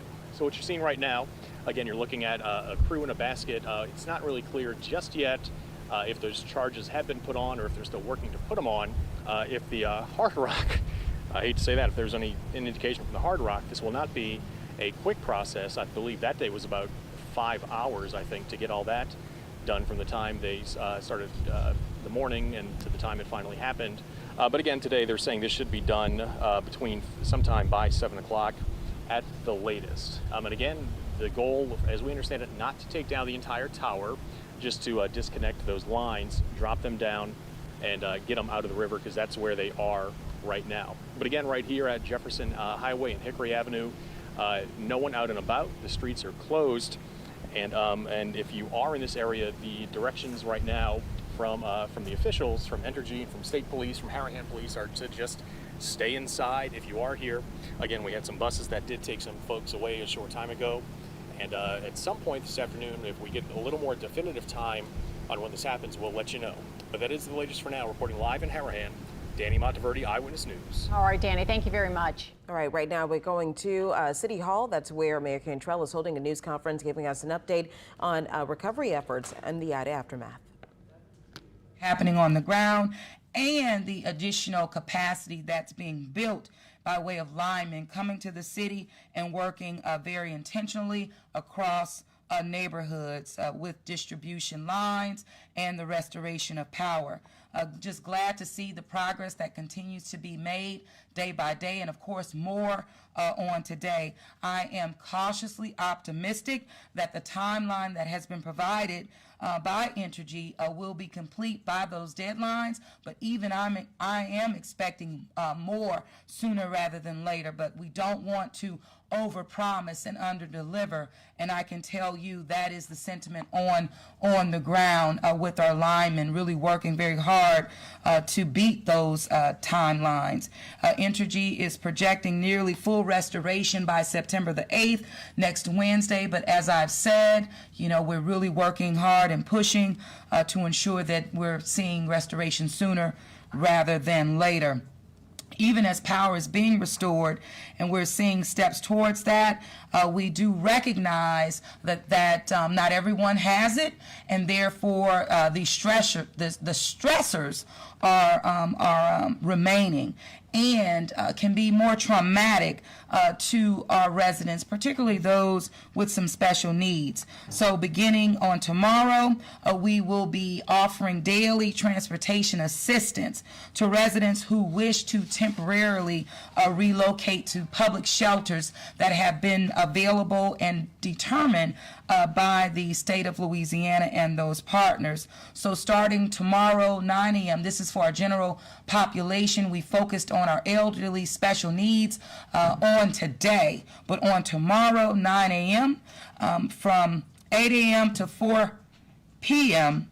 daily for all those who are interested in voluntary movement being transported out of the city of New Orleans.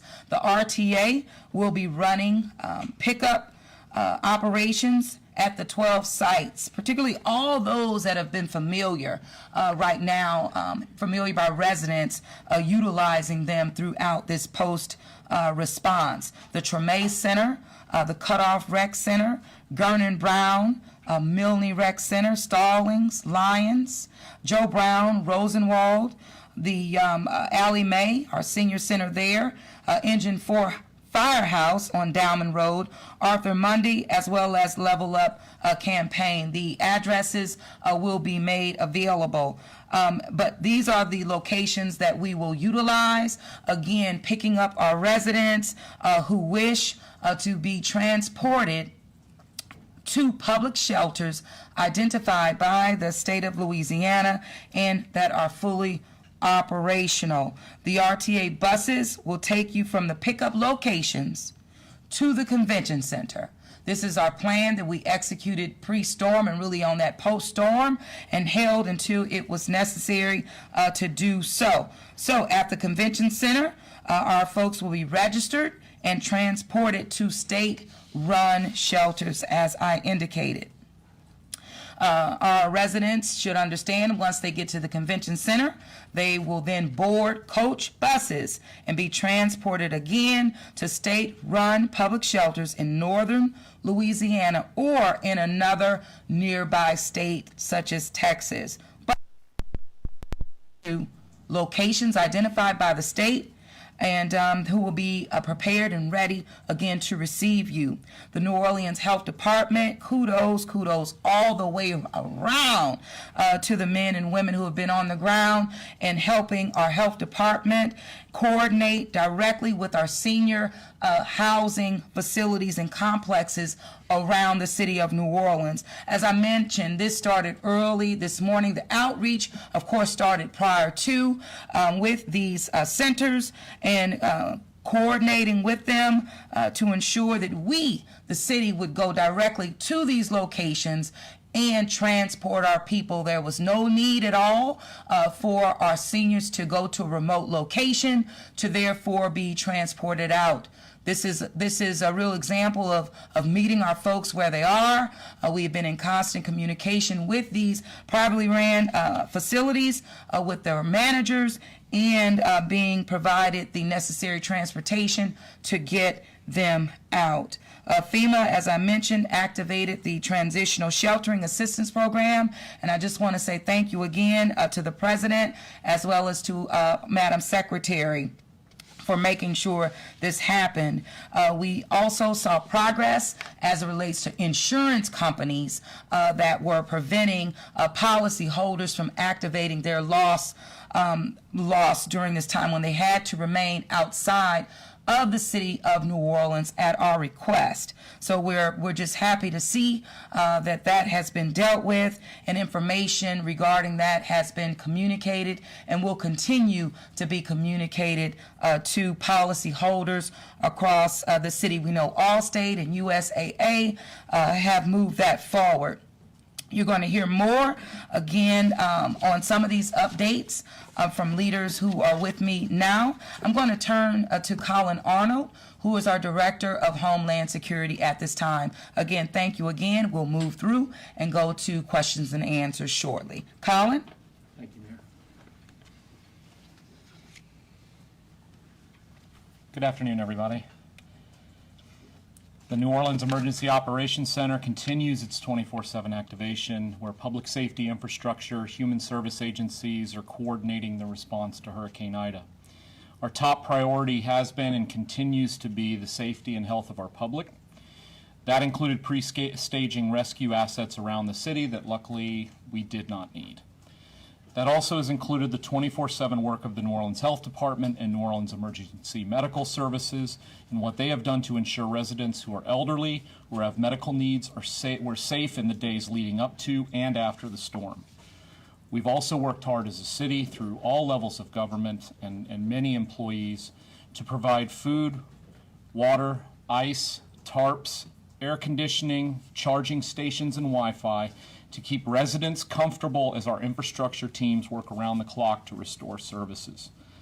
While we are certainly encouraged by the progress that has been made to restore power, we also realize that for some, facing another 4 or 5 days of power outages may be difficult.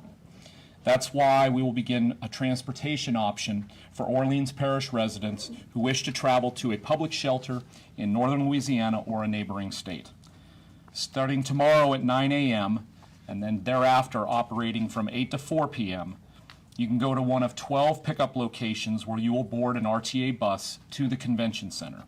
From there, you will take a motor coach bus to a state-run shelter outside the area.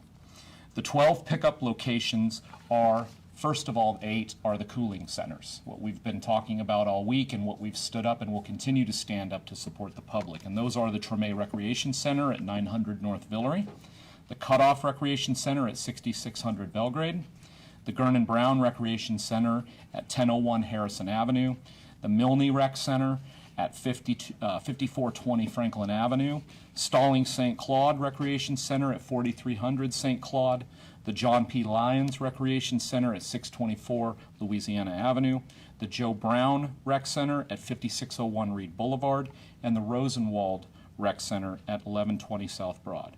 We'll also expand out and add 4 more to cover cover the geography of our city and make it more accessible to those, again, who wish to go for a few days and go to another shelter outside the city. We've added Allie Mae, the Central City Senior Center at 2101 Phillip Street, the Engine 4 Firehouse, that's at 6900 Downman Road, the Arthur Munday Rec Center on the West Bank at 1111 Newton Street, and the Level Up campaign at 1123 La Manche in the Lower 9th Ward. If you're a pet owner, you can bring your pet with you. It will be sheltered in an animal shelter near your shelter. They're co-located. The New Orleans Health Department is actively coordinating directly with senior apartment buildings around the city, and residents in these facilities will be able to board a bus directly from their residence without going to a pickup location. If you live in a senior apartment and you want to access this shelter transportation, please call 311. The shelter service will be limited to about 2,300 people per day in the city. So if that max is reached before 4 p.m., we'll send a text through the NOLA Ready alert system, which you can subscribe to by texting NOLA Ready to 77295 to inform everyone. If that's the case, come back the next day. And we'll continue this as long as there is demand and as long as people want to do this or until power is restored. As a reminder for anyone considering this service, you will be going to a congregate shelter either in the northern part of the state or in a neighboring state. You'll have a cot and a blanket and food and services. This should be reserved, really, I have to say, for the people that really are vulnerable to heat and really need this. If you're young and you're able-bodied, I'd encourage you to reserve this service for others, as they might need it more. The last thing I'll say about this is I really appreciate the planning and coordination across multiple agencies throughout the week to make this plan a reality. While I'm at it, I'll also say, for anyone that wants to use this that can't get to a cooling center or one of the 12 locations, courtesy of the Mayor's Office of Transportation who coordinated this, Uber and Lyft have agreed to give free rideshare rides to cooling centers to hop on the RTA bus to utilize this service. If you utilize Uber, the code is IDA Relief 2021. That's IDA Relief 2021 if you use Uber. And if you use Lyft, you use code IDA Relief 21. That's Ida Relief 21 for Lyft, and we really appreciate both Uber and Lyft for offering this service, something we started really working with them prior to hurricane season last year, to develop a partnership that would make this transportation work. We've adapted our city assisted evacuation plan. This is not an evacuation. This is an opportunity to be transported to a shelter if you're tapping out. I mean, if you're saying, I've had enough and for the next 4 or 5 days, I'm done. But I'm telling you that from the perspective I can speak for everybody up here, we're going to continue to provide the services we've been providing. We're with you. We've been without power and without water, and we've had our share as well, and we feel it, But I'm telling people to hang in, because we're going to get through this. It's a couple more days, and we can do it. But especially if you're vulnerable, if you're elderly, and you have that, issue maybe with heat over the next few days, this is a viable option for you. We know now, and we have known, rapidly intensifying hurricanes like Ida make that city-assisted pre-storm evacuation very difficult to try and pull off on the timeline. And I'm afraid to tip my head right now because I'm afraid of the information that we've gotten that will fall out. My head is so full right now about how we want to look at hurricane season with these rapidly intensifying hurricanes. There's a better way to do this. Evacuation will always be a part of what we do here for major hurricanes, but I think what you're seeing here is a levee system that worked, a water and drainage system that worked, and that has some resilience, and a population that's got a whole hell of a lot more resilience. And we can do these things, and we can continue to be resilient and survive these hurricanes without completely fleeing.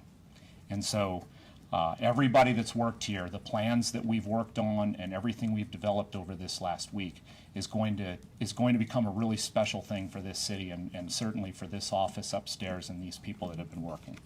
So with that, I truly appreciate what I've seen in the community all week, neighbors helping neighbors, and that is what makes this city what it is. It's home. And so we have a lot of opportunities for people to get involved with Ida Relief. If you're at home and you're sweating, you can volunteer with us. The convention center has power and air, and we're going to be helping people if they want to go out of town for a couple days. Whether it's donating money to a registered charity, which is the primary way to do this during a disaster, or helping volunteer with us. Our website's up, ready@nola.gov. We're scratching to find people that want to help us through the rest of this week and next. And you can help your neighbors during this hard time. And I will just say one more time, hang in there, because we got this. Thanks, Mayor. Thank you, Colin. Thank you. Ramsey Green, Deputy CEO of Infrastructure. Thank you so much, Mayor. Thank you, Colin. Incredibly well said. As Mr. Rogers once said, find the helpers, be a helper, support your neighbors during a very difficult, though inspiring time. Our joint infrastructure folks, whether they work for the RTA, the Sewage and Water Board, DPW, Parkways, Entergy, everybody is working their tuchuses off to get this city ready for those who are out of town and those who are here. I'm going to start with some updates from telecommunication companies, because as power comes on, so many people are working from home. They think they're all set, and then suddenly they have no internet, and that's frustrating. So a couple things. One, the wireless carriers, AT&T, T-Mobile, Verizon, are operational. They're assessing outages and addressing them. Carriers are opening their network to allow roaming from other networks to reduce drop calls and outages. Verizon is providing customers with an unlimited talk, text, and data through September 10th. AT&T is providing customers with unlimited talk, text, and data through September 14th. Cox is not operational. They are dependent on power in order to restore internet and cable. And at the city's request, big thanks to Deanna Rodriguez and Sandra from Entergy, who are coordinating very closely with Cox to ensure that they're communicating when a neighborhood comes on. Cox, come on in and do your line of work. Cox has assessed 850 miles of network facilities, of which 20 miles were found to be damaged. They plan to complete their damage assessments by Sunday. As Colin and the mayor said, just to clarify, phone charging stations have been deployed to all North Sea cooling centers, which are hub locations for the city-assisted transportation to state shelters. Thanks to T-Mobile, Verizon, and AT&T for providing those charging stations. We continue to deploy more charging resources and Wi-Fi assets since they are high demand. And public Wi-Fi is available at all North Sea cooling centers. Again, that's the hub of all the spokes to get out of town if you want to participate in the city-assisted transportation to state shelters program, CATS. Sewage and Water Board.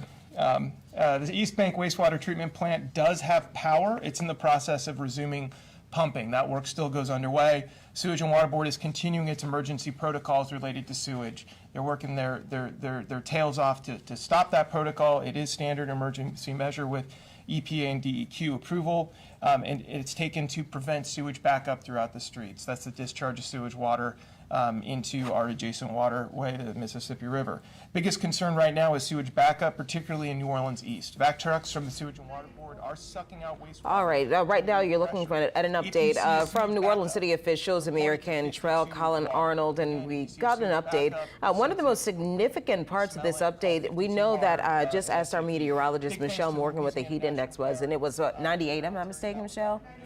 94. It's 94. So she says it's 94 right now. So obviously it's a lot of heat for people who are still waiting to get that power turned on. So they're now operating to get people who want to leave the city, who cannot stand to be here within a hot home, an opportunity to go to a shelter via the RTA bus.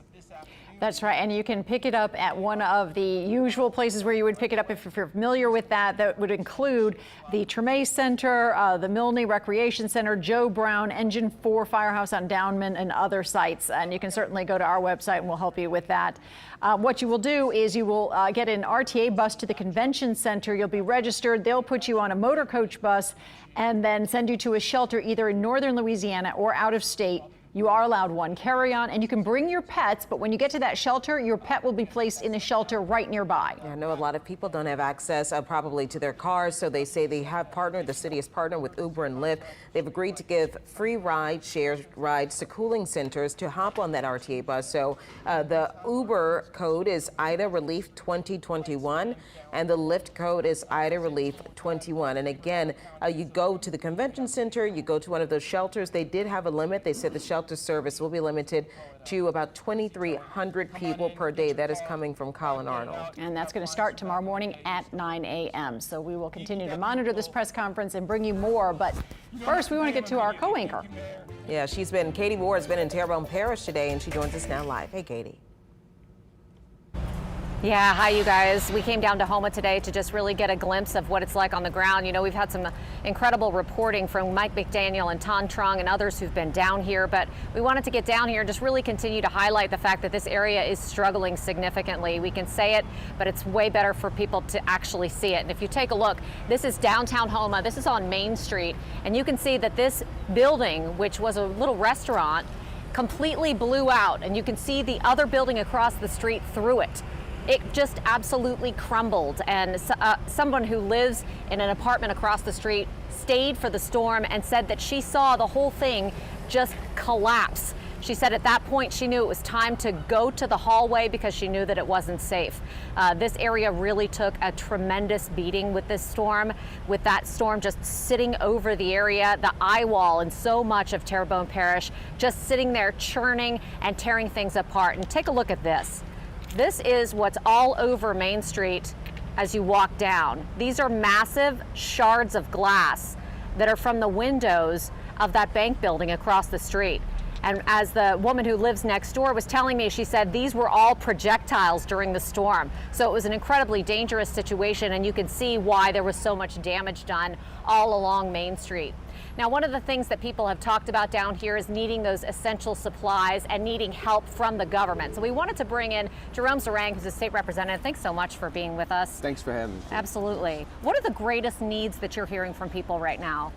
Well, like a lot of areas that have been impacted by the storm, the need for water, ice, fuel. Fuel is really important, both for the first responders and the people to be able to provide the needed support to get the people back up and running. And you've been down the lower port of the parish.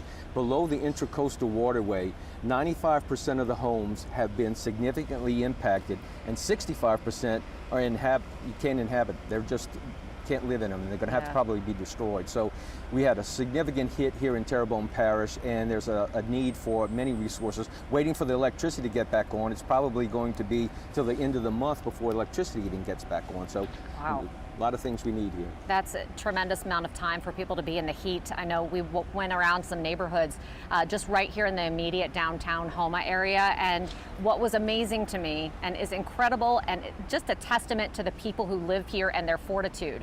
But you see so much damage everywhere, and people already have their blue tarps on their roofs. They are ready to go. They're ready to roll. Yes, through experience, unfortunately, because we're very resilient here, and we've been through storms before, and we're going to pick ourselves up and work, but we do need the resources, both the fuel, the water, the ice, the electricity, the support, the infrastructure that is needed, but also below the parish. We sat on the eye wall, and before it turned, consistent 120 plus mile-an-hour winds for over 3 hours that were clocked in this area. And the shards of glass that you were seeing, you can imagine at 130, 120 miles an hour, the impact and the destruction here in downtown Houma is significant. But when you go to lower portions of the parish, it's even more impactful than so on is. Yeah, the area's just completely wiped out. I mean, no homes, even livable in certain areas.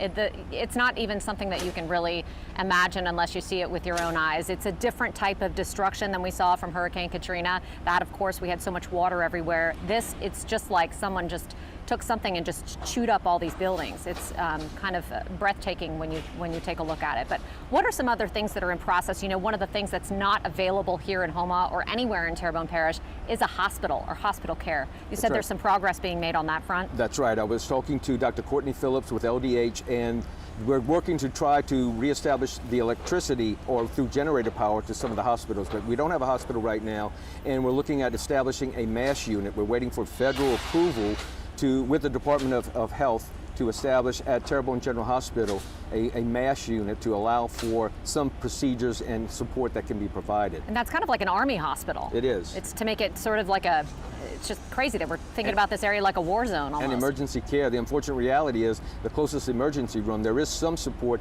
in Thibodaux, but that's 18 miles away. But we're desperately need services. Chabert Hospital is completely out, and it's going to be out for a while. Terrebonne General, we're hoping within the week we can get it in a position until we won't necessarily need the MASH unit, but we're providing some support with that. When we went out to the neighborhoods, one of the things that a gentleman told us, he had a bunch of trees down. They were on his house, but they didn't penetrate the roof. It was amazing. You hear about all these little miracle stories everywhere where homes survive, people survive, despite being in the most precarious of positions, and his trees were all over his house, and he was saying some crews were coming around wanting to charge him $1,600 to remove the trees from his house. Is there any help for people to have chainsaw crews or anything coming around to help remove all these trees? Well, the unfortunate reality is people will try to take advantage of the situation, and we're reminding folks to please not pay a contractor in advance. Pay them after the services are rendered. Take a picture of the guy, take a picture of his license plate, his driver's license, or whoever is doing the work for, trying to get some assurances that they're going to perform it. But there are people who are taking advantage, but there are some contractors who are providing some support. And we're working with the Department of Transportation to remove the debris as quickly as possible. The parish is doing a great job as much as they can to get the resources. I was over at EOC, and in addition to clearing out the streets, we're working on providing some housing, temporary housing, to allow people either through hotels or others or in place, get their house to where it's in a position to at least they can live in it. So there's a lot of resources directed to try to get people back as quickly as possible, but we can't do it unless we have the gas, the fuel, the water, and the electricity in place to really provide what people need. So the gas, fuel, water, and electricity, and then again, we're not seeing a FEMA trailer situation during the storm, you don't think? Not at this point, we haven't seen any. Okay. I'm not sure if we will. Okay. They seem to want to get people back into their homes get their homes to a level that they can actually live in them and keep them in place. But the unfortunate reality, as you've seen down the bayou, getting them in those most of the homes, again, they can't live in them, or they're going to have to be destroyed. So there's going to have to be some accommodation for the people, especially in the lower portion of the parish, and even in Terrebonne, in the upper portion of the parish as well. Lafourche Parish as well has been hit pretty hard. Yeah, it's just you know, something that's going to take some time to recover from, and you know, it's amazing to hear all those human stories of people helping each other. We saw neighbors helping each other out with the tree situation. This gentleman was walking around just saying, you know, how can I help you? How can I help you? And he was, you know, just helping people cut the trees down, and because his house was taken care of, and you know, it's just people giving each other a hand. And that's what it's about. It's the culture, it's the people who live down here. We know we can live through it, and we'll get through it, and we'll get through it with our the support of each other. But it's amazing the outpouring of support outside of the state, or even in other parishes, bringing in supplies, bringing in water, bringing in fuel, and wanting to help, and that's important. And it's really going to provide a lot of what we need, but ultimately, until we can get that major influx of resources, it's really going to make the difference. And anything that you want to tell people who are still evacuated? Do you think a lot of people have already come back and checked out their houses? Well, some have come back. When you look at the lines to get gas, or looking at the traffic, and that's the other aspect of it, without electricity, the traffic lights are causing some problems, which are a problem for the first responders. But obviously, people want to come back and see their homes and try to do what they can to get back in it. So we're encouraging people to come, if they come back, or if they can stay where they are and they have electricity and water and they can stay there, it's probably better for them to stay there at least a week or two or more until we can get more of the infrastructure in a position that can support people coming back in. Okay, so a week or two may be the best bet for coming back down. Yes. Okay. Jerome Zarang, thank you so much for being with us. Thanks for having us. We appreciate it. Bye-bye. So again, just to recap, you know, those 4 things that everybody's looking for: the gasoline, they need water, they need power, and you know, they need just hospital care in areas like Terrebonne Parish, which those things are either non-existent or in very short supply right now. So officials all over the Bayou region are encouraging people maybe just to wait it out a little longer at their evacuation sites, or if you do come in to check out your property, just come in, check it out, and then head back to wherever you have a safe location that you can stay that may have those comforts and basically basic city services that you really require to stay for a longer period of time. So that's going to do it for me right now in downtown Houma. Let's head back to you in the studio. The destruction there is just incredible to see. Katie, thank you so much. Oh, there's more fallout today from the story we broke yesterday about 4 nursing home patients dying after being taken to a leak-in, poorly equipped warehouse in Independence. State officials eventually jumped in Thursday to move more than 800 of those patients to hospitals and other facilities scattered across the state. Well, today, investigative reporter Mike Perlstein obtained an exclusive interview with a nurse who was there for the ordeal. And Mike, what did you have to say? Well, Karen, the scene that this nurse described was just horrifying, with patients packed like sardines on mattresses on the ground, and even as the roof began to leak, supplies like food and water ran out. They kept rolling in more residents. I'm like, oh my God, and we had to keep pushing the patients over tighter and tighter to fit everybody in. Now, I'll have a lot more at 6 o'clock about what that nurse experienced and how she felt powerless as conditions for the patients deteriorated, all the way to the point of death for 4 of them. We look forward to hearing it, Mike. Thanks so much. Well, stay tuned with us here on Eyewitness News. We have more special coverage of the devastation left by Hurricane Ida when we return.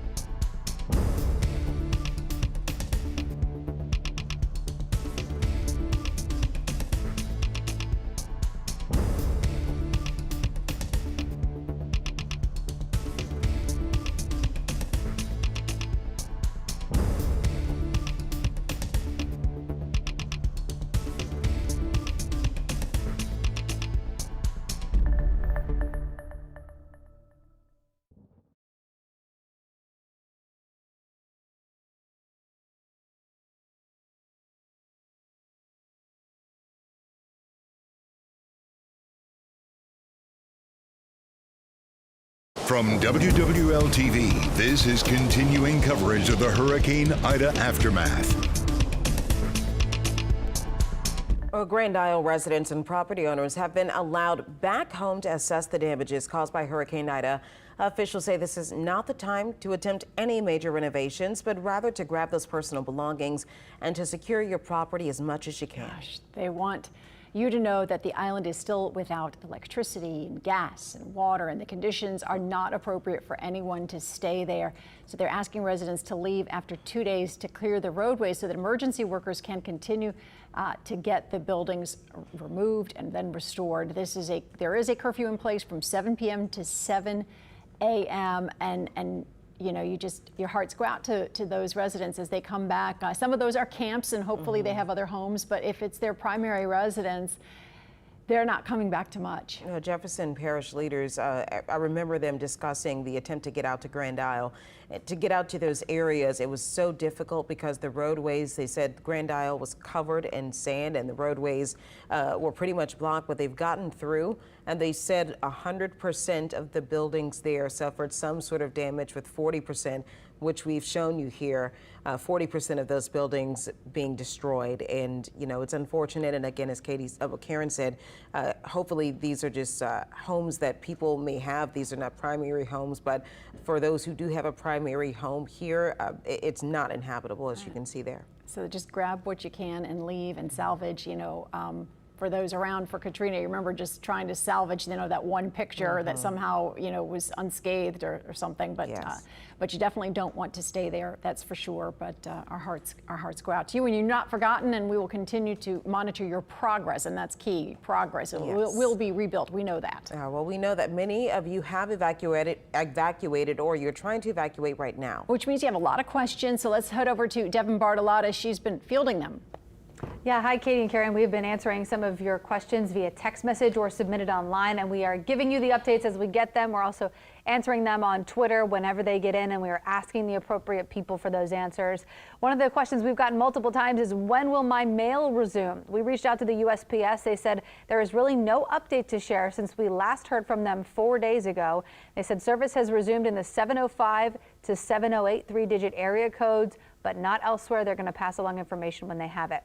Can I have food delivered to me if I can't leave? The short answer to this one is no. We reached out to Second Harvest Food Bank to ask if they're doing any door-to-door distribution or know of any. They said that while there are a ton of food giveaways throughout New Orleans and they're delivering to senior centers, there are no door-to-door food giveaways happening right now. The best bet on this one is to ask someone to bring some to you. Can I drive into the city after curfew if I'm coming back into town? The mayor's office says that while they're not stopping anyone from entering the city, they do caution people that it's not really safe to drive at night because it is so dark out there. They're urging people to try and arrive back in New Orleans or really anywhere during daylight hours. We also got some information on applying for Fema Assistance as well as emergency unemployment benefits today. You can find all of that information on our website. We know it is complicated. We're doing our best to keep all of that ironed out for you. Also important to note, mental health help is available right now. If you need someone to talk to, you can do it for free right away, 24 hours a day. Louisiana Healthcare Connections has set up a line. That phone number, 866-595-8133. The number for the National Suicide Prevention Line, 800-273-8255. An auctioneer is also doing telehealth for therapy if you are an auctioneer patient. We've stripped down our parish by parish information so it will load more easily on your cell phone with limited service. You can text the word home to our phone number, 529-4444, and we will text you information about your parish where you live. That is all for the evacuee desk for now. Karen and Sharice, I'm going to send it back to you guys. All right, thank you very much, especially for sharing those mental health resources. Officials are working to get disaster food assistance approved in the aftermath of Ida, and they say if you're interested, it is best to pre-register right away. You'll have to do that online at the website you see there on your screen. I'm assuming we're going to have that on our website as well. Well, they say they've also upgraded the system, so if you've registered before in the past, you'll have to register again for Ida. Regular SNAP recipients are not eligible for DSNAP, but if you are eligible for additional benefits, they will be loaded on your card automatically. So as we've seen, thousands of our friends and our neighbors and family are in need of food and water and shelter in the wake of Hurricane Ida. Well, WWL-TV is partnering with the United Way of Southeast Louisiana to make sure people in Jefferson, Orleans, Plaquemines, St. Bernard, St. Tammany, Tangipahoa, and Washington parishes get the help they need. And a few of our friends from the Black and Gold have joined the cause by donating and spreading the word. Take a listen. Why give? Because we're the New Orleans Saints. And this community, this New Orleans family, is a part of us. We give because we have to stick together in our times of need. Why we must give is to be able to provide opportunities and resources to the people that are in need. We're partnering with the United Way of Southeast Louisiana and WWL-TV to raise funds for Hurricane Ida relief to keep dollars local, right where the impact is needed most. Trust us, we're giving too, so we can get help to our most vulnerable families. When I think about why give, I believe to whom much is given, much is required. And so we've all been given much. No matter how much we have more than somebody. And so the best way to help someone is to give from what you have.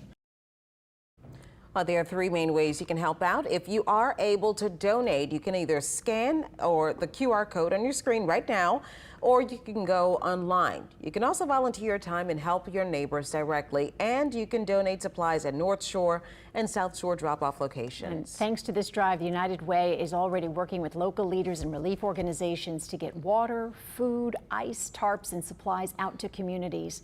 More details on how to get involved can be found at www.unitedwaysela.com/Ida relief.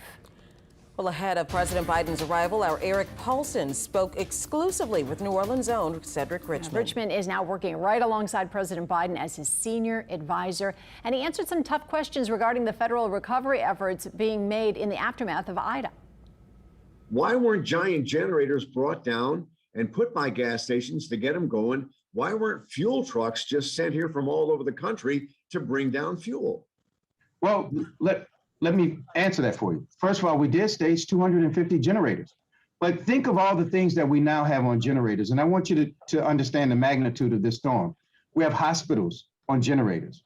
We have, and we know with COVID, the increased pressure on hospitals. Yeah. We have generators on all the cell phone towers so that they have power so that we can keep communications as best as possible. So that's hundreds of towers that we need generators for.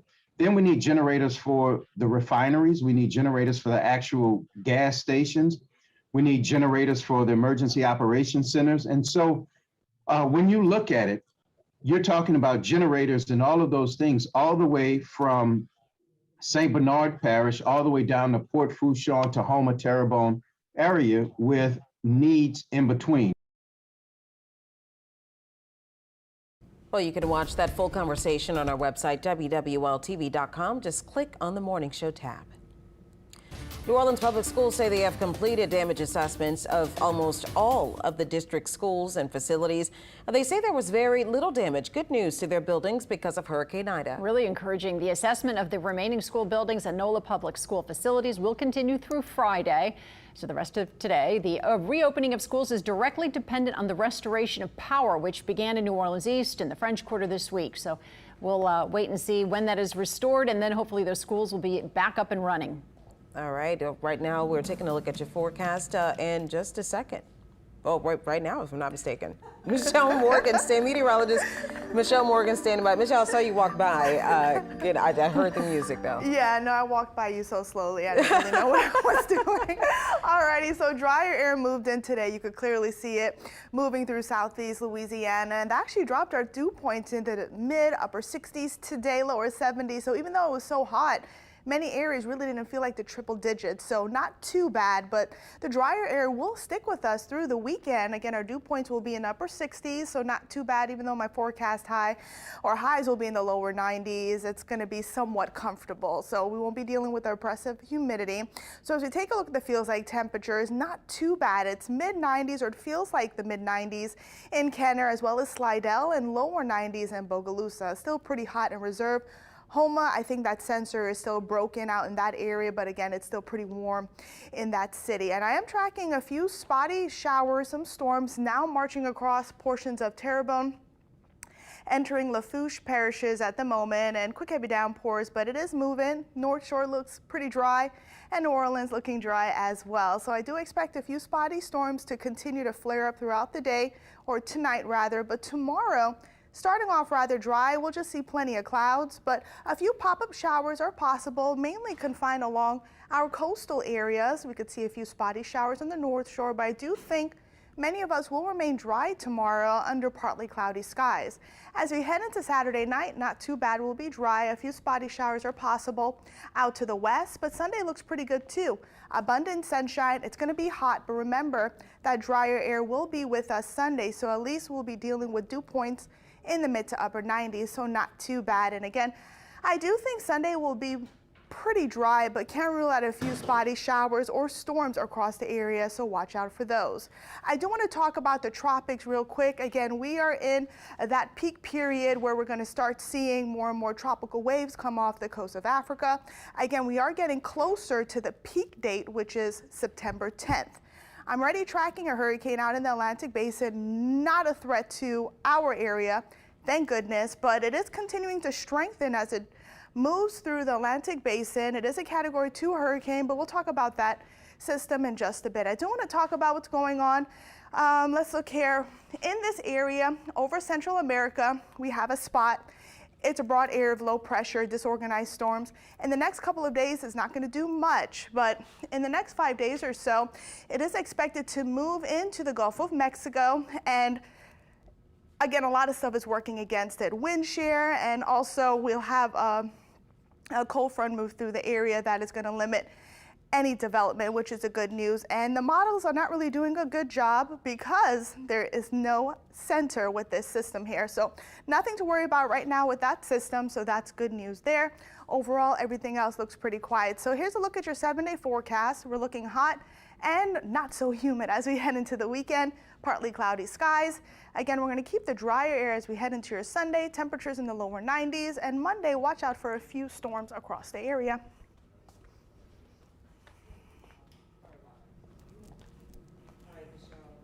Okay, you can apply for federal assistance by calling the number on your screen, 1-800-621-3362, or you can visit the website disasterassistance.gov. We posted the link on our app and on our website, WWL-TV.com. And we are keeping track of which businesses are open in New Orleans. Text us the word open to 529-4444, and we'll send you a link to this list. You can, if you also find one out, you can help us out and tweet with the hashtag OpenNOLA so we can add it. All right, we want to make it easier for you to find information for your area. Take a look at I think we're having an issue with Sharice's mic, so we want to make it easier for you to find information for your area. Take a look at the screen and find the number next to your parish. Text that number to 529-4444, and you can get specific information like road conditions, etc. We're going to take a quick break. Be back with the 5 o'clock news.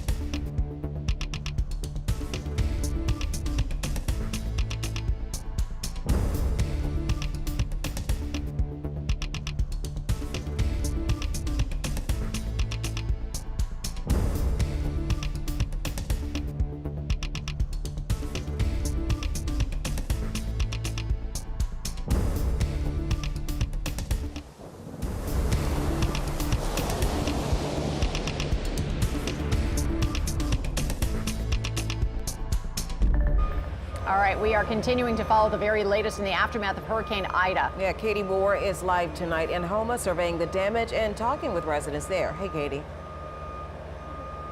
All right, hey guys, yeah, this certainly is a very active recovery scene, and you know, we're going to have a lot more from what we saw when we walked around for you in just a few minutes. But this area is still very much in need of coverage, still very much in need of relief supplies, gas, ice, all of those things, including food, which is what we heard from a state representative just a little while ago. So I'll have much more for you in just a few minutes. All right, thank you very much, Katie. We'll check back with you in just a few moments.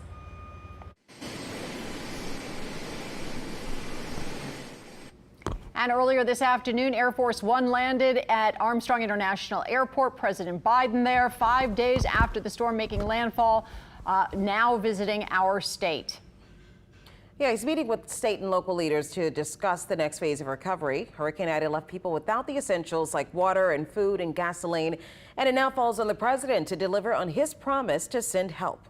He also took a helicopter ride to tour the damage across Louisiana, stopping off to see the devastating flooding that was left and the damage that was left in Laplace. Paul Murphy was there for that tour, and he joins us live with an update. And Paul, he was going door to door meeting with people. Yeah, he certainly was, and he told leaders down here that he came to Laplace to listen to what they needed to help communities that were hard hit by Hurricane Ida recover and to help families get back on their feet. He also visited the Cambridge subdivision, which saw a lot of damage here in St. John Parish.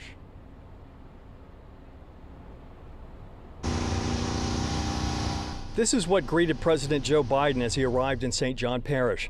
Hurricane Ida passed right over Laplace, bringing more than 100-mile-per-hour sustained winds, 17 inches of rain, and devastating storm surge from Lake Pontchartrain. The president met with local and state leaders to discuss what is needed to get families back on their feet. He also toured the Cambridge subdivision, where he saw a lot of damaged homes and talked with neighbors. We just walked this neighborhood. I'm going to finish walking it up that way as well. But the fact is that you know, there's a lot we just to see just exactly what's happened on the ground, see what's going on in people's homes. Mr. Biden drove right past the Golden Century Estates apartment complex in Cambridge. Hurricane Ida tore through here with a vengeance. It blew the roof off of many of the buildings at the complex, including the one where Anquinette Marie Francisco rode out the storm. Me and my godchild was sitting on the sofa. We were rocking from side to side. We didn't know that the whole roof was caving in, which was causing us to rock. Tofield and Dwan Haydell live on Cambridge Drive, where water flooded people's homes and large trees were uprooted by the storm. The wind came so strong, trees were uprooted. And from the root on down, it fell on people's houses. Throughout Cambridge, all the houses had trees that fell in their houses. Never seen anything like this before, never. Even for Katrina, Isaac, everything.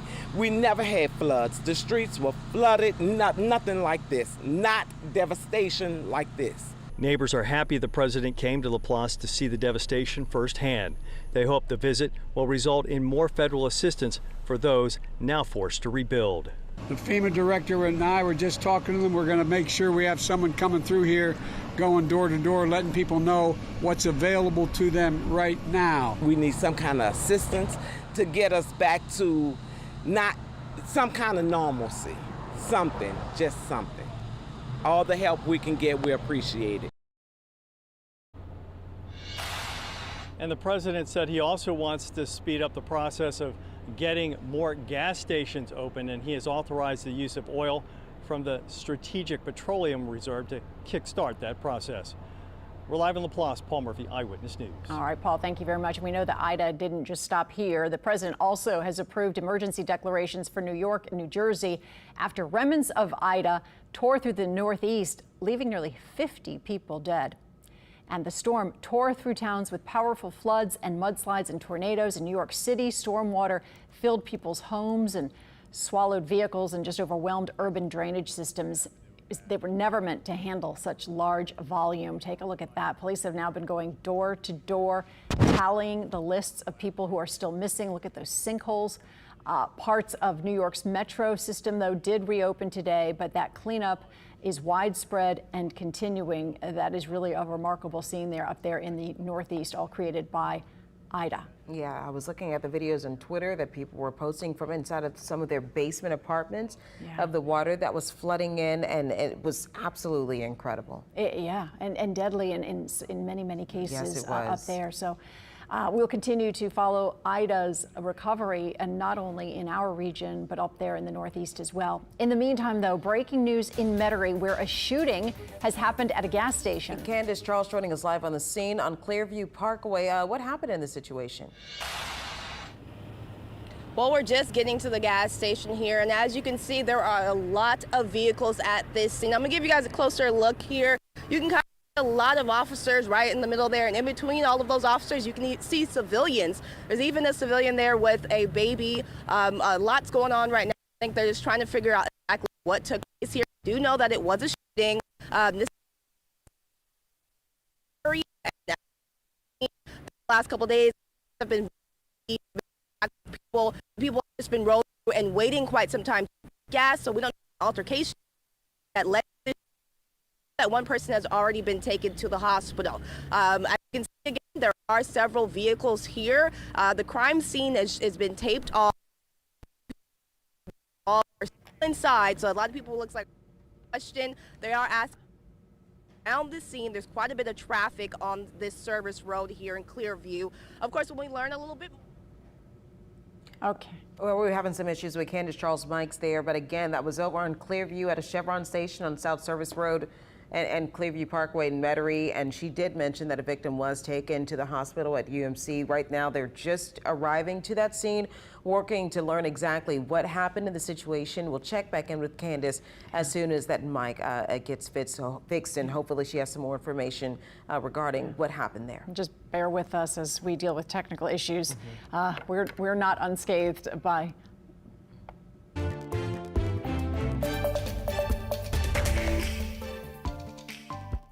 We went from really being upset, I guess, to angry, but I just want to know she's okay. Didn't know the conditions. Had we known, I would have came and get her for sure. Continuing to monitor the recovery aftermath of Hurricane Ida. Heartbreak there in Tangipahoa Parish after 4 nursing home residents died while packed into a mass shelter. Now we're continuing to follow the latest developments of this major story we broke just yesterday. The coroner confirms that 3 of the deaths have been classified as storm-related, adding that an active investigation could reveal that the tragedy could have been avoided. State police released a statement today that said, quote, LSP investigators are in Independence coordinating with representatives from the Louisiana Department of Health and State Attorney General's office.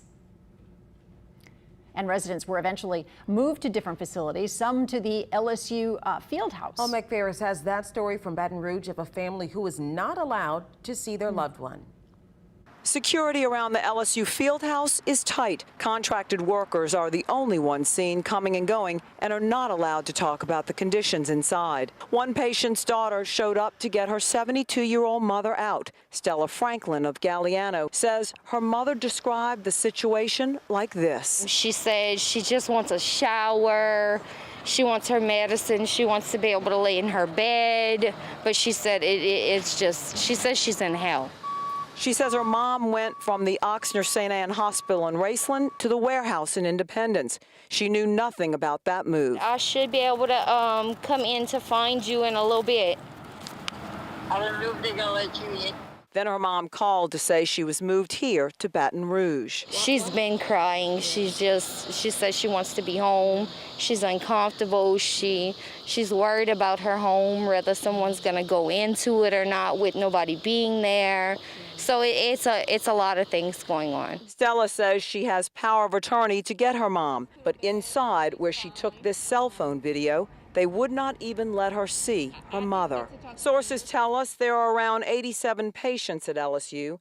There are cots next to patients for caretakers, but so far, none has shown up. Sources also tell us about 3/4 of the patients have medical conditions like dementia and diabetes and can't use the bathroom on their own. Some complained about the lack of care at the Independence warehouse. The good news is their COVID tests were negative. Our sources also say there are workers trying to get in touch with family to let them know who is at the shelter. I just have a lot of anxiety, but I'm trying to keep that at bay. A very emotional time for the seniors and those trying to care for their needs.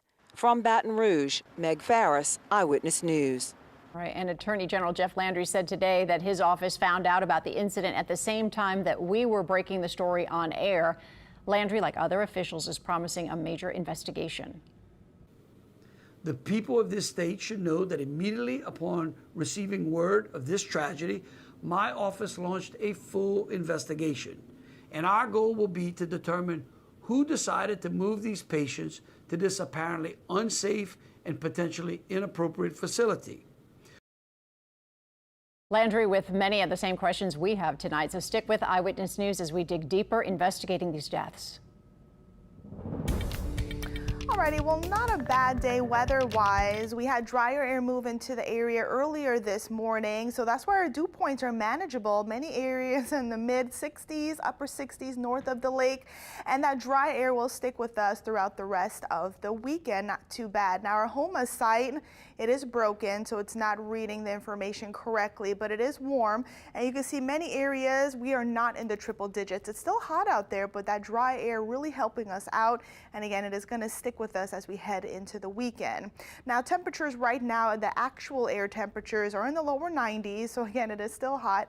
A mix of sunshine and clouds. I am tracking a few showers and some isolated thunderstorms moving through a few areas. So dew points are expected to remain in the upper 60s Saturday and Sunday, as well as Monday, and then they jump right back up into the lower 70s as we head into your Wednesday and Thursday. So for the rest of the evening, it's still going to remain pretty warm, but as we head into tonight, partly cloudy skies will be with us. Somewhat cooler air because those overnight temperatures are expected to fall into the upper 70s, lower 80s for many areas.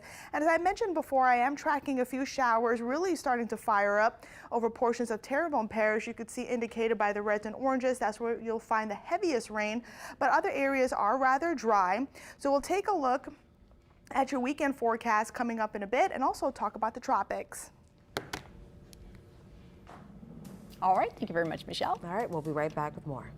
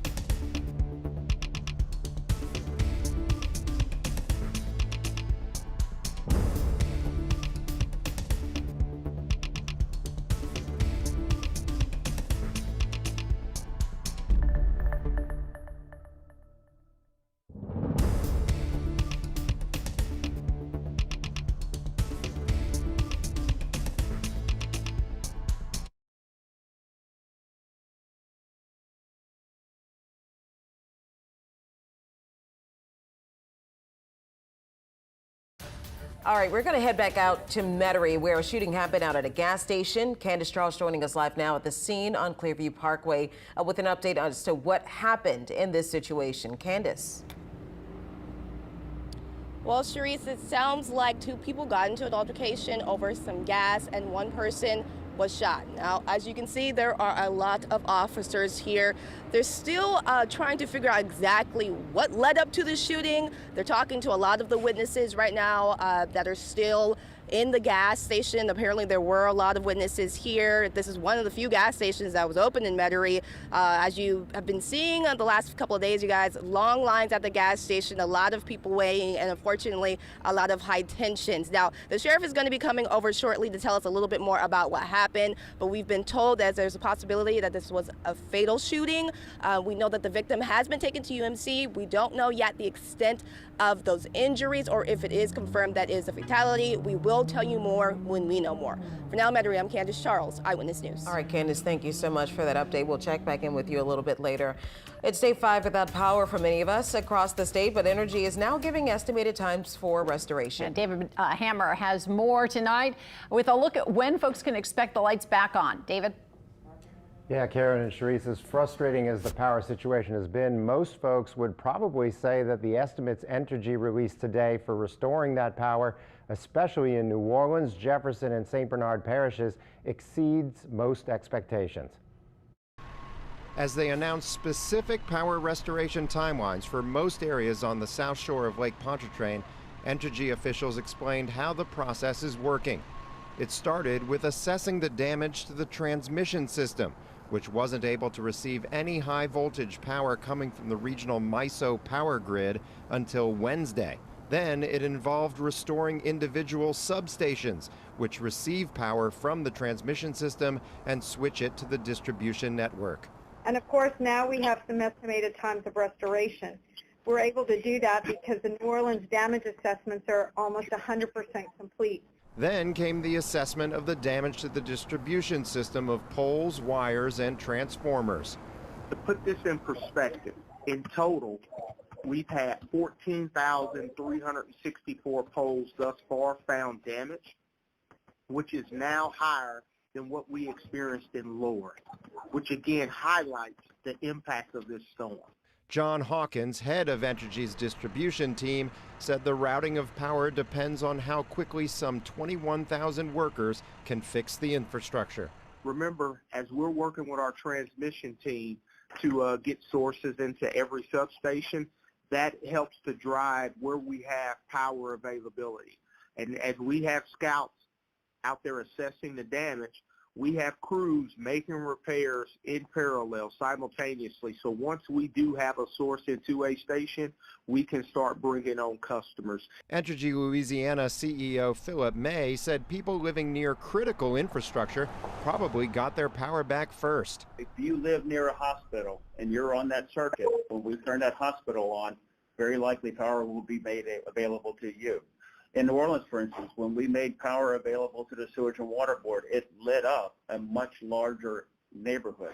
Entergy New Orleans CEO Deanna Rodriguez said they've received a lot of questions about why the French Quarter and CBD got power back first and appealed to residents' good graces. All of these restoration workers have to have places to stay, so the CBD is hosting a lot of these workers. Unless they have a place to sleep at night, they can't work their 16-hour days that we're requiring them to work. Now, for a complete list of estimated restoration times for various parishes and neighborhoods of New Orleans, you can check out our website at WWL-TV.com. One thing to note, though, Entergy did not have any estimated restoration times for the hardest hit areas where Hurricane Ida passed directly. That includes Grand Island, Lafitte, and Jefferson Parish, as well as Terrebonne, Lafourche, St. Charles, St. John, St. James, and Tangipahoa parishes. You know, that's going to be a while for them. The other day, Dave, you were talking about how Entergy brought power in on a high voltage line from Slidell to the New Orleans power station. Is that electricity coming from CLECO while it's trying to restore power to its customers on the North Shore? Well, that's a great question, Karen. I actually asked Entergy and CLECO officials about that today. They both explained that they are working together to bring power in, and Philip May from Entergy said that they do draw power from CLECO on that line, but they also feed power to CLECO on that line. There are 8 transmission lines that feed into the city of New Orleans and the surrounding areas, and one of them was brought back on Wednesday, that one that comes through Slidell. There are 3 now that are back online, and they're hoping for another one tonight. Okay, and it was good to hear the mayor earlier saying, by September 8th, most of New Orleans is supposed to have their power, but she thinks that too is a conservative estimate, that we may be surprised, pleasantly so. Right, and we're seeing more and more neighborhoods coming on yesterday, again more today. The one point to make, though, is that the areas outside the levee system in the city of New Orleans will not get their power back until September 25th, 3 more weeks for them. Wow. All right, David, thank you so much. We also have an update on power restoration for CLECO customers. As we were just mentioning, more than 54,000 people now have electricity, and the company has provided updates for when more people will get their power. So listen up to this. At 3, CLECO said power will be restored to most customers before the weekend.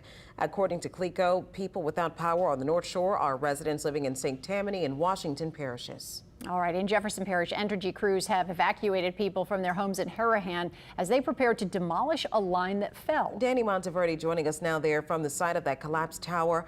Danny, what's the latest? All right, obviously we don't have Danny, but we do have Katie. Hopefully she can hear us. The guns have been pulled. This time we're going to have a person that's dead over it. It is unbelievable that people can't act like adults in this situation. I expressed some things the other day, but it's ridiculous that my deputies are coming from place to place to place. Ladies and gentlemen, the services aren't here. We don't have enough gas on. We don't have enough gas being delivered to stations. We don't have enough generators on. The lines are long. Everybody's out of control. But for somebody to lose their life over getting gas is absolutely ridiculous. If you're out of town, stay out of town for a couple days. It'll get better. It will. We are going to be able to recover quicker than we've ever been able to recover. But hostilities are high around here. And for anybody to bring a gun to a gas station, it's not needed. We're going to do our best, and I have no doubt that we're going to solve this crime, but nobody needed to lose their life over freaking gas today, and that's just what it comes down to. Our detectives are going to be out here. Obviously there was a lot of witnesses here because everybody's waiting in line to get gas, and we'll be able to get the information. There was other people in the car. I'm telling them right now, turn themselves in. We know we're going to be able to find out who you are. Come turn yourself in now, because this is absolutely ridiculous. I ask people that have been heeding the warnings to stay out of town. Please do so. Look, just because you have electricity at your house doesn't mean these gas stations are going to have gas. All of the refineries are still down. What takes normally 2 hours for a gas station to refill with a truck is taking 20 hours.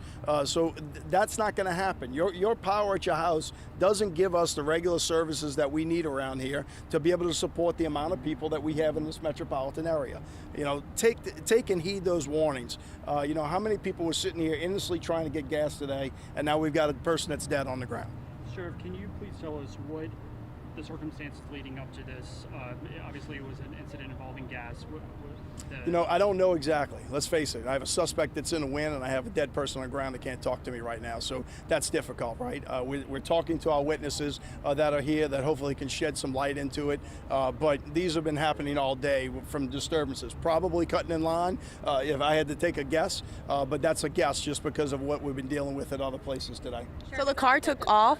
I'm sorry? Is that the victim's truck? I don't know that for a fact, and I'd rather you not actually put that out there just in case right now. So the car took off. Do you know what kind of car it is? Can we get that out there? We have a description of the vehicle, but I don't want it out there immediately as of yet. We're trying to figure out the exact make and model, so I'd rather not have chasing a bunch of vehicles until we do. We're trying to enhance some pictures, but the bottom line is that I have no doubt I'm going to be able to figure out what vehicle it is. If you're listening on the radio right now, pick up the phone, call 911, and turn yourself in, because I have no doubt we're going to catch you. Is the victim male, female? Victim was a male. Victim and suspect were both males. How old? I have no clue. Yeah, I don't know that answer. What is your message to Jefferson Parish, Southeast Louisiana, at this moment? Y'all are working so hard, trying to keep the public safe, and you have incident after incident. What do you want people to know? You know, for the vast majority of the people that are here, they're being patient, they're waiting in line, they're doing what they're supposed to do, right? My calls for service are not extreme. The theft and looting is not extreme by any means, right? But the calls for the disturbances are out of control. You know, I have more deputies on the street than I know what to do with right now, and I've said that a few times. We are going to make sure we can respond to it, but to continue to have to respond to gas station, people trying to get gas and people trying to cut in line and do those things, have some patience. You know, and that's what it comes down to. If you can't handle that and you can't have the patience, then you don't need to be here right now. Give us some time to be able to act and be able to handle it accordingly. You know, be cognizant of your position. You know, just because you want to, you know, aggravate somebody and tell them they're you know, whatever, a gasshole for cutting in line, that person may have a gun and in this case used it, right? And that's something you got to keep in mind because, you know, unfortunately that's the society that we're living in sometimes, and it absolutely happened today. We know emotions are high right now, just in general, from the storm and recovery. This is just another example of that. It is, you know, I mean, look, I'll tell you, the men and women of the Sheriff's Office have been very resilient over the last few days. They're working hard. You know, look, I'm making sure they're fed. I'm making sure they can get some rest and get some sleep. But for them to keep handling call after call for this is something that is preventable. And it's the preventable crimes that we're trying to make not happen, right? You know, whether it's the generator, carbon monoxide deaths, and all those different things that are happening that we've got to go to, they're preventable in nature. And if we can get people to understand that, to try to take some of that off of us, it'd be so much easier for us. And your deputies will be out watching, and you just want people to calm down. We're out there watching nonstop, right? You know, and it's just emotions are high. You can tell from my emotions right now. Emotions are high, I get it, but to bring a gun to a gas station and take this type of action is crazy. Is the victim a customer or an employee? The victim was another driver trying to get gas. Was he at the pump? I don't know the dynamics of exactly where it was, and I don't think I'm ready to release that yet. Yeah. Surveillance video. I don't know. I mean, I'm sure they're on a generator right now, but I don't know what it's powering. We do have, as I said, I do have a cell phone picture, and we're trying to get that of the suspect vehicle and be able to take care of that. So we'll deal with it. You mentioned it was a lot of witnesses here, so was it just very crowded here, long line down the block? Kind of Yes, situation? to be honest with you, I was one of the first on scene and pulled up here, and there were still people getting gas while the victim was laying on the ground. So the answer is yes, it was very crowded. Every pump was full, as you can imagine, just like it's been, you know, at every other gas station that's open. So the answer is yes. We have a bunch of witnesses that were here, and they were still here when it happened. How have they been? Have they been forthcoming? Yes. We've gotten statements from probably every one of them. You know, in shock, just like everybody else. But you know, just a sad deal. We've been able to get those statements and obviously get them, try to release them.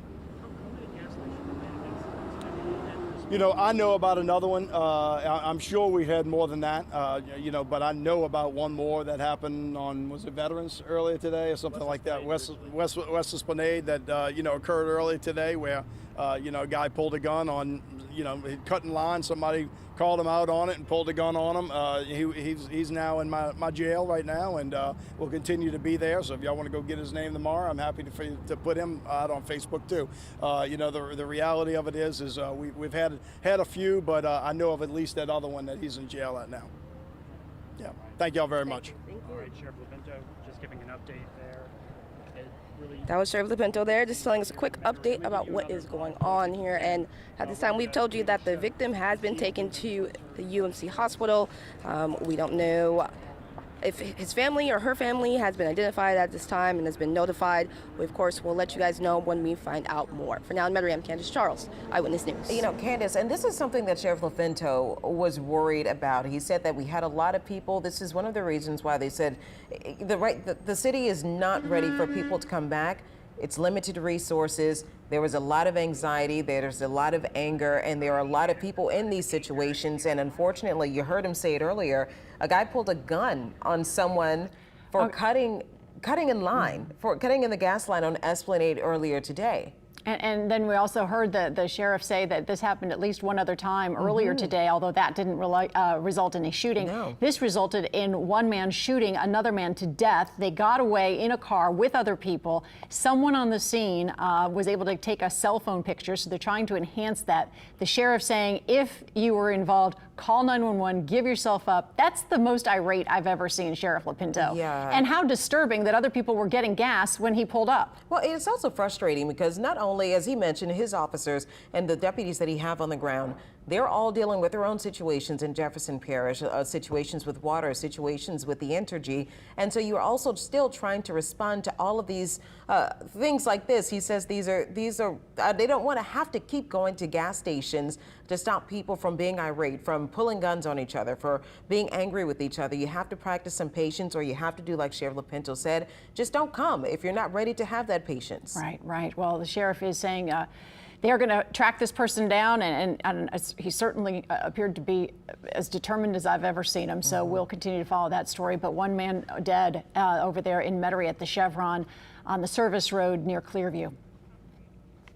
All right, we're going to continue to follow along with that story and so much more as we track the recovery process after Hurricane Ida passed through southeast Louisiana. Stay with us. We'll be right back.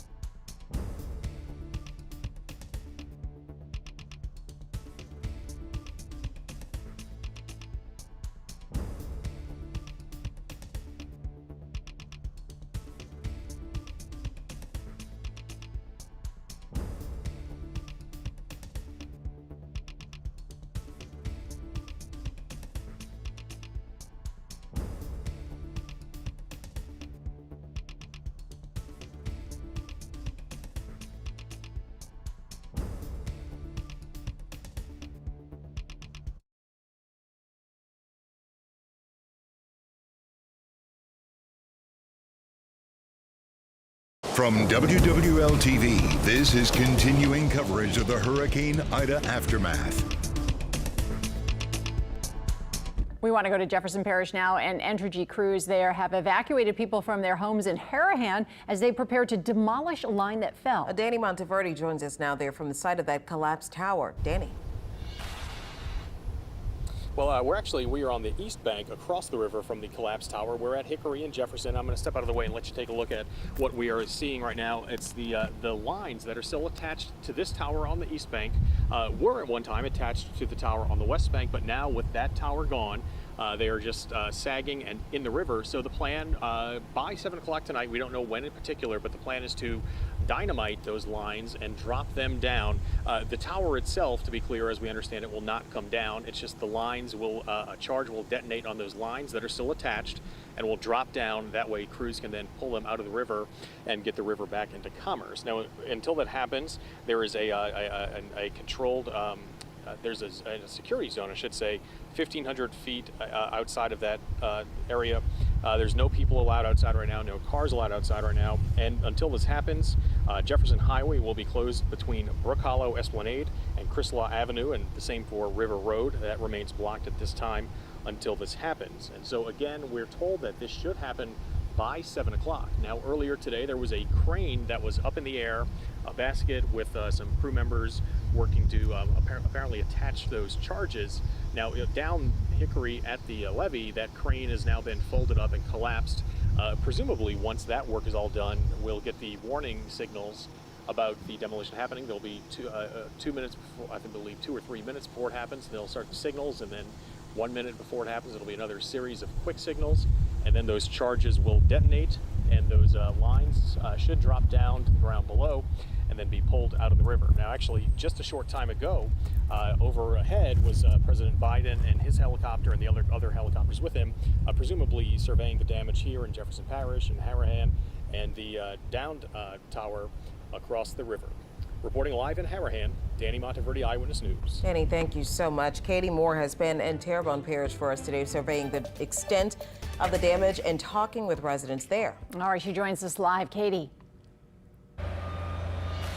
Yeah, you guys, downtown Houma is really still kind of a mess, but it's now an active work site in some cases. I don't know if you can see behind me, but there are crews working on that office building where just the glass completely shattered out of the windows. This hurricane just had so much force as it moved through this area that they shattered. That glass became projectiles for other buildings and businesses that are all along Main Street here in Houma. And one thing that I wanted to point out to you guys is that there's a clock that stands outside this building. If you take a look at that, you can see it's 10 minutes after 1. That clearly an indicator of when the power went off, when life changed here in Houma forever for a lot of people. So that's really kind of a poignant symbol of what's gone on over the last week here in downtown. Now, areas outside of Houma, extensive damage just about everywhere. I mean, some places people just have roof damage to their homes. They don't necessarily have a total loss situation, but most of the buildings, I would say, that I've seen since we've been down here today have at least some kind of damage. Elected officials say it's an issue. They're also looking into the ones that are completely destroyed. This neighborhood that you're looking at right now that we went through, one of the things that I noted most was that people already have their roofs tarped off. They're already starting to clean out their yards. As soon as this thing came through, people got down to business. They've been down this road before, just not quite to this extent. So they know what to do, but now we're in that sort of holding pattern here in Terrebonne Parish for a lot of people, where they've got their roofs tarped, they have temporary shelter, but now what? They have to wait for all of those utilities to come back online. The water just came back in parts of the upper part of Terrebonne Parish just yesterday. So that's good news for people who are living in that area, but the areas that are further down the bayou are in a much more precarious situation. They have, they've so much more damage. Much of that area is unlivable, and so it's been difficult for people down there. Another area along the bayou region that has really seen a significant amount of damage is, of course, Lafourche Parish. And our Armstrong went down there today to see how things are going. He started in Raceland and tried to get all the way down, but there's so much traffic and everything that it made it difficult. But let's take a look at what he has to say. Hurricane Ida hurled all this debris at Mark Matrenga's home in Raceland and tore off a portion of the front of his house. I'm actually retired from the sheriff's office, so I've been through Katrina and Gustav and all that, but this has really been the worst. The hardware store across the street could not withstand the storm's driving wind. It sent parts of that store to Matrenga's home. He's lived here 32 years. And like thousands of other people in Lafourche Parish, Matrenga is just beginning to figure out what to do next. We're from South Louisiana. We're overcome and adapt, and that's what we're doing right now. Everybody's pulling together and working together and just waiting for the next move. Where do you start? Where do you start first? I mean, this is all the way up from public officials all the way down to us on the ground. But this right here is where we start. Families helping families. Charlie Dalgo is the chaplain at VFW Post 3665 in Raceland, which took a punch from the hurricane. Today, fellow veterans delivered some much-needed gas to the post. Just as they once served their country, James Prestonbeck says the men and women of his post are now preparing to serve by responding to this disaster. We're okay right now. Our goal is to take care of our veterans and our community right now. This is the auxiliary building to the VFW post nearby. The Prestonbecks were initially going to ride out the storm here. As you can see, they made the right decision in changing their mind. It was a smaller building, and it was a brick building. You know, we wasn't sure what this one was made of, so we were going to stay there in case we needed to run a generator or something. And he was like, nah, you know what, I'm just not trusting it, you know, so we came here. Angela Prestonbeck captured video of a roof blowing into the flagpole in front of the post and then slamming into the auxiliary building. Something just told me to come to the big building, you know. I'm glad we did. There is destruction, but not defeat. The flags at Mark Matrenga's home and the one at the VFW are meant to be reminders of that.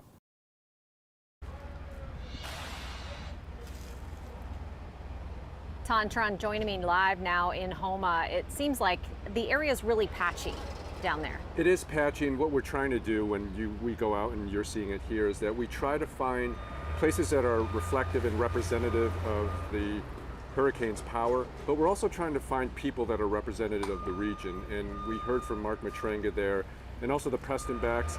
And I think for all intents and purposes down here, the people down along the bayou are just salt of the earth. They're just hardworking people. And the images of them raising the American flag today, I think, represent very well what this region is about. They're proud Americans, but they're also proud to be from the bayou. Absolutely. They are so wonderful to talk to. They love to talk, people in this area, and it's so nice to just have conversations with them because you still have that bayou feel, you know? They're still the same people, they're just dealing with something that's really terrible, and I think that they're concerned that people are going to forget about them. Yeah, and I think there's been sort of, just because there's a flip-flop of a situation. I think during Hurricane Katrina, New Orleans got so much of the attention because, and really so much of the effects of the hurricane. I think it's flip-flop this time. I think that southwest of Louisiana or New Orleans and down in the Bayou region, the river parishes, they're really hurting. And it's just as the traffic was indicating today, we couldn't even get down to South Lafourche because of the traffic and the amount of people that were affected and the damage that was inflicted on there. And I think that story is going to be unfolding as we keep progressing through the recovery here. I was talking with State Representative Jerome Zarang from this area a little while ago, and he was saying that the traffic's a real issue. It's an issue for emergency crews as well because it's difficult to get around. Yeah, and that's going to be a tough challenge as people are coming back. And keep in mind, this is a time where people were evacuated and are just coming back. And I believe down also in Grand Isle, this is the one day they could kind of take a peek and then leave. But as we have the evacuees coming back and as people get word of power returning, they're going to want to come back naturally. And that's going to be a challenging issue for all of us at this point as to how do we navigate these roads, especially when you're dealing with areas down in the bayou where it's only Highway 1, it's a 2-lane road going back and forth, and if something happens, it's going to be a backup. And we really have to be careful as we're kind of returning back to, I don't think it's going to be normal, but whatever is on the backside of this recovery. This really gets worse the further south you go, the farther south that you go. Can you describe that a little bit for people about the level of devastation? You know, even here in Houma, it's bad. It is bad, and what we saw in Raceland was that, you know, near areas of a canal, so to speak, there'll be one street that it looks like it took the brunt of the storm, and as the wind kind of moved further along the street, it lessened. And I think that that's the same story as you're going to see as you move down to further, you know, South Lafourche, Port Fourchon, those areas, is that the storm just really swept through that entire area. And as you go down further south, you're going to see more of the devastation, more of the destruction. But on the flip side too, what we're also seeing is that there's more resilience from the people there because those are battle-hardened people who live in Port Fourchon or work in Port Fourchon, Grand Isle, Golden Meadow, those areas there. They know it, there's flood protection there. This one was just a wind event. It was such a large wind event. That's something many people fear, the traditional hurricane, and we got that, and they certainly got it down here. Yeah, I mean, each hurricane is different in how it presents, and I think that this one is different, and it's not something that they're really used to. Usually we're dealing with floodwater, and people know that their sheetrock's going to be messed up and things like that, but now we're looking at roofs and stuff, that are ripped off, and so it's a different challenge. But yeah, and it's widespread. It's widespread, that wind damage. It is a testament to the power of Hurricane Ida, just how much impact and the breadth of impact. Okay, Tom, thank you so much, and I think we're going to go back to some breaking news that we have at this hour. All right, Katie, thank you so much. Right now, taking a live look, it seems like President Biden, after touring some of the most heavily devastated areas with Governor John Bel Edwards, seems to be leaving this area on Air Force One. I think that's him right there, if I'm not mistaken. Yes, he is disembarking the helicopter. He's taken a number of helicopter tours today around the area, taking a first-hand glance at St. John, Lafourche, Grand Isle, and Lafitte. In some areas, he flew over them. In others, they landed, and he went door to door, at least in Laplace, meeting with people, and they're, of course, engaging one of the Marines there. Yeah, he talked about securing so far $100 million in funds, and one of the most important things that we've spoken of, securing more fuel for the region, getting more gas to move across the state. He even mentioned his Build Back Better plan, a plan that, of course, that was a part of his agenda, and how in order to recover from this, okay, it looks like this might not be live. This might not be live. President Biden might still be on the ground. So because earlier, Karen, you'll remember he was wearing a white shirt. What Devin, I think, described it as a fishing shirt. On the same shirt that was Governor Edwards was wearing, as well as Cedric Richmond. So this is video. We don't know necessarily where this is, but it is of President Biden. So he could be still in the region. And at last check, he was still in Laplace. Maybe we can get Paul Murphy to confirm for us, because he's in Laplace and he was following along with the president as well. Yeah, and also if in the control room, is this a live picture, or if we're not sure, we should probably lose that. Okay, so this just popped up on the pool feed, and we are just not sure what exactly we're looking at. It would appear that he is, there you go. It does appear that he is in fact at the New Orleans airport and getting back on Air Force One and wrapping up his tour of the devastation left by Ida, and making many promises, the most important of which, he said, "I promise I will have your back." And he said he was here on a listening trip. He talked to parish leaders, and he also talked to the folks who call Louisiana home, going door to door. All right, so of course we'll continue to follow along with the president's travels. Of course, earlier he gave a briefing about about Ida's damage, saying that there was nothing political about this, but it's simply a matter of saving lives. It's not about the left or the right, and getting things back up and running. Okay. So you're looking at video from earlier today. You're looking at video from earlier today when he took a helicopter ride, if I'm not mistaken, in some of the more devastated areas. So that was not live. We apologize to you. That was not a live shot of President Biden. This is from earlier today, and one of our cameras that's feeding, and this is usually when we say the pool, this is a dedicated camera that kind of feeds to everyone from the president. So again, this is a live aerial view, aboard a helicopter ride with President Biden. Yeah, I think this might have been when he landed earlier on Air Force One. Yeah.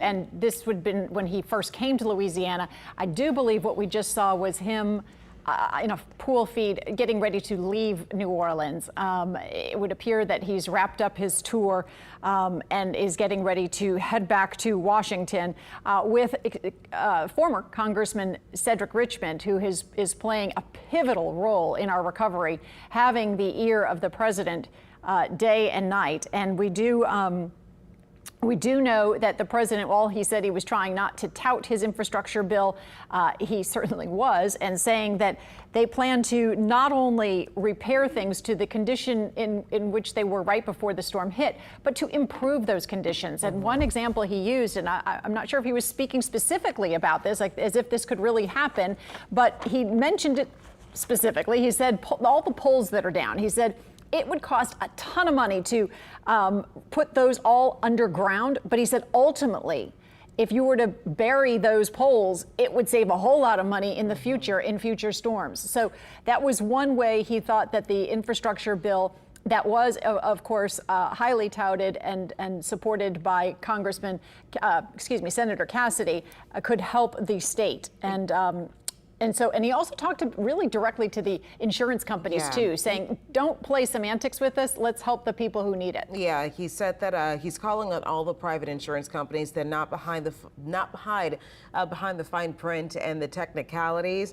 Pay what you owe to your customers, and that is a message that he spoke directly to the insurance companies. I think that's all of the parish leaders. Is again a little bit earlier. This is not live.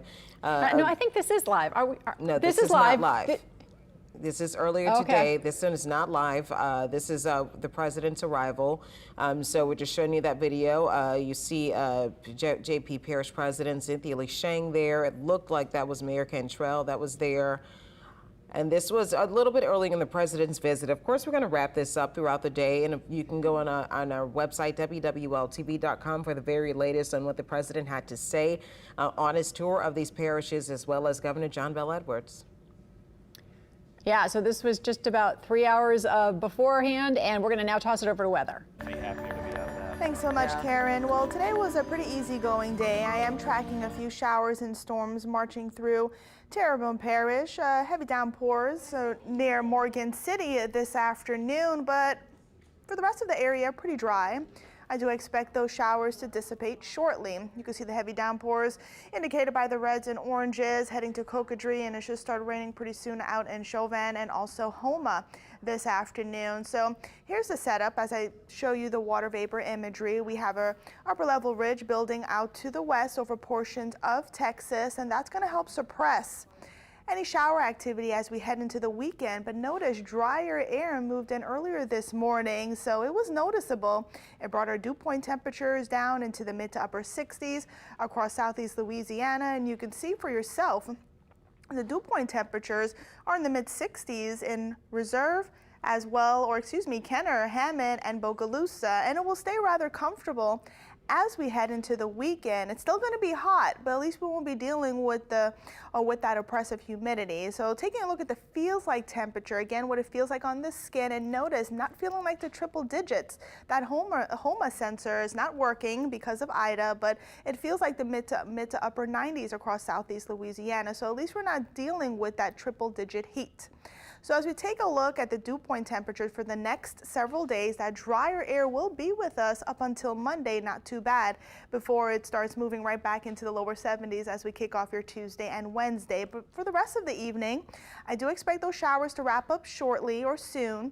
Tonight looks fairly quiet. Those temperatures falling into the upper 70s under partly cloudy conditions. So as we take a look at the high resolution model, again, we will see partly cloudy skies tonight. And as we kick off tomorrow, it is possible we may see a few showers, some isolated thunderstorms start to bubble up across the area with quick heavy downpours. It's not going to be widespread. Many of us will remain dry across the area. And then Saturday night looks fairly quiet. Many of us will see plenty of clouds across the area. Now Sunday, not too bad. We'll see a little bit more sunshine as we head into our Sunday, meaning it's going to get hot quickly, but that drier air is going to be over the area. So I don't expect the dew point temperatures. It won't be as humid, so at least it'll be somewhat comfortable. Taking a look at what's going on in the tropics, we have Hurricane Larry, not a threat to any landmass. We'll talk about that shortly, but I do want to focus on an area of low pressure over portions of Honduras, Central America, and it is forecasted to head into the Gulf of Mexico as we head into Wednesday. I know we're already stressed out. In the next couple of days, it's not going to do much, but this might potentially be a rainmaker for areas over the Gulf regions as we head into Wednesday, I would say Thursday. So It's called Invest 91L. Again, we are investigating this area of low pressure. It has winds of 25 miles per hour moving to the northwest at 16 miles per hour, but a lot of things are going to work against it. So to take a look at this particular model here, showing the available moisture associated with this system, again, it is expected to move into the Gulf of Mexico. And notice, it's going to be a rainmaker for some of us here, but it is going to move into an unfavorable environment where it's going to run into a cold front and also some wind shear. So I don't think it's going to really do much, but it could potentially be a rainmaker for portions of southeast Louisiana, extending into northern Florida. Of course, we'll continue to watch it, but here's a look at your 7-day forecast. Again, hot tomorrow, not so humid. We'll see partly cloudy skies with a few isolated showers, 92 on Sunday as well. Some storms move into the area Monday, and Monday's actually Labor Day. And again, we'll be looking for that tropical moisture as we head into your Wednesday.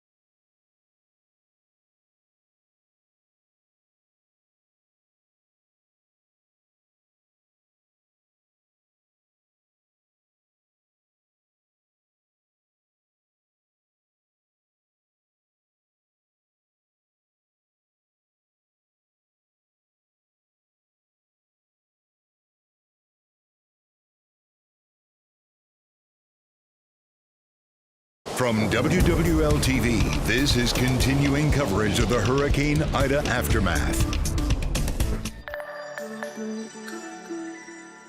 Right now, we know that many of you have evacuated or you're trying to leave, which means you have a lot of questions. Yeah, Devin Bartolotta is on our evacuee desk answering some of those questions. Hey, Devin. Hey, Karen and Sharice. We have been updating some of your questions via text message or submitted online, and we are giving you the latest updates as they come in. Here are some answers to questions that we were asked today. When will my mail resume? We reached out to USPS. They said that there's really no update to share since we last heard from them 4 days ago. They said service has resumed in the 705 to 708 three-digit zip codes, but not elsewhere. Another question, can I have food delivered to me? There are a lot of people who can't leave their home because they either don't have gas or they're not able. The short answer is no. There really is no door-to-door service for food distribution right now.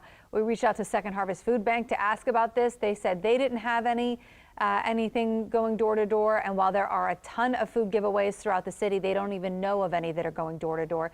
Your best bet at this point is that if you can't leave your home, is to ask someone to bring food to you. Can I drive into the city after curfew if I'm coming back into town? That was a big question. The mayor's office says while they're not stopping anyone at the city limits, they are cautioning people that it is not safe to drive at night until power is restored because it is just so dark. They're urging people to try and arrive during daylight hours. We also got information on applying for Fema Assistance as well as emergency unemployment benefits updates. You can find all that information on our website. And important, mental health help is available right now. If you need someone to talk to, you can do it for free 24 hours a day. Louisiana Healthcare Connections has set up a free line.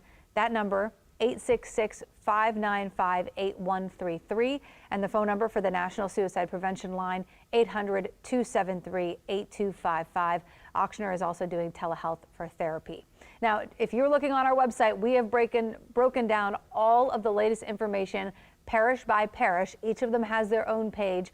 We've stripped them down of our ads and pop-ups and things so they're easy to load on a phone that doesn't have a lot of data. But you can also text the word home to our phone number and we'll get you that information. But that is all for now, guys. All right, thanks so much.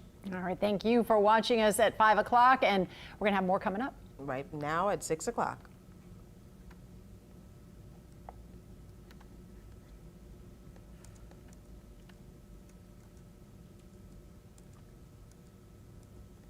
Hello.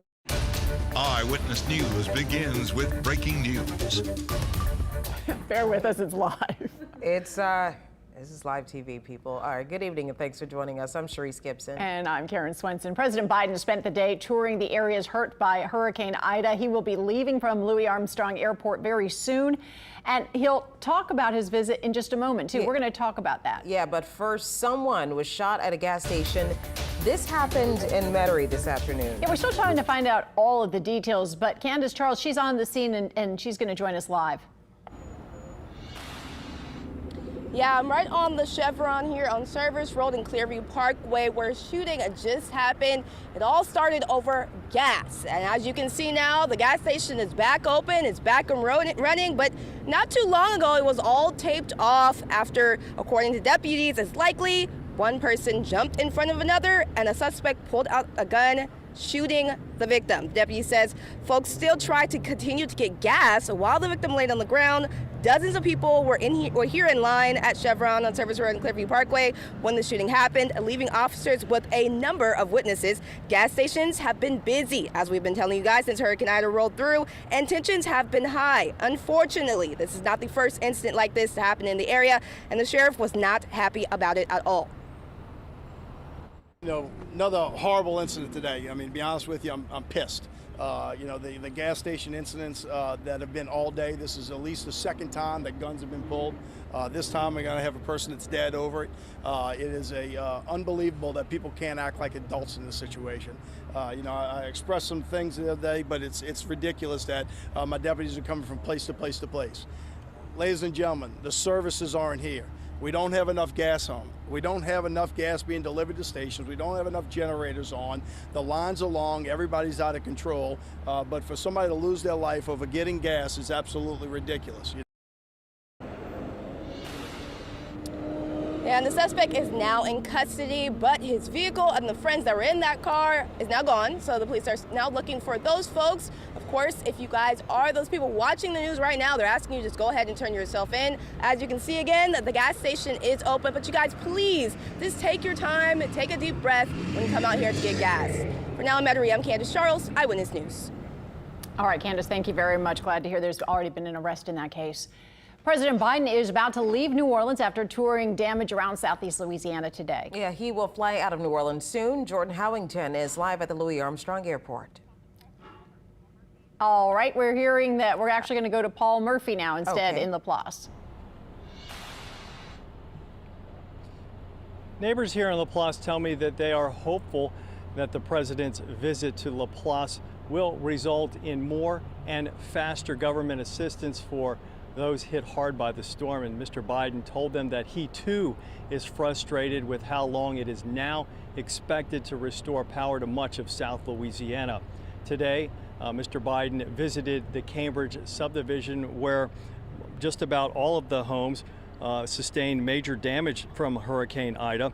The eye of the storm passed right over St. John Parish with more than 100-mile-per-hour sustained winds, 17 inches of rain, and devastating storm surge from Lake Pontchartrain.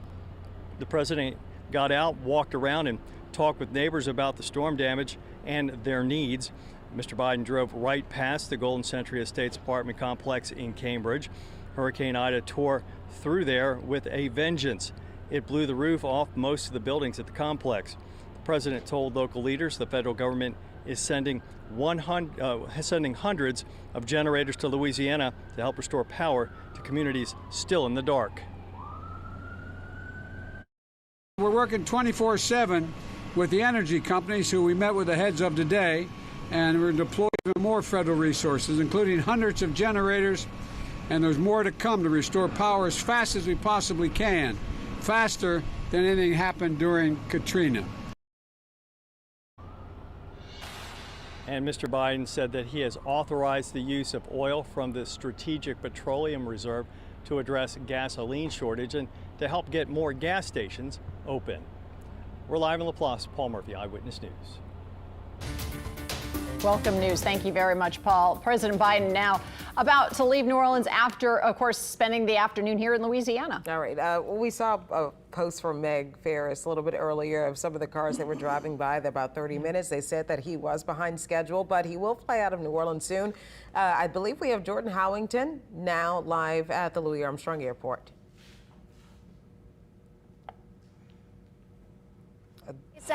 President Biden didn't waste much time today. He met with state leaders immediately after getting off Air Force One, and he went about his way that had boots on the ground efforts out in some of the hardest hit areas so he could see just how much Hurricane Ida impacted the communities here in Louisiana.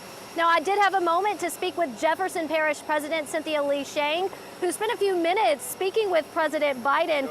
She expressed, of course, the critical needs for today, including gasoline, housing, and shelter. She's confident that the president will prioritize the state's needs.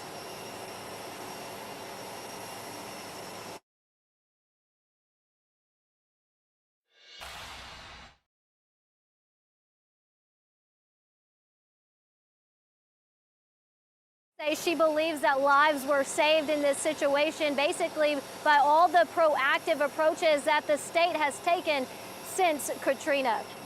For now, live at the airport, Jordan Howington, back to you.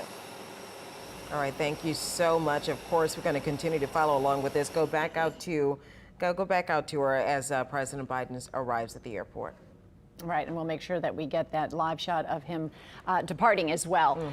And of course, President Biden started his tour in Laplace, where he met with state and local officials and visited with neighbors. We're going to talk more about that coming up. St. John Parish, of course, still without power, and water is still being restored in most areas.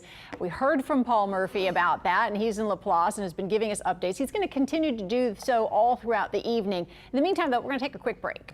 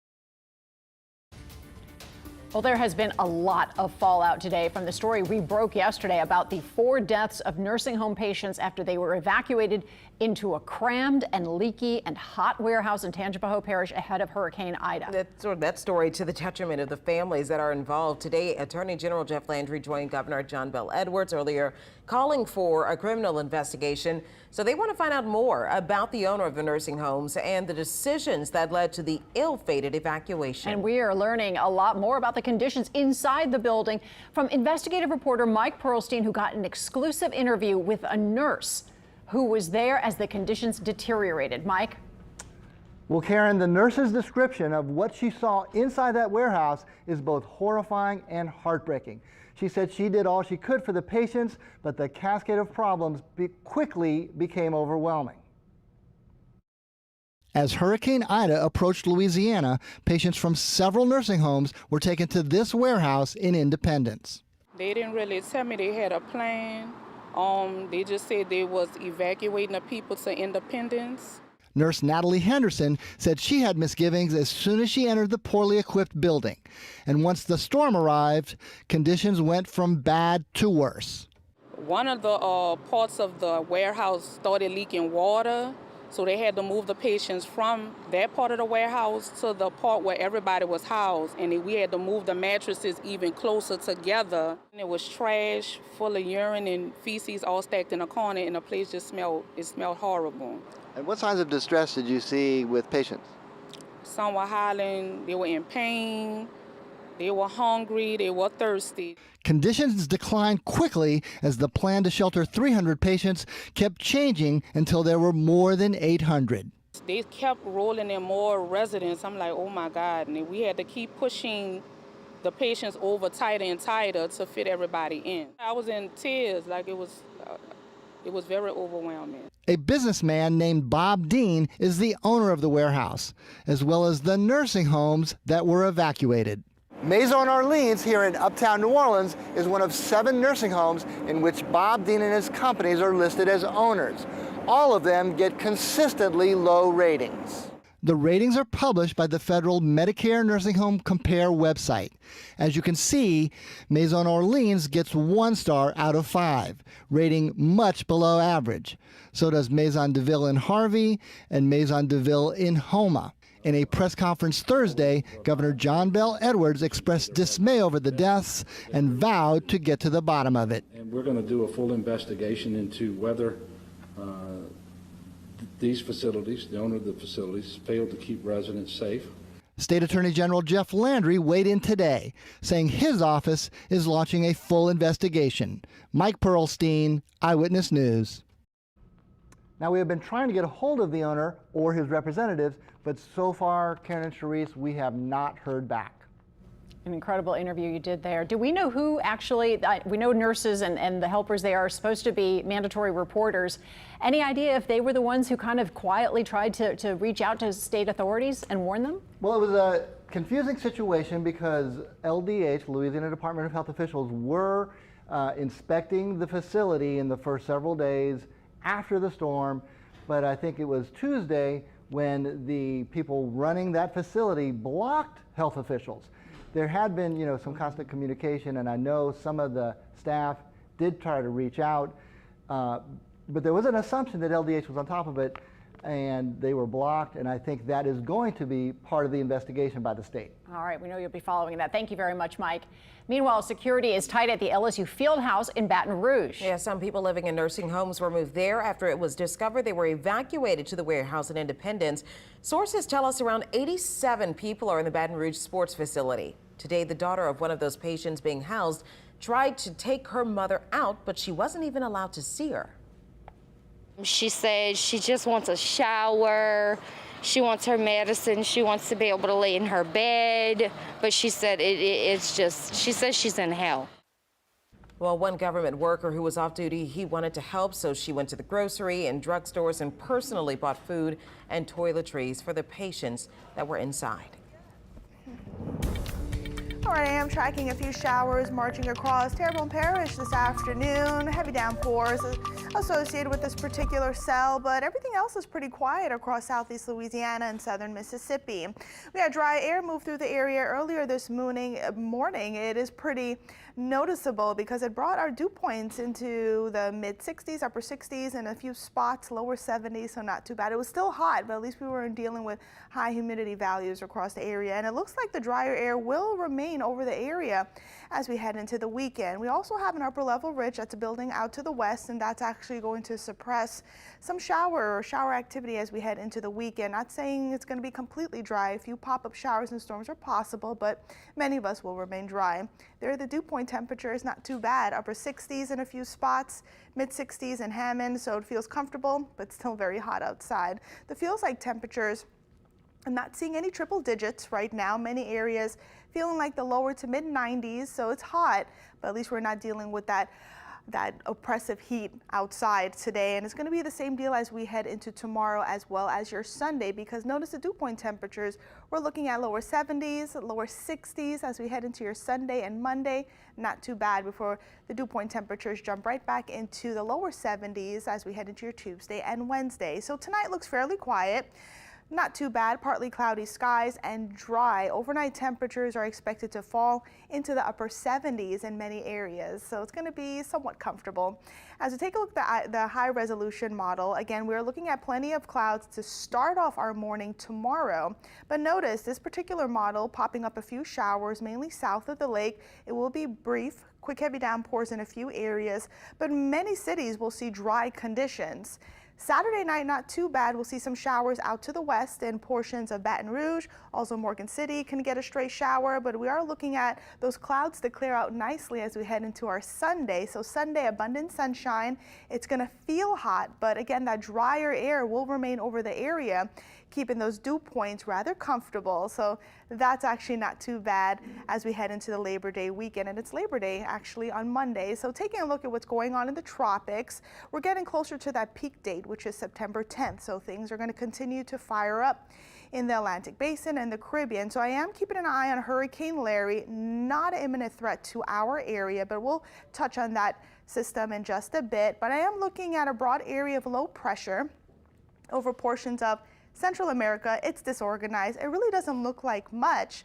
And the next couple of days is not going to really do much. It's expected to move over the Yucatan Peninsula in the couple of days or so and then enter the Gulf of Mexico. I've been looking at a lot of long-range models and I really don't see it amounting to anything, but it's a possibility that it could potentially be a rainmaker for portions of the Gulf region as we head into our Wednesday and Thursday. Again, it has a low chance of development. Right now, it's Invest 91. We're investigating this area.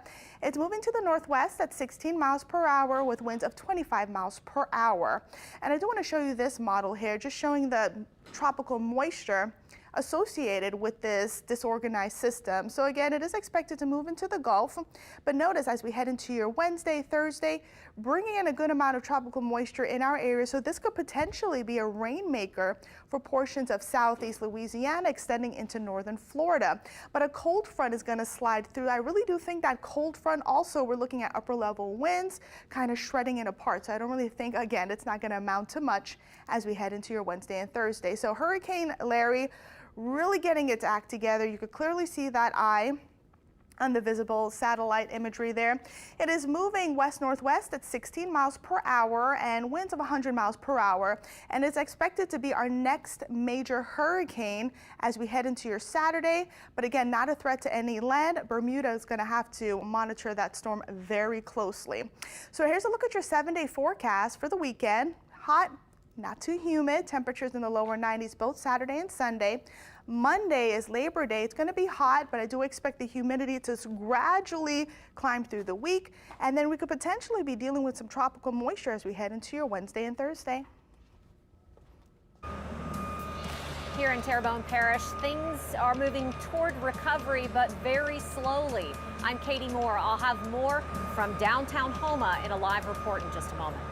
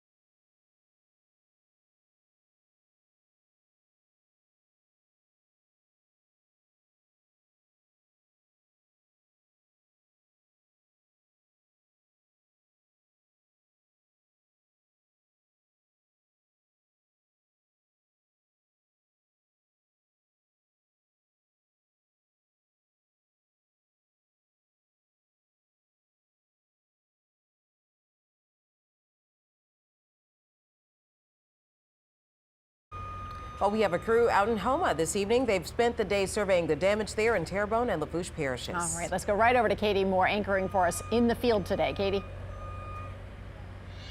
Yeah, hi guys. This area certainly has seen a lot of devastation and damage from Hurricane Ida. It is something that you just can't really wrap your mind around until you see it in person. And let's take a look just where I am right now in downtown Houma. The neighbors describe this building that's next to us as just exploding at some point when Hurricane Ida was roaring through this area. They describe winds that they have never heard anything like before. They say the howling of them was something that is burned into their memories. And look at this. This is what's left behind after that explosion of sorts, after the brick wall just blew out. You can see a desk, a chair, some files inside this restaurant. Obviously, that was the office on the side, but it looks like it's frozen in time almost, right at that moment whenever this building decided that it couldn't withstand Hurricane Ida's force. So this is some of the damage that we saw as we went around Houma. Another area that we went down to look at today, Armstrong went down to Lafourche Parish, and he tried to get as far south as he could because the damage continues to get worse as you go south. Ton went over to Raceland and was really trying to keep an eye on what was going on down there. He said that the damage is extensive. It's piecemeal. So some areas have less damage than others, which makes sense. It really depends house to house what you're going to see. And we know that just because all of us are dealing with it here in the metro area. I mean, that's the case in Metairie, that's the case in Jefferson Parish, even in Orleans Parish. One neighbor can have a couple of roof tiles off his house and the other can have a tree through the ceiling. So we know that that's the pattern of these hurricanes and that really hurricane force wind that ripped its way through. So a lot of communities down the bayou are still struggling very much. We spoke with some officials here in Terrebonne and Lafourche parishes earlier today, and they said that those essential services are going to take quite some time to come back, especially in those people's homes and businesses that are on the lower end of Lafourche and Terrebonne. The area is still struggling. They still are do not have power.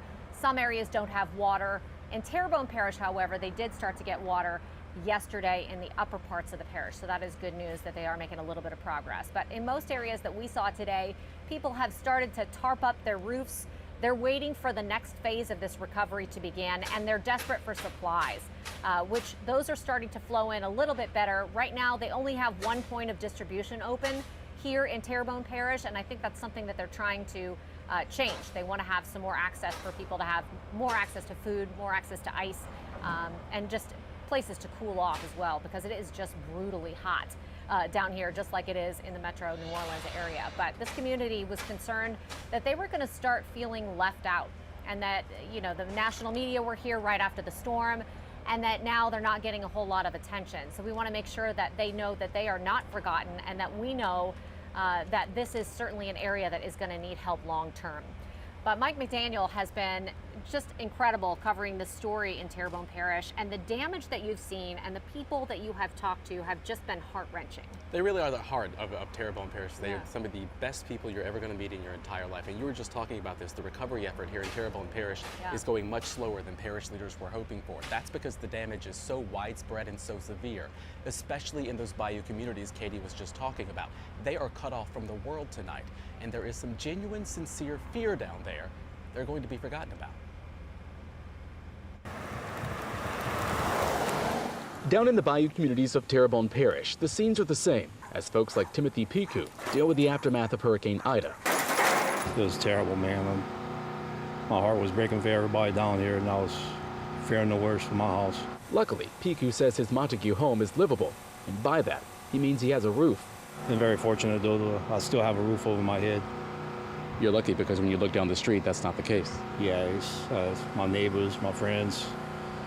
Most lost pretty much everything. We ain't got no water now. From Piku's driveway to Shane Swess's porch in Chauvin. Yeah, this sure ain't good. This is ridiculous here. These communities are dealing with a harsh reality of no gas, no electricity, no water, no communications. We have nothing here.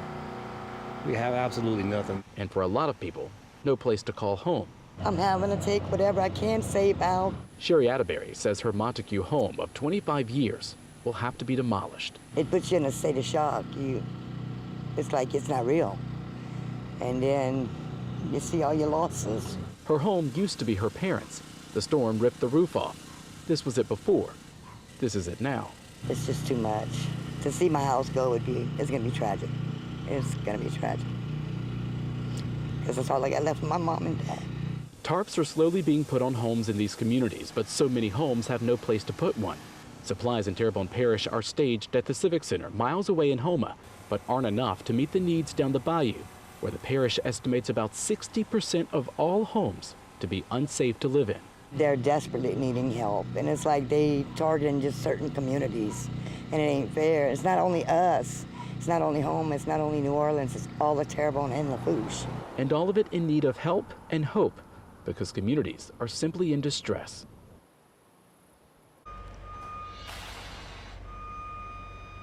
And Katie, parish leaders say the good news here is that more supplies are on the way. It just takes time to get them here and then get them distributed to those communities.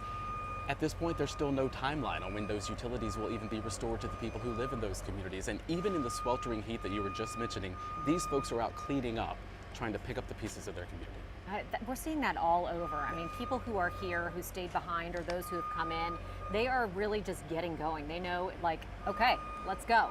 You know, that's kind of the mentality, and they put all their heart and soul into it because they really have nothing else to do. There's no other option. And as you've seen, just driving around, it is a monumental task after you get done grappling with what you've got to do. When you see the mountain in front of you, you hear people always talk about eating one bite of the elephant all the time. Well, they've got 6 tons. Right. This is a lot of elephants they're having to deal with down here, and they're slowly trying to get through. Yeah, I did hear from Jerome Zarang that some things they are trying to bring online. They're trying to get a temporary hospital established down here, basically like a war zone hospital, because right now there are very few medical services, if any at all, in this area, and that's key. And those will just be for acute care. If anything that requires any type of patient transfer or something more serious or a hospital stay, those have to be sent somewhere else. We've seen them send patients sent to Mississippi, as far away as Mississippi, to try and find somewhere to put them. That's why that advisory is in place for folks not to come back if you're comfortable where you are. Yeah, another thing that he really talked about was just trying to get some of those places where people can buy things open. Right. Trying to get even convenience stores open so that people can go get Gatorades or, you know, water or things like that. And so I think they're trying to bring some generators in to get some of those businesses stood up. Because it takes electricity to do it, and we are far and few between when it comes to power sources down here. Absolutely. I saw a Walmart truck, an 18-wheeler, going down this road. You started jumping up and down? I did, just for the people down here, because I know that would be huge. They need it. Yeah, absolutely. Just welcome them with flags on the side of the highway, right? Yeah, absolutely. Much needed supplies. I know people here are desperate for information, so they are. reporting and it's really tough when you go down there and they're hearing nothing because they have no way of communicating. The only way that they can get information is when people go to them. That's why we keep going into these communities, trying to tell their stories and give them the information that we're getting from back here, so they have a little bit of hope that help is on the way. It's just going to take time. Yeah, and I know so many people out there want to help.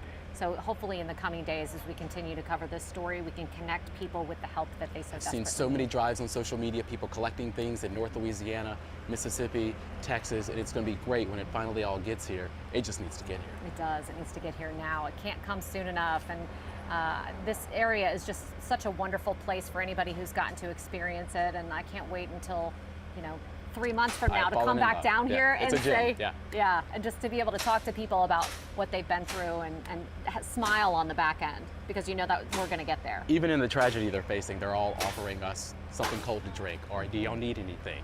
Well, sir, you're the one who needs more than I do at this point. Right. But they're still offering it to us. So it just shows you the spirit of the people who live in this area. Yeah, it's so incredible. But, that's going to do it for us. Do you guys have any questions for us in the studio? I think you just answered mine, which was the resiliency and the mood and the spirit. And we used to have a promotional campaign here called the Spirit of Louisiana, and I feel like it is alive and well there.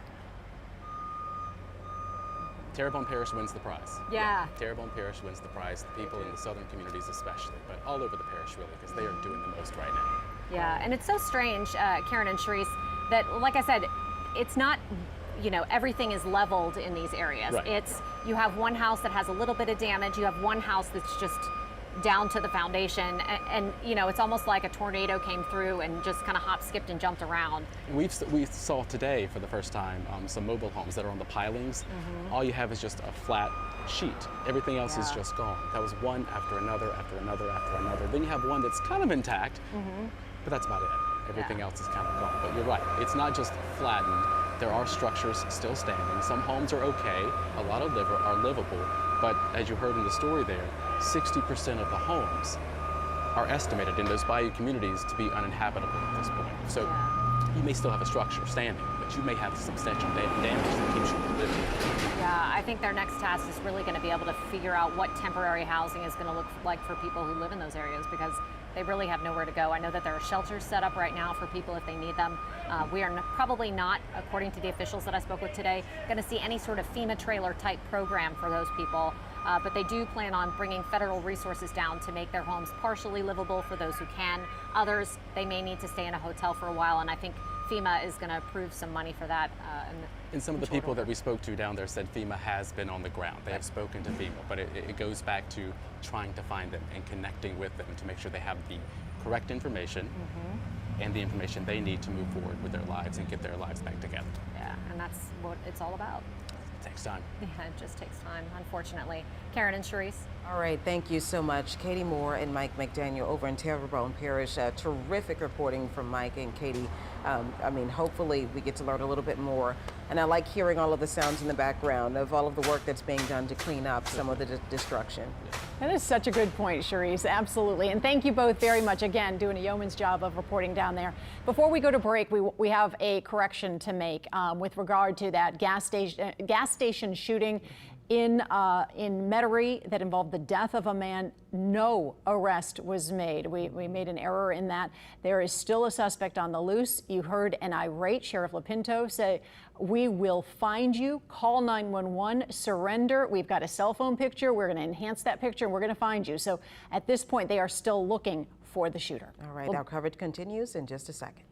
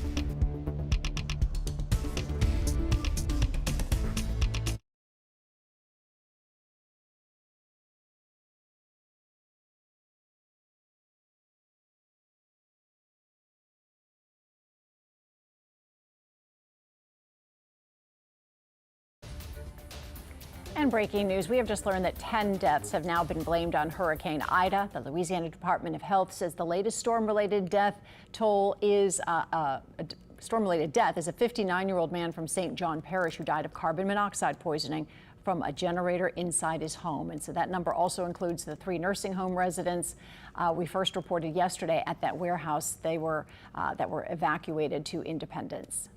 Well, Entergy and CLECO both made big progress today restoring power to communities on both sides of Lake Pontchartrain.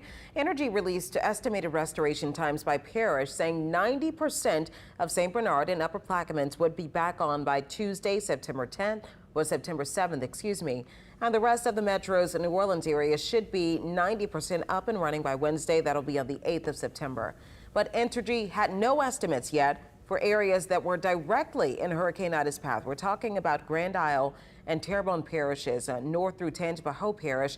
And Entergy and CLECO both rely on the regional power grid to re-energize their substations.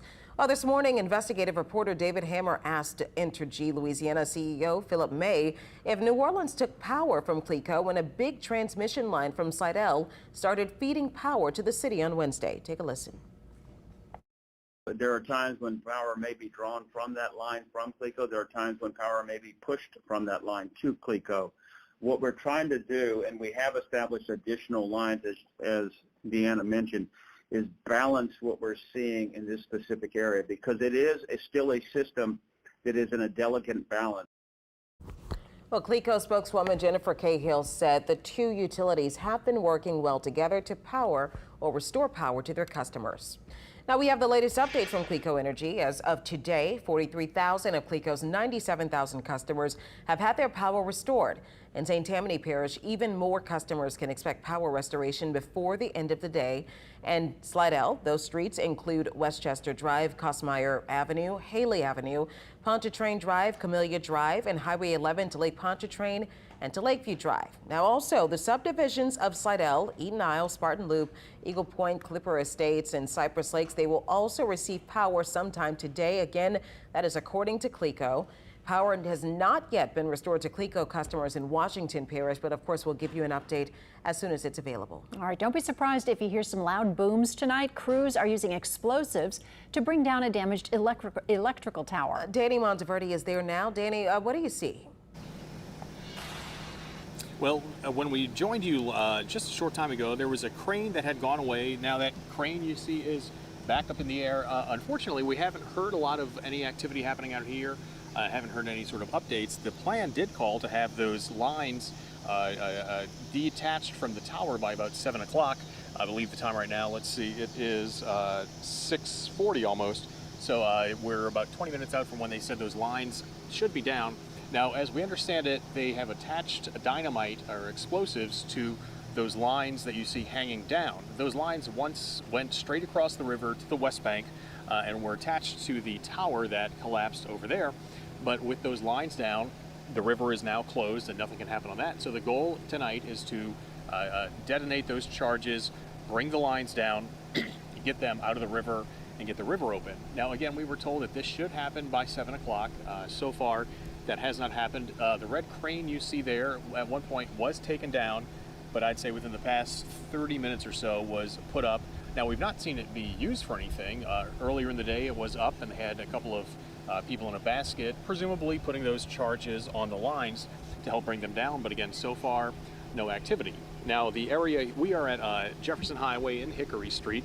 You're not going to see any activity on the street. There is a 1,500-foot exclusionary zone right now. That means no one can be out and about or driving around except for emergency officials and Entergy officials.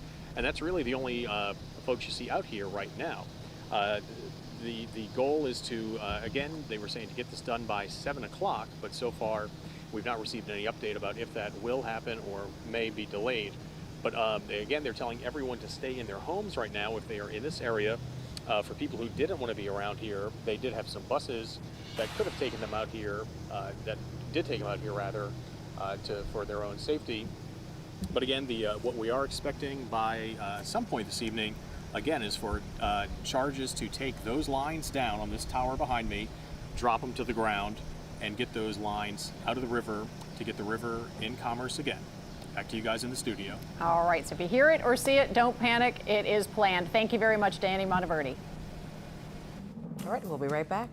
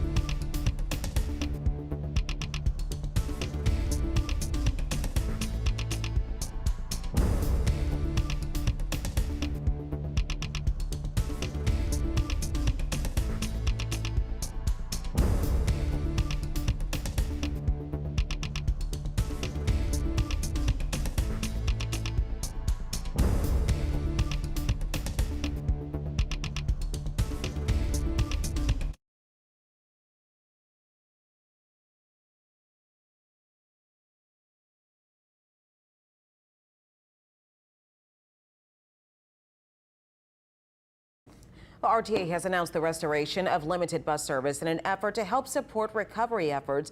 A limited service will be running along these routes. That's 27 Louisiana, 39 Tulane, 47 Canal, 88 Street St. Claude, 90 Carrollton, and 94 Broad. That's on your screen right now as we speak. The service will run daily between 8 a.m. and 6 p.m. in 50-minute increments. RTA also says all fares will be waived. Well, the city of Kenner is working to recover from Hurricane Ida. Mayor Benzon says significant progress has already been made, such as clearing those blocked roadways and restoring sewer service. So the city has also been providing residents with water, ice, and tarps. Tomorrow they will be giving crews will be giving out food and ice and water at the Esplanade in front of the Macy's building in Kenner. That'll be starting at 8:30 in the morning, and that'll go until supplies run out. The Red Cross will also be in Kenner serving hot meals. Of course, we'll keep you updated with those details. All right, Winn-Dixie announced that select pharmacies will be providing much-needed prescription refills for those affected by Hurricane Ida. All you need is your medications bottle or your physician and pharmacy information. The refills are available for existing Winn-Dixie pharmacy customers, as well as those who wish to transfer prescriptions from other pharmacies. There are 4 locations available in Jefferson Parish. Those are in Metairie, River Ridge, Gretna, and Kenner. In New Orleans, there will be 2 locations where you can get those refills, one on Chef Mentor, the other one on North Carrollton. There are also an additional 4 Winn-Dixie pharmacies open in St. Tammany Parish. 2 are in Slidell, 1 in Covington, the other in Mandeville. If your medication has been lost, contaminated, or damaged, you're encouraged to get a refill as soon as possible. Well, Hurricane Ida forced LSU and Tulane to move their preparations for the upcoming football season out of state. And while the Tigers were already scheduled to open the season in Pasadena against UCLA, the Green Wave faced some challenges in trying to play its first game. Ricardo LeCompte reports. Tulane wanted to be on the national stage for this, hosting second-ranked Oklahoma on Saturday. Instead, the Green Wave misses out on a major game at its place, playing instead at the home of the Sooners, Norman, Oklahoma. We've sold more season tickets this year than we, to my knowledge, than we ever have in the past. It's disappointing from that standpoint, but because we've been building toward it for a while. The program will also take a financial hit for not playing in New Orleans. We still have not resolved the refund situation and how we're going to handle that yet at our stadium. How are we going to refund partial season tickets? Is it going to be like COVID and we're going to ask folks to either take a credit or maybe donate to try to minimize the implications? Obviously, the gate's going to help.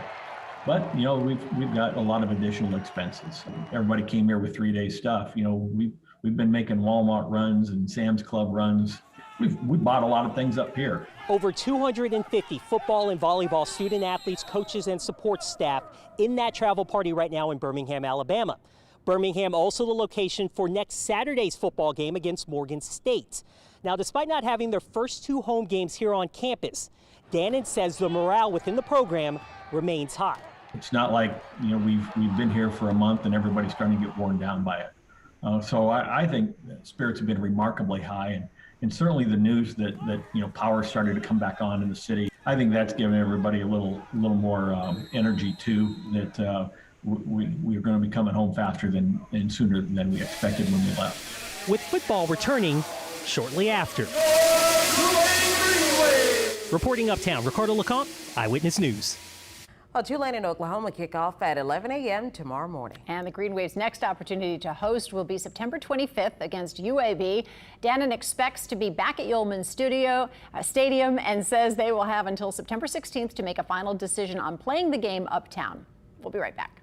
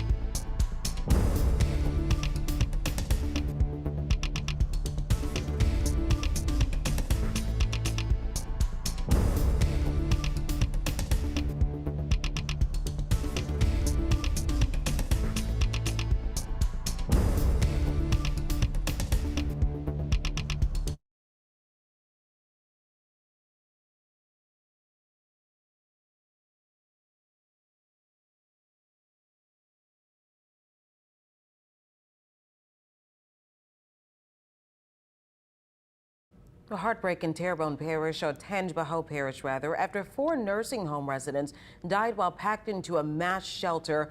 And we're continuing to follow the latest developments of this major story we broke yesterday. Yeah, and that shelter was really just a warehouse. The coroner confirms 3 of the deaths have been classified as storm-related, adding that an active investigation could reveal that the tragedy could have been avoided. State police released a statement today that said, quote, LSP investigators are in Independence coordinating with representatives from the Louisiana Department of Health and State Attorney General's office. Well, residents were eventually moved to different facilities, some to the LSU Fieldhouse. Meg Ferris has the story from Baton Rouge of a family who is not allowed to see their loved one. Security around the LSU Fieldhouse is tight. Contracted workers are the only ones seen coming and going and are not allowed to talk about the conditions inside. One patient's daughter showed up to get her 72-year-old mother out. Stella Franklin of Galliano says her mother described the situation like this. She said she just wants a shower. She wants her medicine. She wants to be able to lay in her bed. But she said she says she's in hell. She says her mom went from the Oxnard St. Anne Hospital in Raceland to the warehouse in Independence. She knew nothing about that move. I should be able to come in to find you in a little bit. I don't know if they're gonna let you in.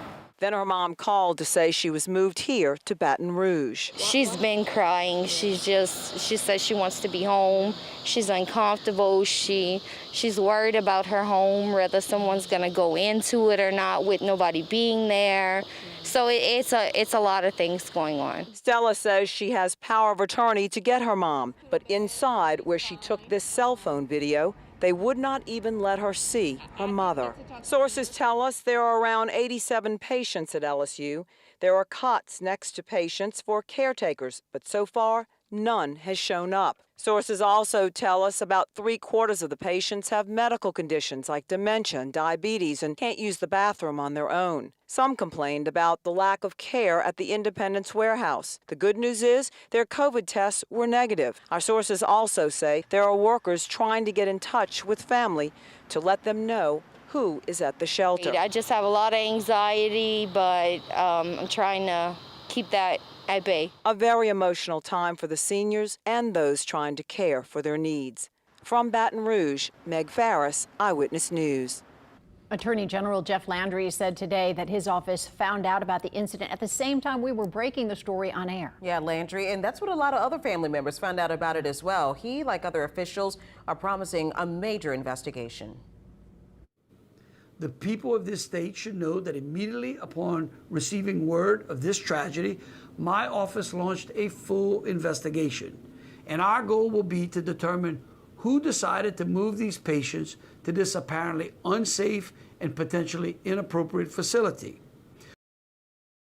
Landry, with many of the same questions we have tonight, so stick with Eyewitness News as we dig deeper investigating these deaths. Tragedy for the people in Tangipahoa Parish. We're still waiting for President Biden to depart from Louis Armstrong Airport. Today he toured Hurricane Ida damage, starting in Laplace, met with parish leaders, and right now we're hearing that he did arrive at the airport via helicopter. If we can get a live look, I think that is him landing right now. We saw him earlier have his meeting, giving remarks, sitting around with parish leaders. That was from St. John Parish, St. Charles Parish, Terrebonne and Lafourche, giving us an update as to how the federal government plans to assist these parishes. So you have Cedric Richmond that was there, as well as the FEMA director who went along on this tour.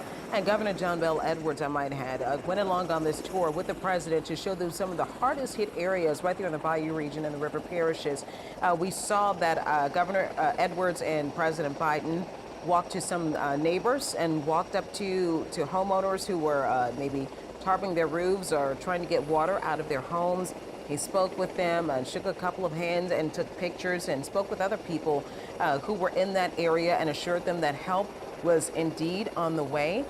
So again, getting a live look right now, looks like the president has landed at Louis Armstrong Airport, International Airport, that is via helicopter.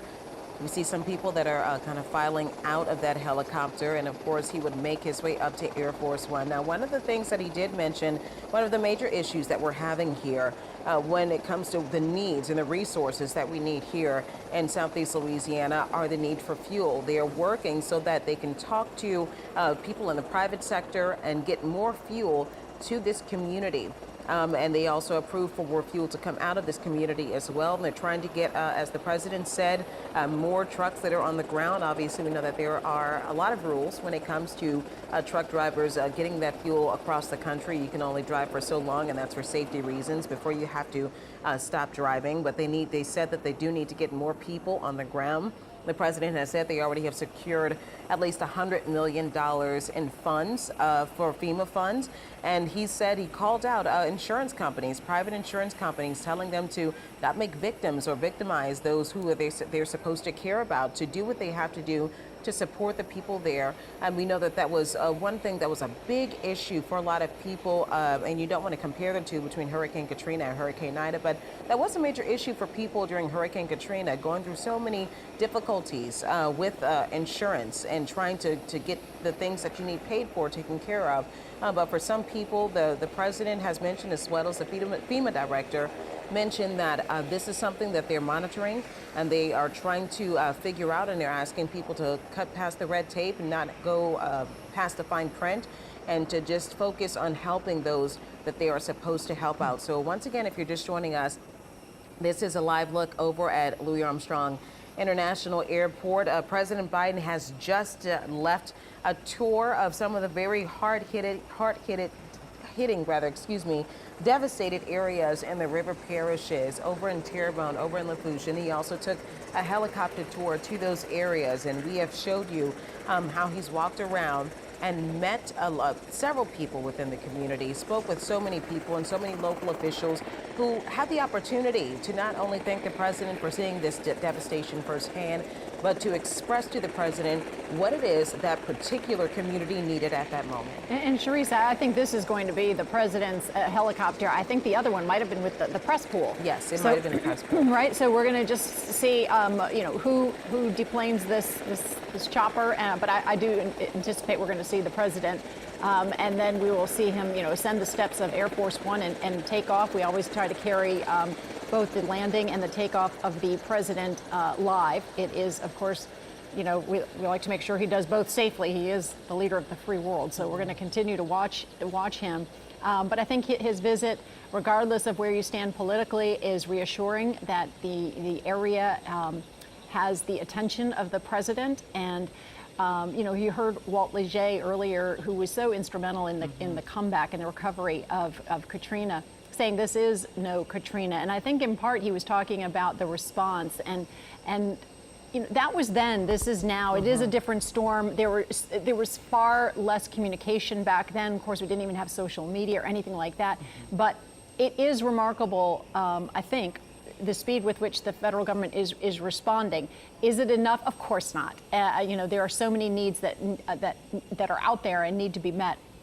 But it is encouraging that the president is here and has already, freed a lot of federal dollars. And as you mentioned, that the oil from the Federal Reserve, the oil reserves. So that is encouraging. And he just also said there's $100 million out there that have already been approved to get to individuals, not the state government, not the federal government, but individuals. So encouraging everyone to get out there and file for the disaster assistance. And what I meant to say before is the strategic petroleum reserves. So, he has authorized the government to tap into that, to try to help us with the fuel, because until you get the fuel, you can't get the trucks here. It's just one thing that leads to another. There's a domino effect.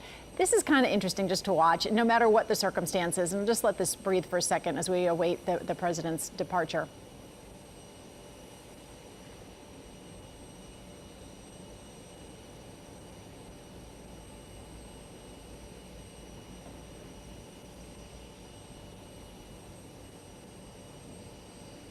First man out appropriately. We've got the governor, we've got the president. The president was out first. Yeah.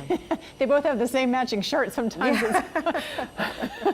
It's hard to tell one from the other. And I'm assuming that we're also going to see Cedric Richmond just behind them, because he was certainly right beside the president every step of the way on this trip. Yeah, of course, we know Cedric Richmond is in the White House right now, working along in a very top position with the president. And the president also used this opportunity while he was here to promote his Build Back Better agenda, saying that this will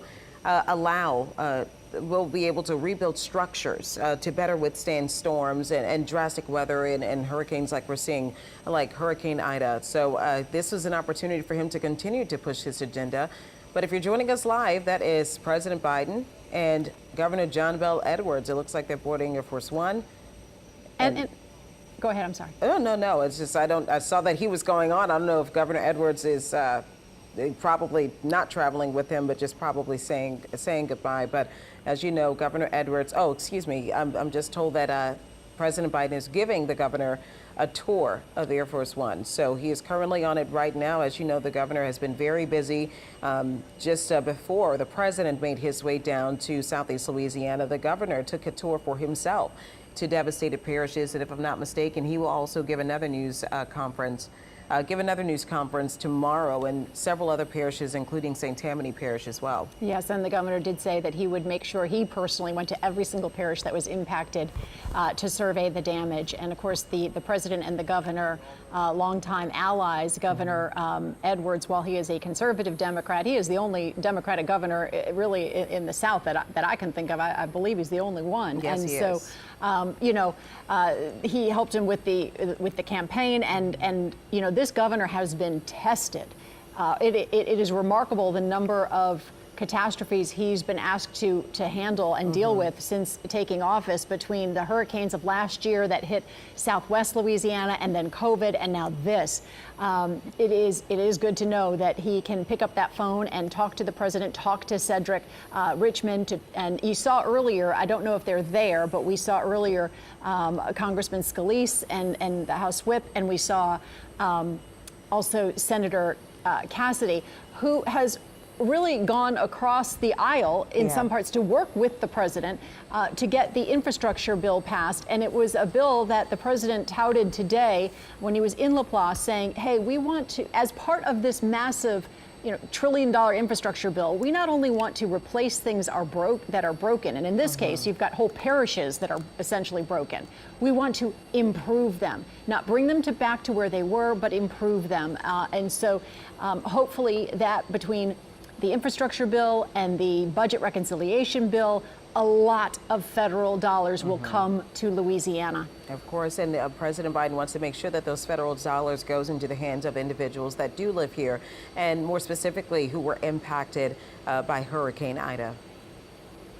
So if you're just joining us, again, live look, President Biden has gotten off a helicopter tour across Southeast Louisiana to impacted parishes after Hurricane Ida, taking a look at the aftermath and the utter devastation that we have seen in several of these parishes, and we continue to see throughout our coverage in several of these parishes. He had an opportunity to sit down with Cedric Richmond and Governor John Bel Edwards, and parish leaders held a public meeting to discuss just what they needed for those parishes, some of the challenges that they need to be met, and what it is that the president and they're asking the federal government do to help people in these parishes to move forward, to repair their homes, and to get back to some sense of normalcy. After that, he went over to Laplace, and we had our Paul Murphy there in Laplace, and where he showed where the president also made more remarks about making sure insurance companies assist the people who have been impacted by Hurricane Ida. He went around and met some of the neighbors who were in the process of trying to fix their homes, or trying to at least get rid of the debris and the damage, which of course is always the beginning process after a devastation there. And he jumped on the helicopter, and now at Louis Armstrong International Airport, and we just saw it there. He is now closing Air Force One. It looks like it's closing up on Air Force One, and it looks like, I don't know if we saw Governor John Bel Edwards get back off the plane, but he did join President Biden on the plane. Well, it is interesting that any plane that carries the president is technically referred to as Air Force One. I'm just reading about this now. This particular plane has 4,000 square feet of floor space on 3 levels, and it has a big suite for the president. It has a large office, it has a restroom, a conference room. It has a medical suite that can function as an operating room, and a doctor that is permanently on board. Very interesting. The plane's 2 food preparation galleys can feed 100 people at a time. That is a mammoth plane there. And we assume that the president was showing the governor around a bit. And it is remarkable. I was once on Air Force 2. A friend of mine was actually flying Air Force 2 into New Orleans and quite frankly sneaked me on board to take a look. But, and it was really impressive, but it was Air Force 2, so it was a vice president at the time when Al Gore was vice president. Air Force 1 also has quarters for those who accompany the president, and I'm sorry? Okay, you can see the governor now walking away. So he did get that, he got that tour. Well, I guess you're talking about how big Air Force One is. I guess I didn't see that there were 2 ways you can get on the plane. I'm just seeing people board the plane on the back side, the back stairs of the plane. So the governor did get a tour of Air Force One and, of course, walked to the back of the plane. I mean, that has to be an amazing sight. I mean, to be able to be on that plane with the president. Oh, absolutely. It was. I was on an empty plane, and it was remarkable. But but just to know that, you know, this is where anything the president can conduct any and all business essentially from that aircraft. They can refuel it in midair. It has an unlimited range. It can carry the president wherever he or she needs. I love that they have this on their website. He or she needs to travel. This is interesting too. The onboard electronics are hardened to protect against an electromagnetic pulse, and it's equipped with advanced secure communications equipment so that they have essentially a mobile command center in the event of an attack on the United States. Again, he can conduct the business of the United States of America on those 4,000 square feet.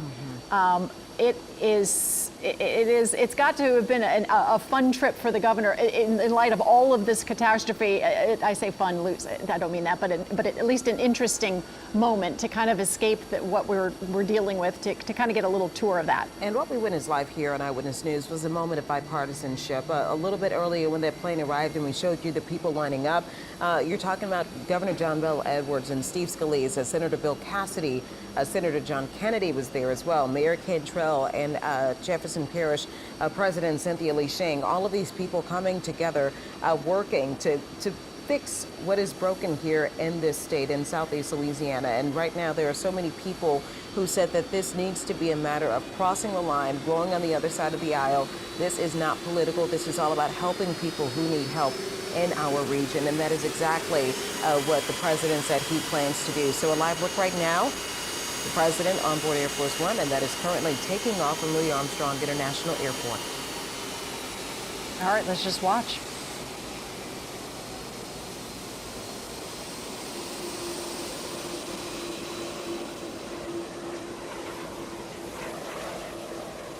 It's the culmination of 6 hours on the ground here in Louisiana, having personally witnessed the destruction caused by Ida, but also having met with the resilient people of Southeast Louisiana and taking with him that spirit, that resiliency, that commitment to rebuild.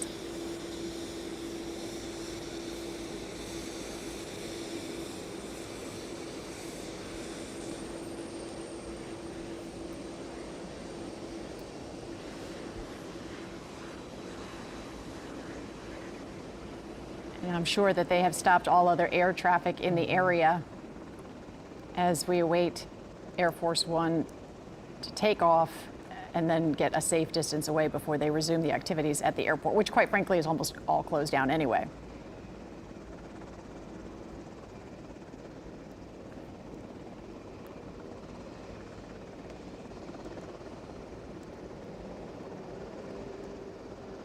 Okay, we do understand that the president will go from New Orleans to Philadelphia and then to his home state of Delaware. You know, Philadelphia and the Northeast took quite a pounding from Ida as well. I'm not sure if his trip to Philadelphia is in reference to Ida or it's an unrelated matter, but that is where he is headed to next. Gives you a glimpse of his schedule, actually, when you think about it, because He too has been dealing with quite a lot in the last couple of weeks, and has been under intense scrutiny, especially with respect to Afghanistan. And so he has, and then to have this happen, and the flooding and the wildfires, you know, there have been a lot of challenges, to say the least, that he has faced, either well or, you know, depending on what your perspective is. But he's been asked to respond to a number of challenges in the last 2 weeks, and a lot of people feel very strongly about the way in which he's done so. Again, Air Force One is starting to take off. We know that some people are asking about, I see on our Facebook page, about the Jefferson Parish News Conference. We will get to that in just a second, so stick with us. We will go to Jefferson Parish and give you the very latest on the recovery efforts in that parish.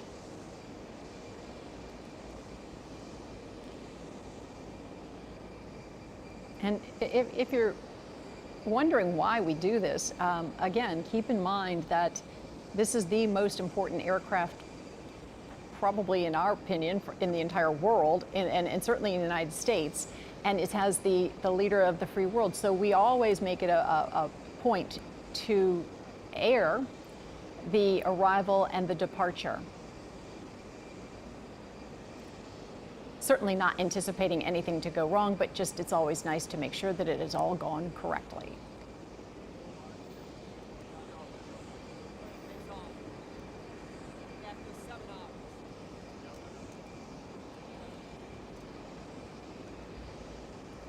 And as you mentioned, Charisse, we will be hearing from Cynthia Lee Shang in a little bit. She was there and met the president earlier this morning.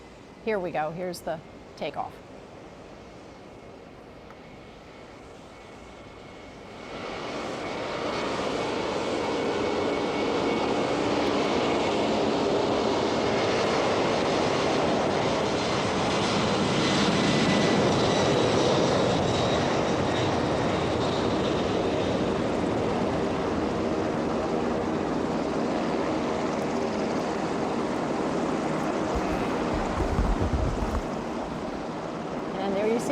It has taken off, everybody vying for a view, but we did see those wheels take off. So that will signal the end of the president's visit to Louisiana. Hopefully he will return again soon. Hopefully he will return often to keep an eye on the recovery efforts and make sure that the government lives up to his promises.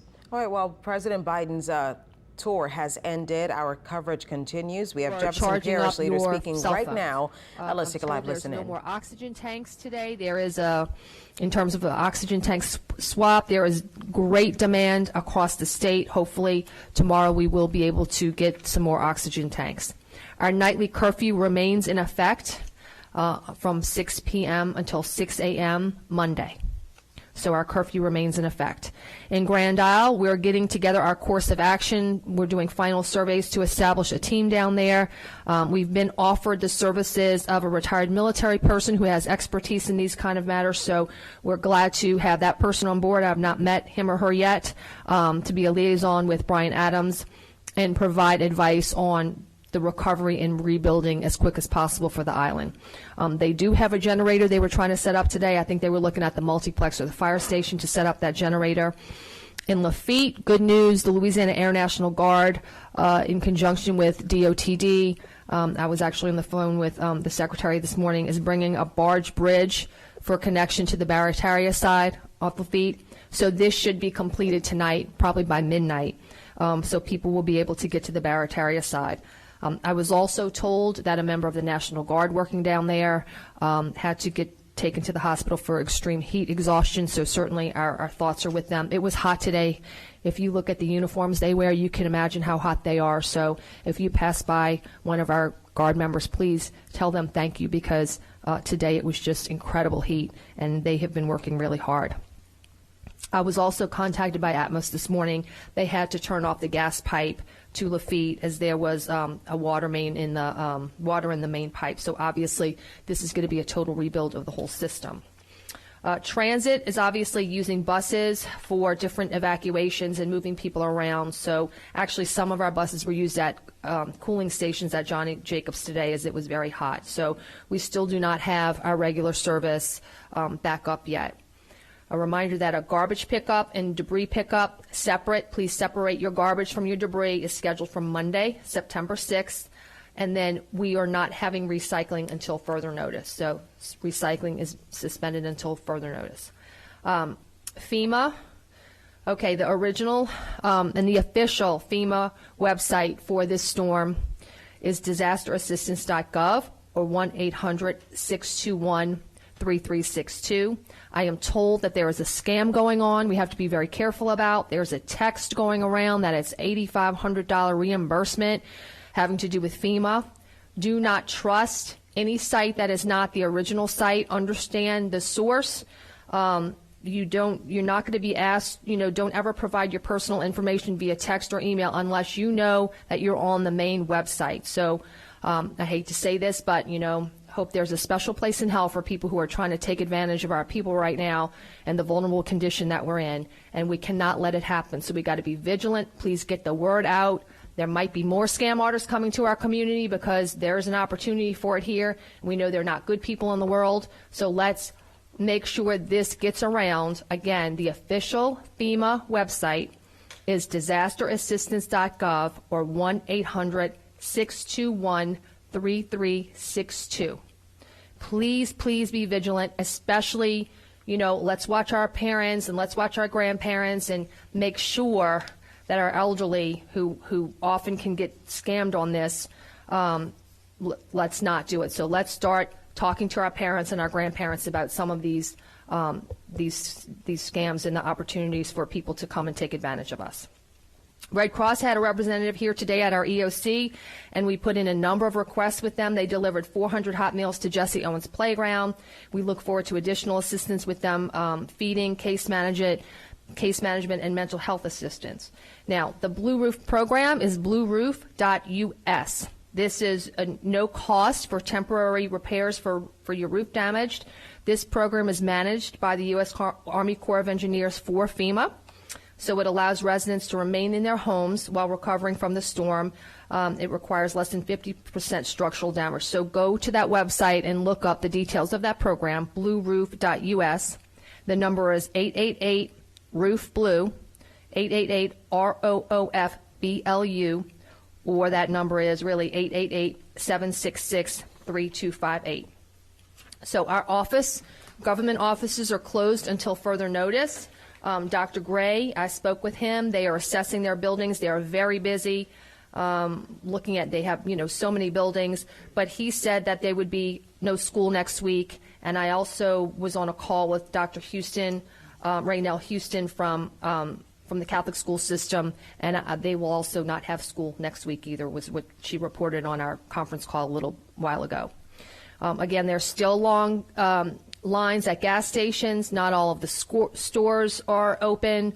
Many establishments are a cash-only kind of way to pay. It is very, very hot today. The sheriff will probably go into detail about some unfortunate things that happened at one of our gas stations today. So it is still very, tough times for us here. I will say that since before the storm, it seems like all the news was bad news. When the storm was going to Texas, then it came to us, then it was really centered on us, then it got more intense, then we had deaths. It just seemed like it was nothing but bad news. I feel better about things today. There are more donations coming in. I think everybody was waiting for the Entergy restoration times out. So as I told my team, as the days progress, we're going to get better and better news as time goes on, and that is how we're going to rebuild our community. Tomorrow will be better than today, and so on and so on. So I look forward to those times where we're slowly but surely getting our lives back together again. We have been asked by the media. They're covering the LSU game tomorrow night. So this normal 7 p.m. briefing, we're going to do at 5 p.m. tomorrow so the media can cover this. And I think a lot of people watch this via Facebook or via the internet. So tomorrow's briefing will be at 5 p.m. tomorrow. Okay, with that, many people want to address you this evening, and we're going to start with our Sheriff Joseph Lopinto.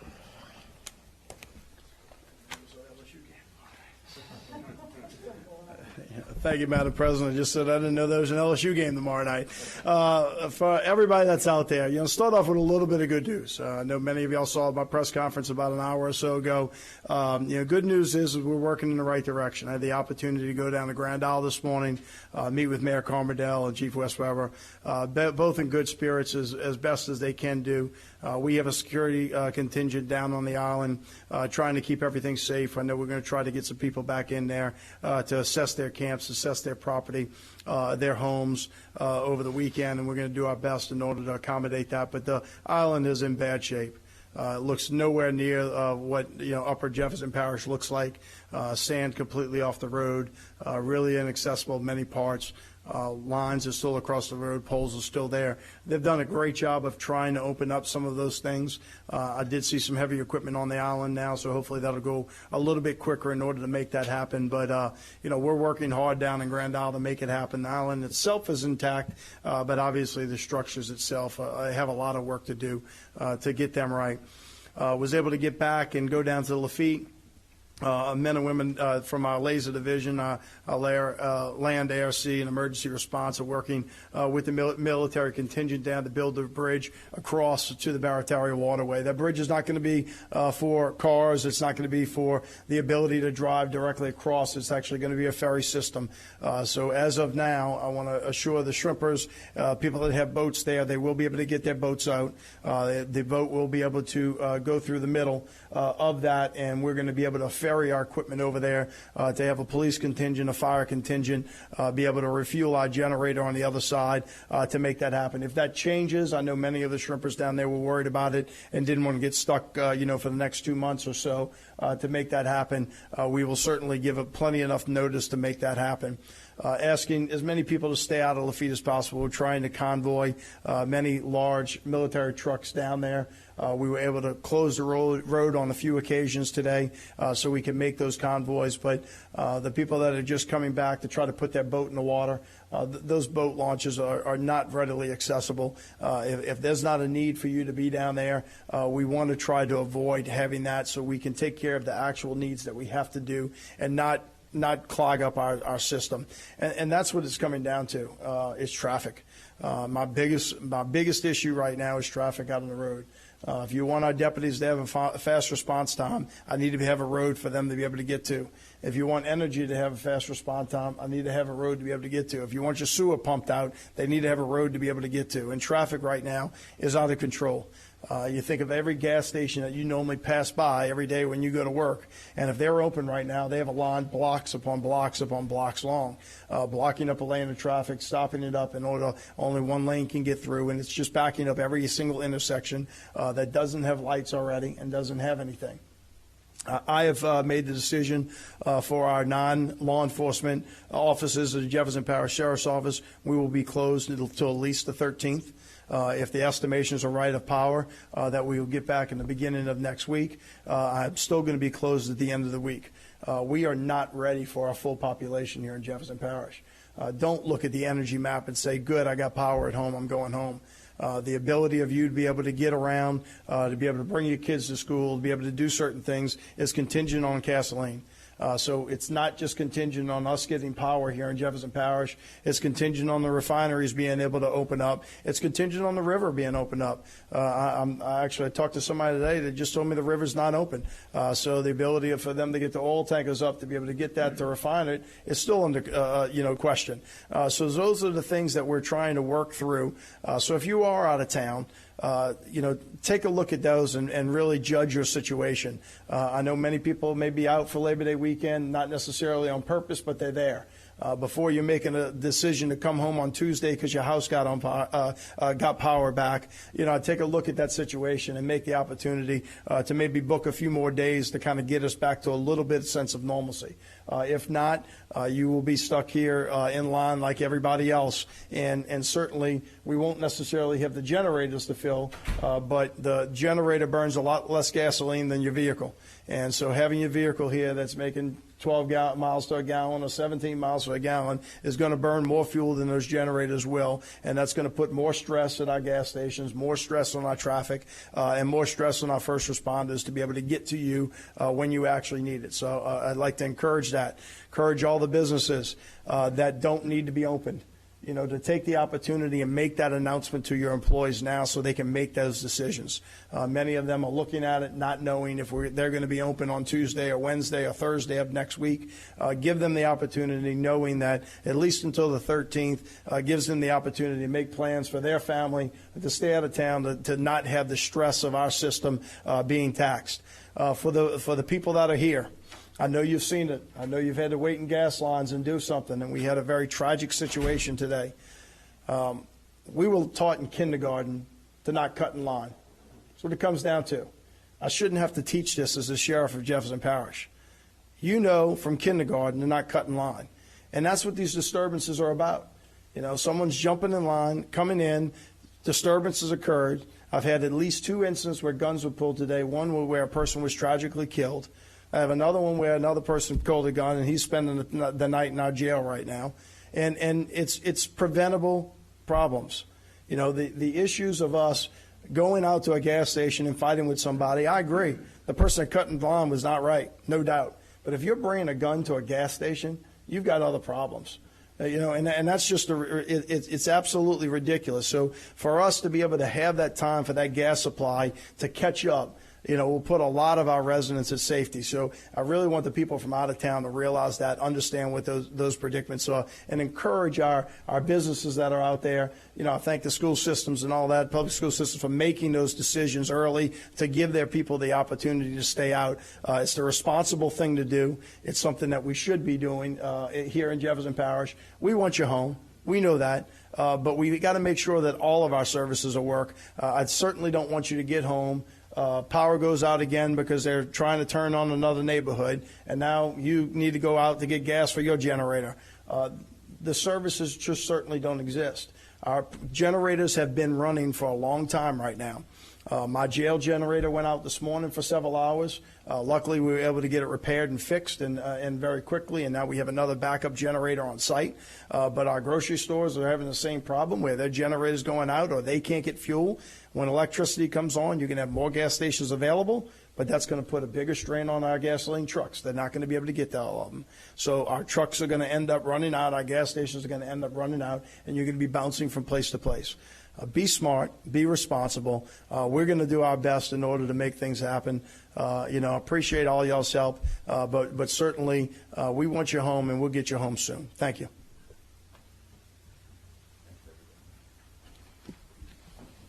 Thank you so much, Sheriff. As I mentioned, even starting last year when we got the first case of COVID in our community, the Louisiana National Guard has been there for us. So I wanted to give Lieutenant Colonel Barry Riley, they're doing many missions here in Jefferson Parish, an opportunity to explain what they're doing on a daily basis. So Lieutenant Colonel Riley.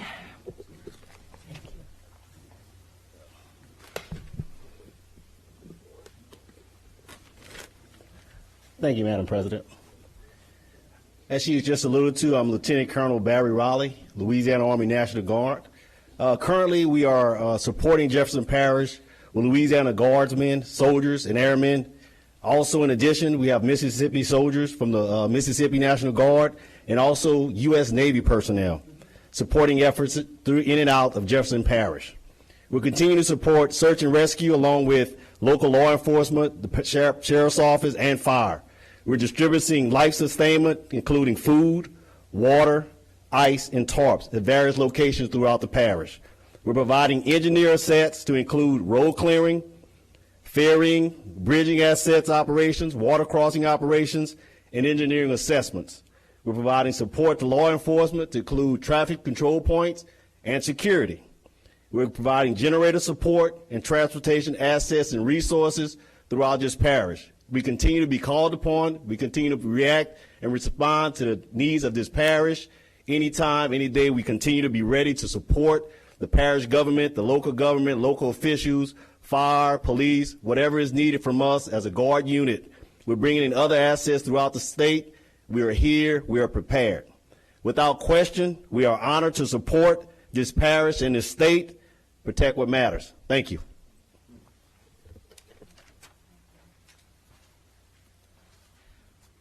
Okay, thank you so much, Lieutenant Colonel. Next, we'll have our Chief of the East Bank Consolidated, Chief Dave Tibbetts.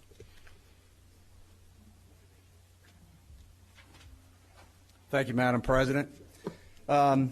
Just a couple of points to report for some statistics, if you will. And of course, right now we're talking about carbon monoxide response that we've had. On September 1st, for the 24-hour period, we had 87 responses. September 2nd, 55. And today, so far from midnight, it's been 76, so 218. A couple of things have happened over time with this. We are now, days into this. People are still refueling these. They're very hot, and we talked about last night the 320s.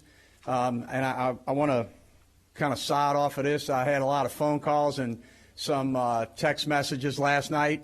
I've gotten some new nicknames now, the carbon monoxide guru and these other things. And I won't waver, so call it what you want, but I'm coming, and I'm going to be that person to fix this. So we got to keep up the good work. Also today, as a fire department, I want to mention that we did mission up 2 tree cutting crews, so we've been out on our roads to make sure that the fire trucks can get where they get. But going back to the carbon monoxide, I just want to reiterate the importance. The generators cannot be anywhere under or near your home. It has to be on the outside of your home, and the exhaust has to be away from any entrance. The gas is lighter than air, so it will find a way to creep into your house and cause a problem. Madam President, I'm glad for one good thing. I know you had a list of good things today. We can add that we didn't have any fatalities today. So hopefully it'll be the same as we go. And again, if it makes people pay attention, I'll get light again. And we did homework last night. It paid. We're going to have more homework tonight, even though it's Friday. Folks, I want you to go out and read your owner's manual if you have a generator. Read it, read the safety points, and understand them.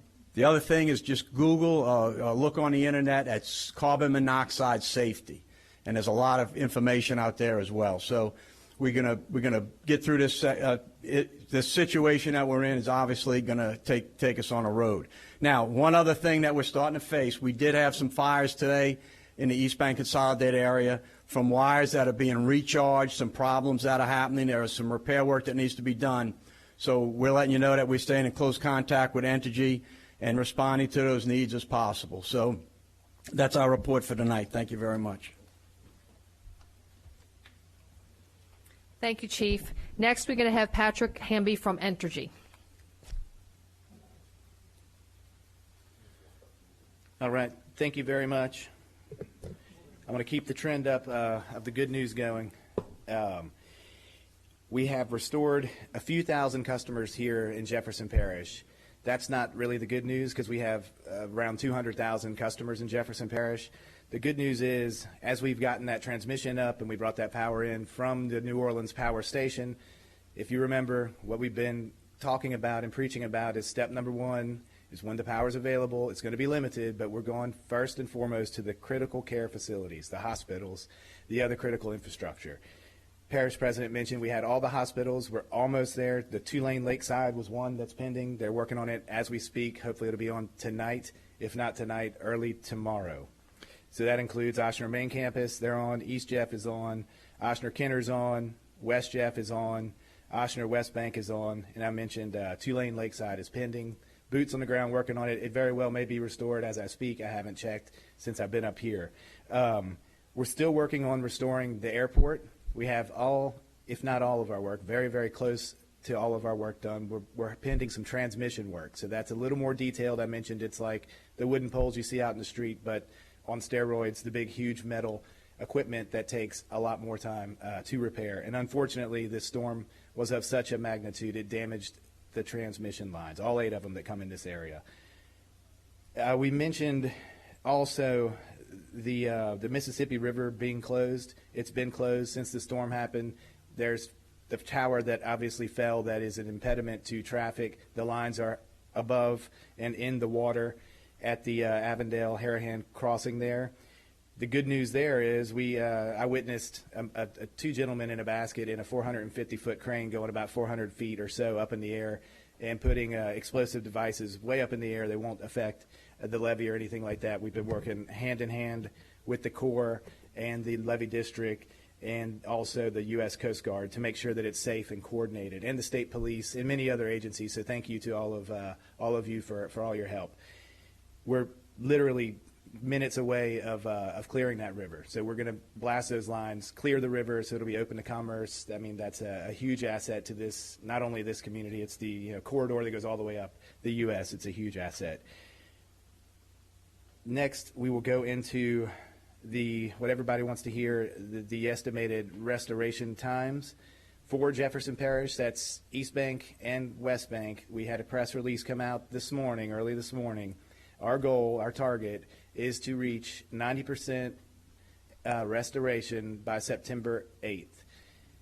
That may change. This is what we have with the information that is before us at this time. However, you can't wait to have an absolute perfect estimated restoration time, because people need to make plans. They need to make their educated decisions. They need a reference point. They need something to look at to make that decision to say, when do I pull the trigger to go home? When do I pull the trigger to leave? We'll be restoring customers every day between now and September 8th. But on September 8th, our goal is to have 90% of customers restored in Jefferson Parish. And that obviously does not include Grand Isle and the hardest hit areas that are going to take much longer. Those are the areas where customers can take service.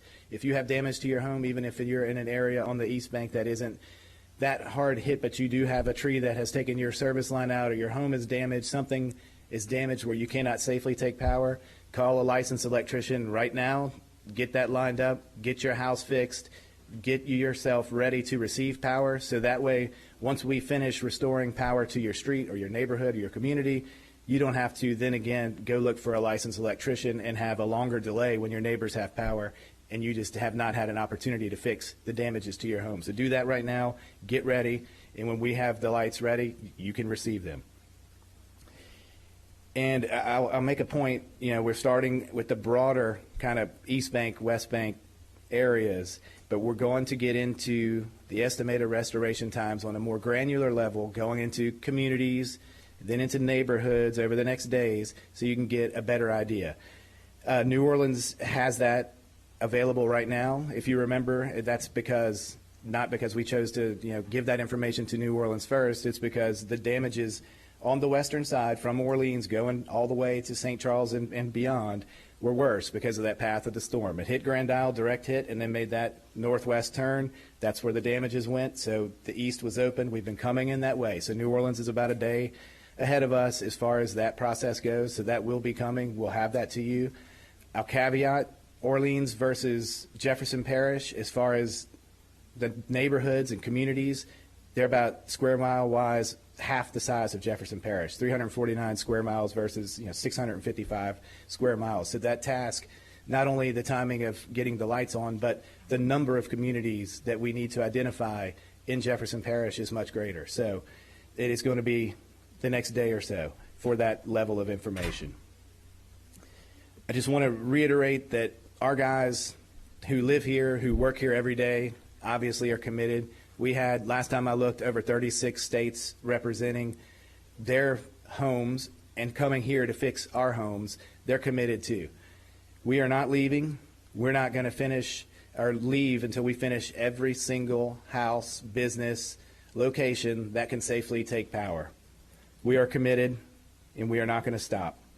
I'm glad the parish president mentioned scams. Entergy has been an unfortunate, I don't know if you want to call it suspect, but they've had many scammers out there throughout even a regular day that have come and tried to take advantage of our customers about being late on a bill or so on and so forth. So be aware of the Entergy specific scams as well. And we'll end again with safety. Stay away from down power lines. Do your best to stay off the road. There really is nowhere to go right now that is worth the danger that is out there potentially with the down lines and poles that we are working actively to clear. And again, as everyone said, if you stay off the road, it helps us help you get the lights on quicker.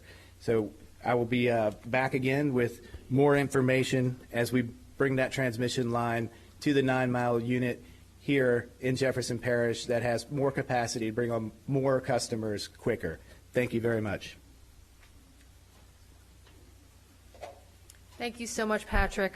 Our Director of Emergency Management, Joe Valiente. Good evening. We are still fully activated 24 hours around the clock, and we are taking in calls. We are assessing information. We are working very closely with GOSEP, our state counterpart in the emergency management world, and they are supplying us with the resources that we are pushing to our first responders to ensure that they can complete their missions. Prime example is that our Assistant Director, Timmy Gautreaux, has spent 2 days working with the Louisiana National Guard and the Department of Transportation and Development to ensure that that ferry in Lafitte is operational as soon as possible. Today, we received a call from the CPRA saying that they needed a helicopter to put FEMA officials in it so they can inspect our levees to make sure that they're intact in case we have another storm that comes along. We were able to ask GOSEP through our web EOC, and sure enough, they were able to receive the helicopter. So that's our mission. Our mission is to support, to work closely with GOSEP, and to make sure that we get those resources to the first responders. On another note, I want to follow up on something that Sheriff Lapinto said when he mentioned that we are not ready yet to open fully, and we're not.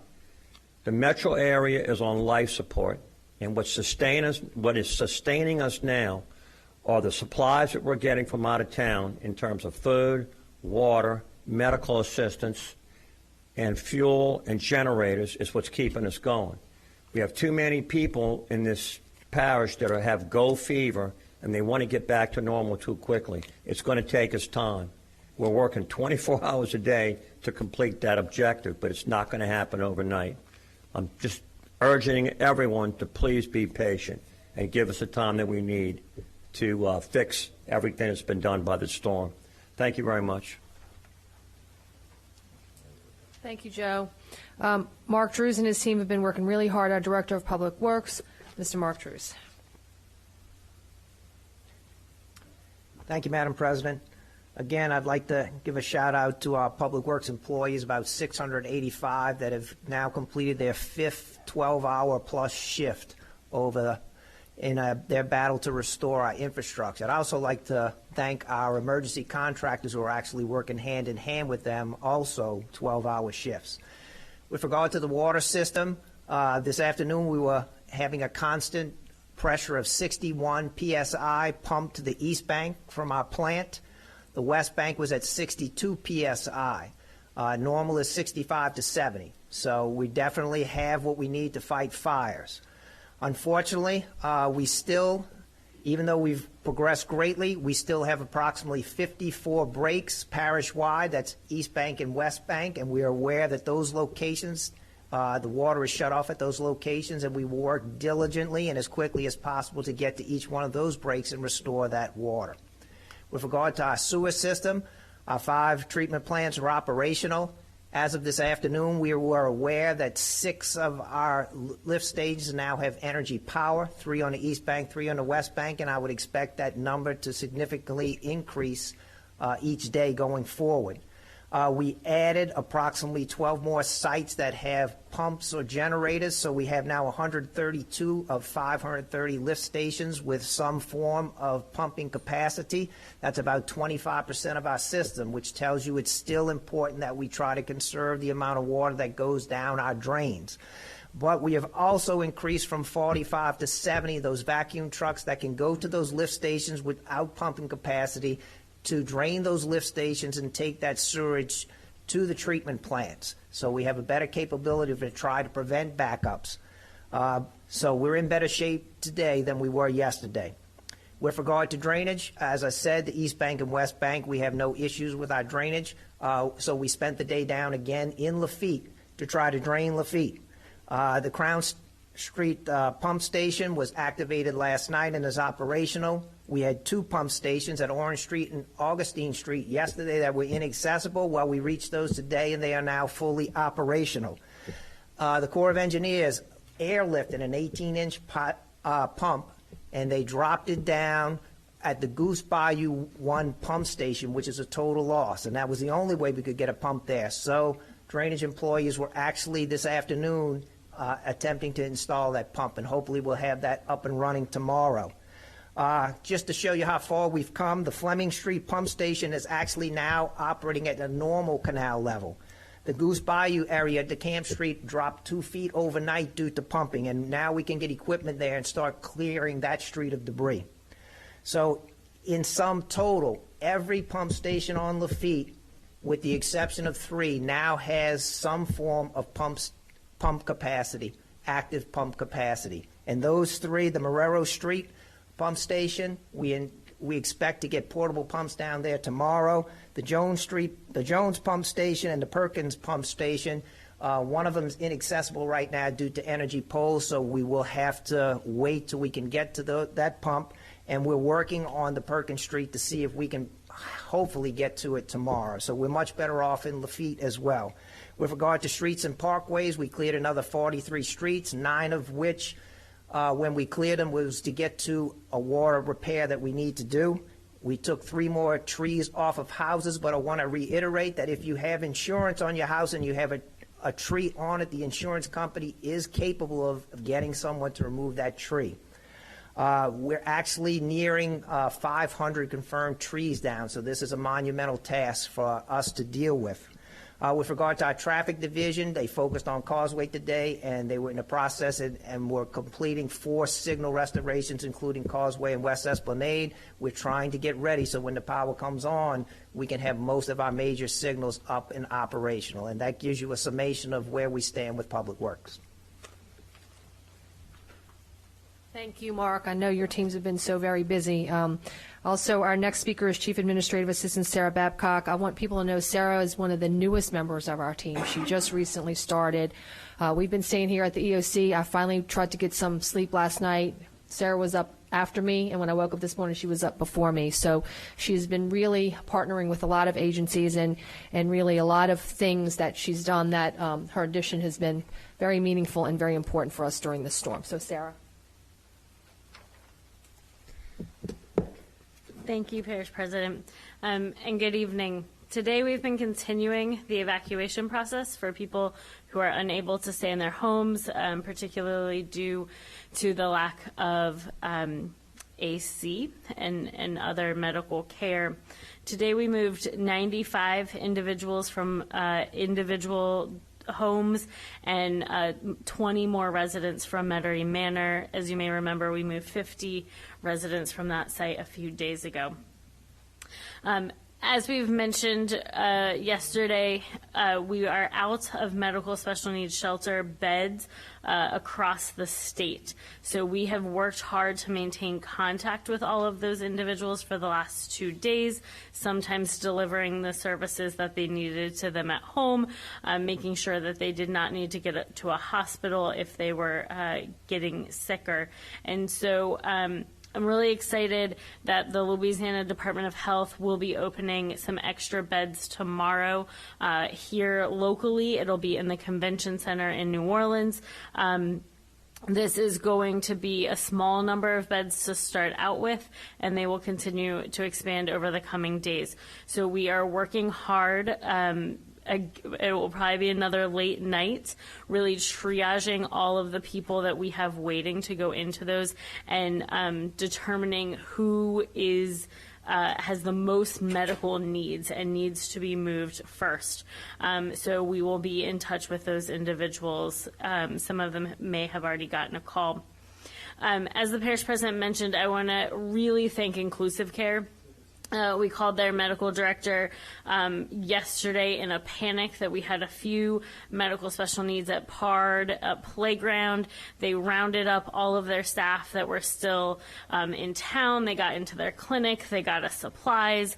Some of them, they came out during the day, not even realizing that we needed help overnight as well. And so a few people were going to take quick naps this afternoon and be back on over the night. So I really appreciate all of their help.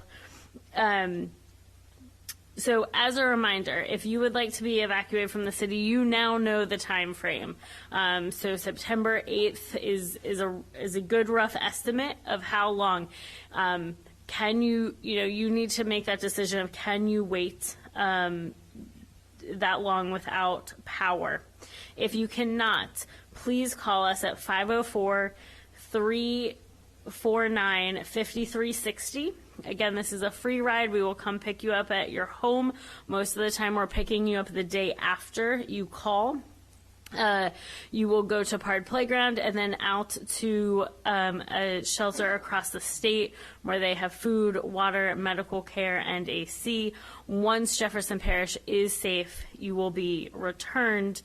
And as was mentioned, I spent the morning meeting with the Red Cross to talk about other services that they're able to provide. Most immediately, it will be things like food and water to people, but we're also talking about long-term sheltering, long-term housing, case management, and I'm hoping within the next day or two, this will also include some disaster mental health services offered at a few sites in our community and for those at the Pard Playgrounds. One of the other important things I want to talk about is nursing homes. So many of you have seen that we had a tragic incident in a facility in Independence, Louisiana a few days ago.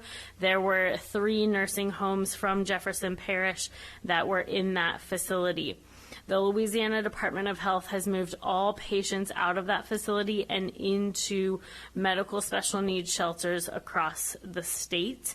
If you are looking for your loved one that was in one of those facilities, you can call 211 and they will let you know which shelter your loved one is in and help you make contact with that person.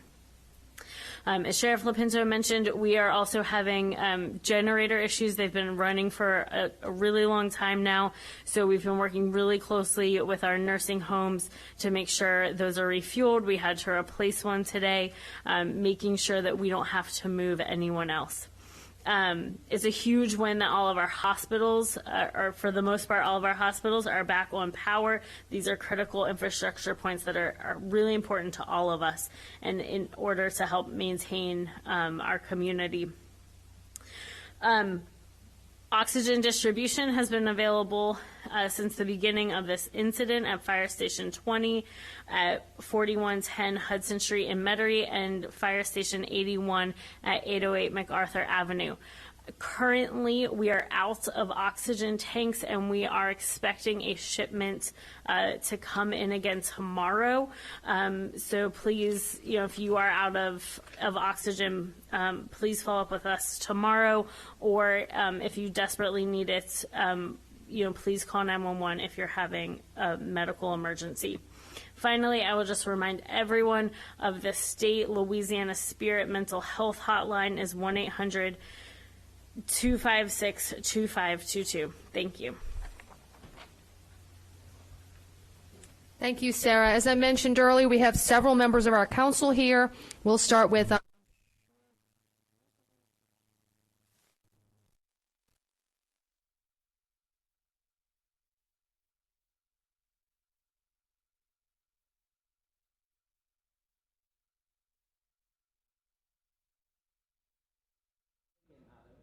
Wow. Okay, it looks like we were in the middle of watching the JP press conference and they may have lost power. They might have lost power, and we just saw that live here on Eyewitness News. Of course, we'll continue to give you all of the updates that they might have on our website, WWL-TV.com. But for now, we'll see you back on Eyewitness News at 10 o'clock with another update. Thanks for joining us.